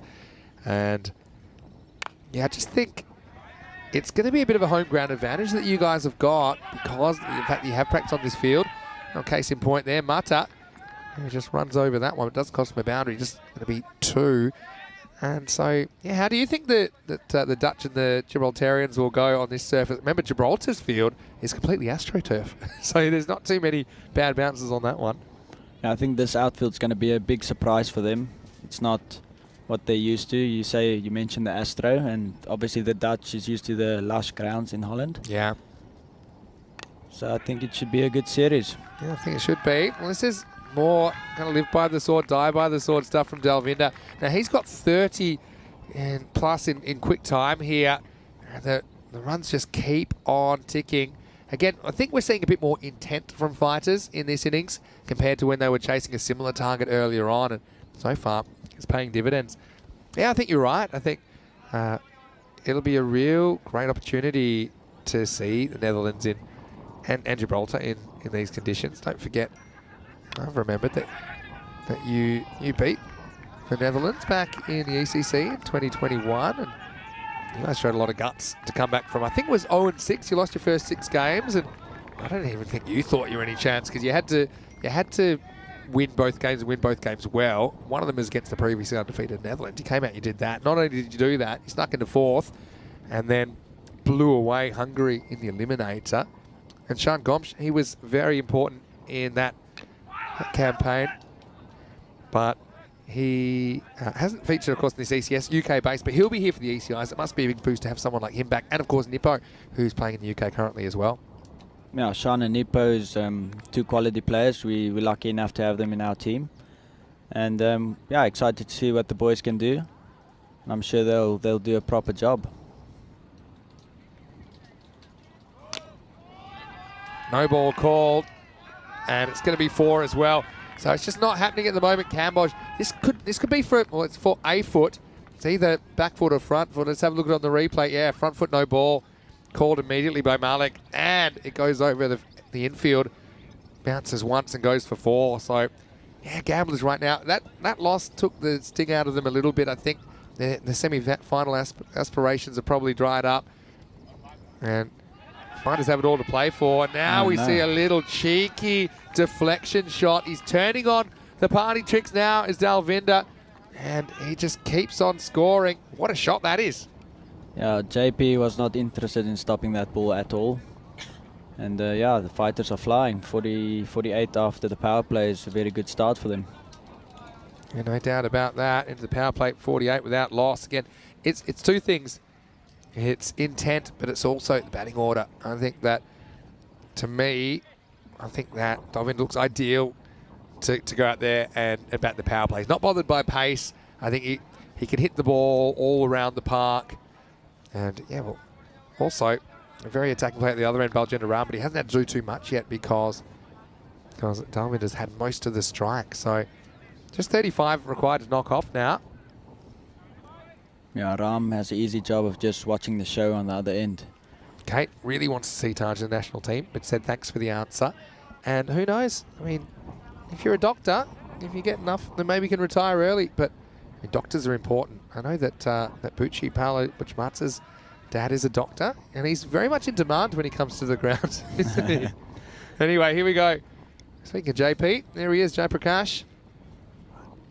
And it starts with a ball which is heaved out of the ground. And Baljinder, he's not wasting any time either. Just the fourth ball he faces disappears. Maximal brings up the 50 for Fighter CC. That's a good shot. It's a bit in the slot from JP. Yeah, he's still got to hit it well though. He took on the fielder and won. On a beautiful sunny early evening here. That one was high into the sky and out of here. So it's just hard to see any way back now. I mean, even if they get these two, I think there's still some batting to come. They've got that rate so under control, just about 4.2 and over required from here on in. This time he kind of gets cramped for room, but they'll sneak away. A little bit of an edge on that as well, so we'll get a run. So tell us a little bit about Miguel outside the cricket field. When you say on the cricket field, obviously, to me, you're kind of like the Swiss Army knife of players as well. You'll do whatever's asked. And, you know, particularly I like the energy you bring in the field. I know probably T10, it's not the format you'd probably say is the format you'd be most suited to, but obviously a really important part of the team. But I want to know some non-cricket, Miguel. Oh, look at this. He's almost pulled this off, but it's going to be 4. And it'll take Dalvinda up to 46 in pretty quick time. Okay, I want to know how personal I can get here. I mean, it is Sunday night. It is the last game of the week. No. I mean, how old are you now? 20? I recently turned 25 years old. 25, okay. Yeah. Young, eligible bachelor, perhaps? Yeah, if there's someone available, for sure. Why Okay. not? All right. So we've got lots of viewers from all around the world tuning in right now. We're looking for the South American ladies, if they're in the chat. Okay, please. South American ladies. Yeah, I'm not sure what our audience is in South America, but this actually had a bit of deja vu because this is when Corey's girlfriend or whatever it was called first appeared in the chat, and Corey got a bit excited. He started pitching himself to the camera. So, all right. So you're South Americans. There'll be a few of those in Portugal, I'm sure. Probably there's a few Brazilians that must find their way to Portugal with the language. Yeah, there's a lot of Brazilians in Lisbon, in the Lisbon area. I have a job lined up in the start of May in Lisbon, so we'll see what they have to offer. Dancing, or what are you going to be doing? I'm just going to work on a beach, rent out deck chairs and umbrellas. Oh, that sounds pretty good. Hello to Kate as well. Sagwarish, it's the greatest team of the league. Kate's in the Netherlands. I don't think she's South American. Anyway, this is a crazy shot, really. Just throws the hands at this. He's so strong. Baljinder Ram goes Maximo. And that was just a little short arm jab. And that went miles off the bat. Look at this. It's like he refuses to move that back foot. He's too stubborn. And he just stands there. And, yeah, what a bit of ball striking. That's a good shot. It's, well, the nail's nearly in the coffin here, so might as well just go for it. Conrad Greenshields out of the chat and out of the commentary box and into the chat. What a shot that was. Just look at it one more time. Asking about Mig's younger injury. Yeah, let's try and scratch the surface on that. No, it's just when we were in Spain, we were walking from the beach to the hotel, and the curb got big on me, and I just cut my toe open. Oh, nasty. That can happen. Short and hooked. This is a bit of a top edge, though. And the fielder comes back, and he's not going to be able to stop it. I think that's 6, you know. And it is. Maximo. Baljinder getting in on the action. Sorry to interrupt the curb story. I feel like you didn't want to tell it anyway, but let's have a look. The fielder just takes a step back, and yeah, I think it just lands over the field. So it is given 6, and it does take us to the end of the over as well. So it's going to be 72 with no loss after 4. And so, well, it looks like we're heading for an early finish here, which is probably a good thing because I know that there's a braai, which is planned to celebrate the end of the first week. Braai is a barbecue for those of you that might not know what I'm talking about. This is what's coming up tomorrow. Interesting day. Rico Full will be here with Conrad Greenshields and perhaps a few other special guests to take you through it. It's going to be Marlow on the rack first against LSG. And Marlow play 3 times tomorrow. They're the only undefeated team left in this competition. I know that your team, Warish, pushed them, got within 6 runs in the very first game of the competition. But we also see the Indian Royals. We'll see Team Tigers Portugal again. Join us from 7:30 a.m. GMT, 9:30 in Central Europe, and 1 p.m. in India for Day 8, the start of Week 2 in this Fan Code European Cricket Series. Right, here's Ranjit Narayan. And this could be a 50, and it will be a 50 for Dalvinder Singh. That's a great piece of batting. And he brings up his 50 off just 19 balls. And yeah, this one's just in the slot. And this is a shot of a guy with confidence. And it's so hard to believe they didn't make a better fist of chasing that 89 against Punjab CC Amadora. It didn't get off to a good start. It put players like Dalvinder under pressure. 7 to win now. Wants to go again. He won't get 7, but he'll get 1 of them. So over to Baljinder, who looks like he wants to finish things in a hurry. I'm sorry, it looks like we're not going to get to spend too much more time with you, Miguel, because this innings is going pretty quickly. It seems like everyone is trying to give you some uncomfortable questions. I'm going to ask you a question. You can throw maybe one of your teammates under the bus. Who is your most annoying teammate and why? I'll give you this ball to think about it, which as long as it's not a 6 means we'll get another ball. Most annoying. Most annoying. Or you can tell an embarrassing story about a teammate as well. One that's fit for air. Yeah. Nice way to finish the day.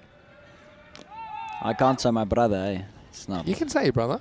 No, he's not annoying. He's just what's it like? Because intense. What's the age difference between you and Faf? It's just 2 years. 2 years. He's younger than me, yeah. Yep. And so we'll see if the game survives this ball from Ranjit. Yeah, will. Well, this is a complete mess. I think this is fine, but it's a proper cluster of entertainment. Put it that way. It comes out and then yeah. Oh. Yeah. Oh, I think it almost touches the rope, but doesn't quite. Is it on the rope there? I mean, it's in the shadow. I can still see a little bit. Yeah. Yeah, I think you'll get the benefit of the doubt here. It doesn't actually say. I don't see the rope. No, it's been given 4. Yeah, all right, why not? So Baljinder gets 4. Yeah, I'm not so sure. To me, it wasn't conclusive. As it is, gamblers, it might be like putting him out of their misery a little bit because they haven't had a great time here on day 7. Anyway, yeah, the camera can lie sometimes. I thought it's in the shadow, so it looks like it was closer than it was, but no. A bit of a rough one. So essentially he throws it over the boundary. That means there's 2 to win, and this will do it. So going, and gone. Yeah, I was that confident. Ends up over the rope. And so Narayan will end up not completing the over as Baljinder goes to the party. 28 off 10 for him. And the score in the end, 85 without loss. Fighters, just a very different looking chase. They do it with 31 balls to spare. So also a pretty good net run rate booster. And that will finish day 7. Big thanks to everyone in the chat as these teams get ready to walk off. And yeah, just a note for everyone. Tomorrow we'll be back with more cricket in the morning, starting at 7:30 a.m. GMT, which is 9:30 Central Europe and 1 p.m. in India. And Rico Full will be taking you through that action as I'll be off for a couple of days, but I will be back on Thursday as we look back at the players walking off the field, and we'll roll into the highlights of match 35, last innings of the day. And Fighters chasing a score in the Grady 80s, very different result. And you know this, Miguel, sometimes it's not how you bat, but who you bat. I think the changes in the batting order work the treat for Fighters. Yeah, they have to. Well, T10's form is hit or miss, really. So it's good that Fighters, the opening pair, came off this game, and hopefully they go from strength to strength. Yeah, I think there's a bit of a fight in for the top 4. I mean, that will mean that there are 5 teams that are 10 points or higher. The day finishes with Punjab CC on 12 points, but they have played 9 of the 10 games. And then you've got 4 teams that are kind of together on 10 points. Also got Friendship just one game behind. So for me, 5 or 6 doesn't go into 4. It's going to be a bit of a dogfight, I think, to the final 4. And that just means you have to play better in the group stage. I think we're seeing that already. The teams are experimenting less because they can't afford to. This was a bit of a funny one. Again, yeah, maybe when he threw it, maybe it just flicked the rope. But yeah, ultimately, it probably was a blessing in disguise. And this kind of summed it up for gamblers as Sunil Kumar. He tried his best to keep it in the field of play, but he couldn't. He couldn't keep the game alive. And fighters get there in under half the overs. As we have a look at the scorecard, pretty good stuff, wasn't it, from Dalvinder in particular, 52 off 20. But Paljinder, not to be outdone, actually had a better strike rate, 28 off 10. And in those just under 5 overs, we saw 5 maximos and 10 fours. So yeah, bunch of boundaries. And yeah, fighters, they look like a winning team there, don't they? And hard to believe they're a team that didn't win a single game last year in the ECS. Just 5 extras, but yeah, a lot of balls, like I said, went to the rope or over. As far as the bowling went, just 4 bowlers used. Kambosh, he's a good player, but I just think he's a bit all over the place, a bit inconsistent, and that can work both ways, but he didn't have too much luck getting it where he wanted it in this match either. A bit like the earlier game. Shripal Mata, his over went magical, as did Jai Prakash. And Ranjit Narayan couldn't keep the game alive in the 5th. Well, I want to say a big thank you to everyone in the chat, and thanks again for your interaction. Hopefully you can join us tomorrow for more action. I'll be in the chat tomorrow. I'll be lurking, but I certainly will be looking forward to seeing how the next couple of days play out while the teams are jostling for position. I want to remind everyone to like this video if you haven't already, if you are watching on YouTube. Also, subscribe to our channel if you haven't already as we climb towards 350,000 subscribers. Also, our social media at European Cricket is a great place to go to get some of the best bits of the action on European Cricket there. Certainly were a lot. Probably my play of the day was the team catch that bounced off the keeper and ended up getting caught by Gurusavak Singh. That was the fighters, and yeah, that was something quite incredible. And so yeah, stay tuned on social media. Big thank you to Spring Productions in particular, to Elza and to Mats who are leaving us today. They did a great job during the first week. Big thank you to you guys. You were a big reason of why ECN is so popular. Thanks for your expertise and dealing with a lot of equipment that was damaged as well because of the salt in Gibraltar where this equipment came from. I want to thank all the Blue crew, all the players, officials, everyone for making the first week so successful. To Conrad Greenshields for helping me in the commentary box today, and Mina Daub as well, who covered me for a little bit earlier in the day. And to you, Miguel, you had a little bit of a stint in the commentary box. How did you enjoy it?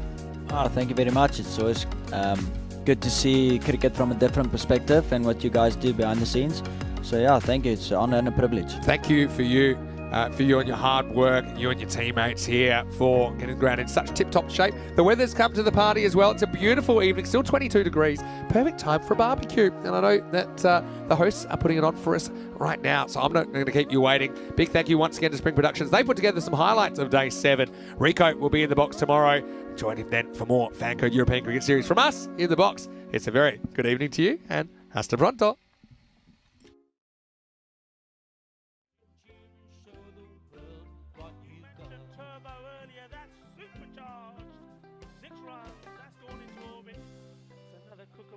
That's going to be circling our planet for years to come.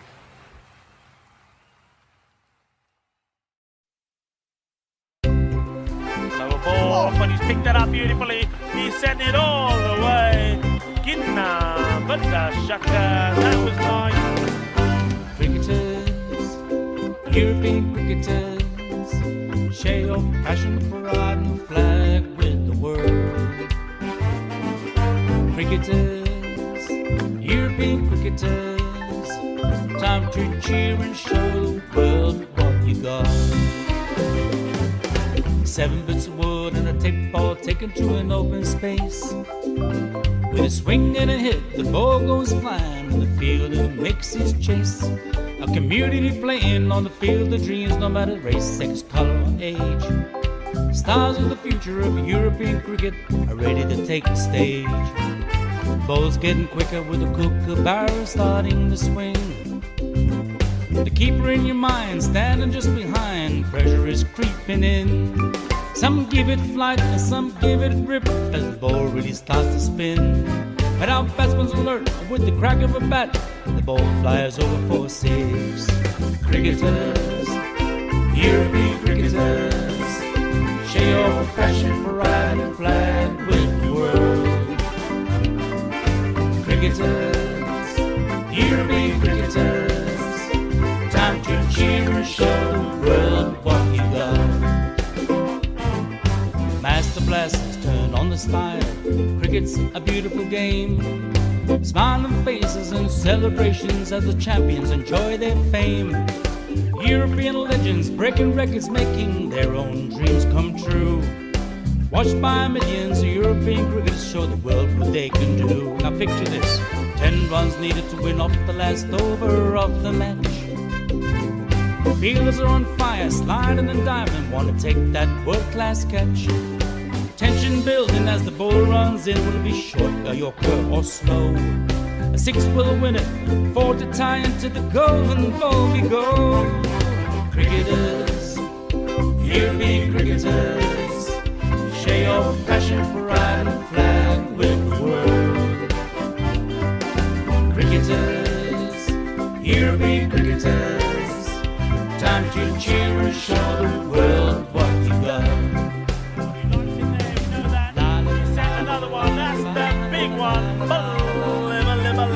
That's gone all the way over into the clubhouse and ordering a pint at the bar. Hundreds of clubs all over Europe are coming together today.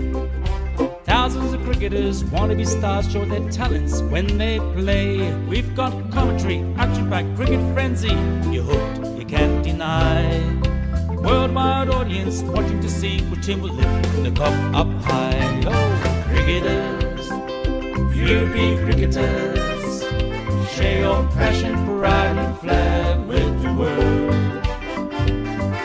Cricketers, European cricketers, time to cheer and show the world what you got. La la la la la la la. There he goes, he sent that pack in but shaka, 6 more. Oh, cricketers, European cricketers, share your passion for riding flag with the world. Cricketers, European cricketers, time to cheer and show the world what you got. Time to cheer and show the world what you got. Time to cheer and show the world what you Mentioned got. turbo earlier, that's supercharged. 6 runs, that's gone into orbit. It's another kookaburra ball that's going to be circling our planet for years to come.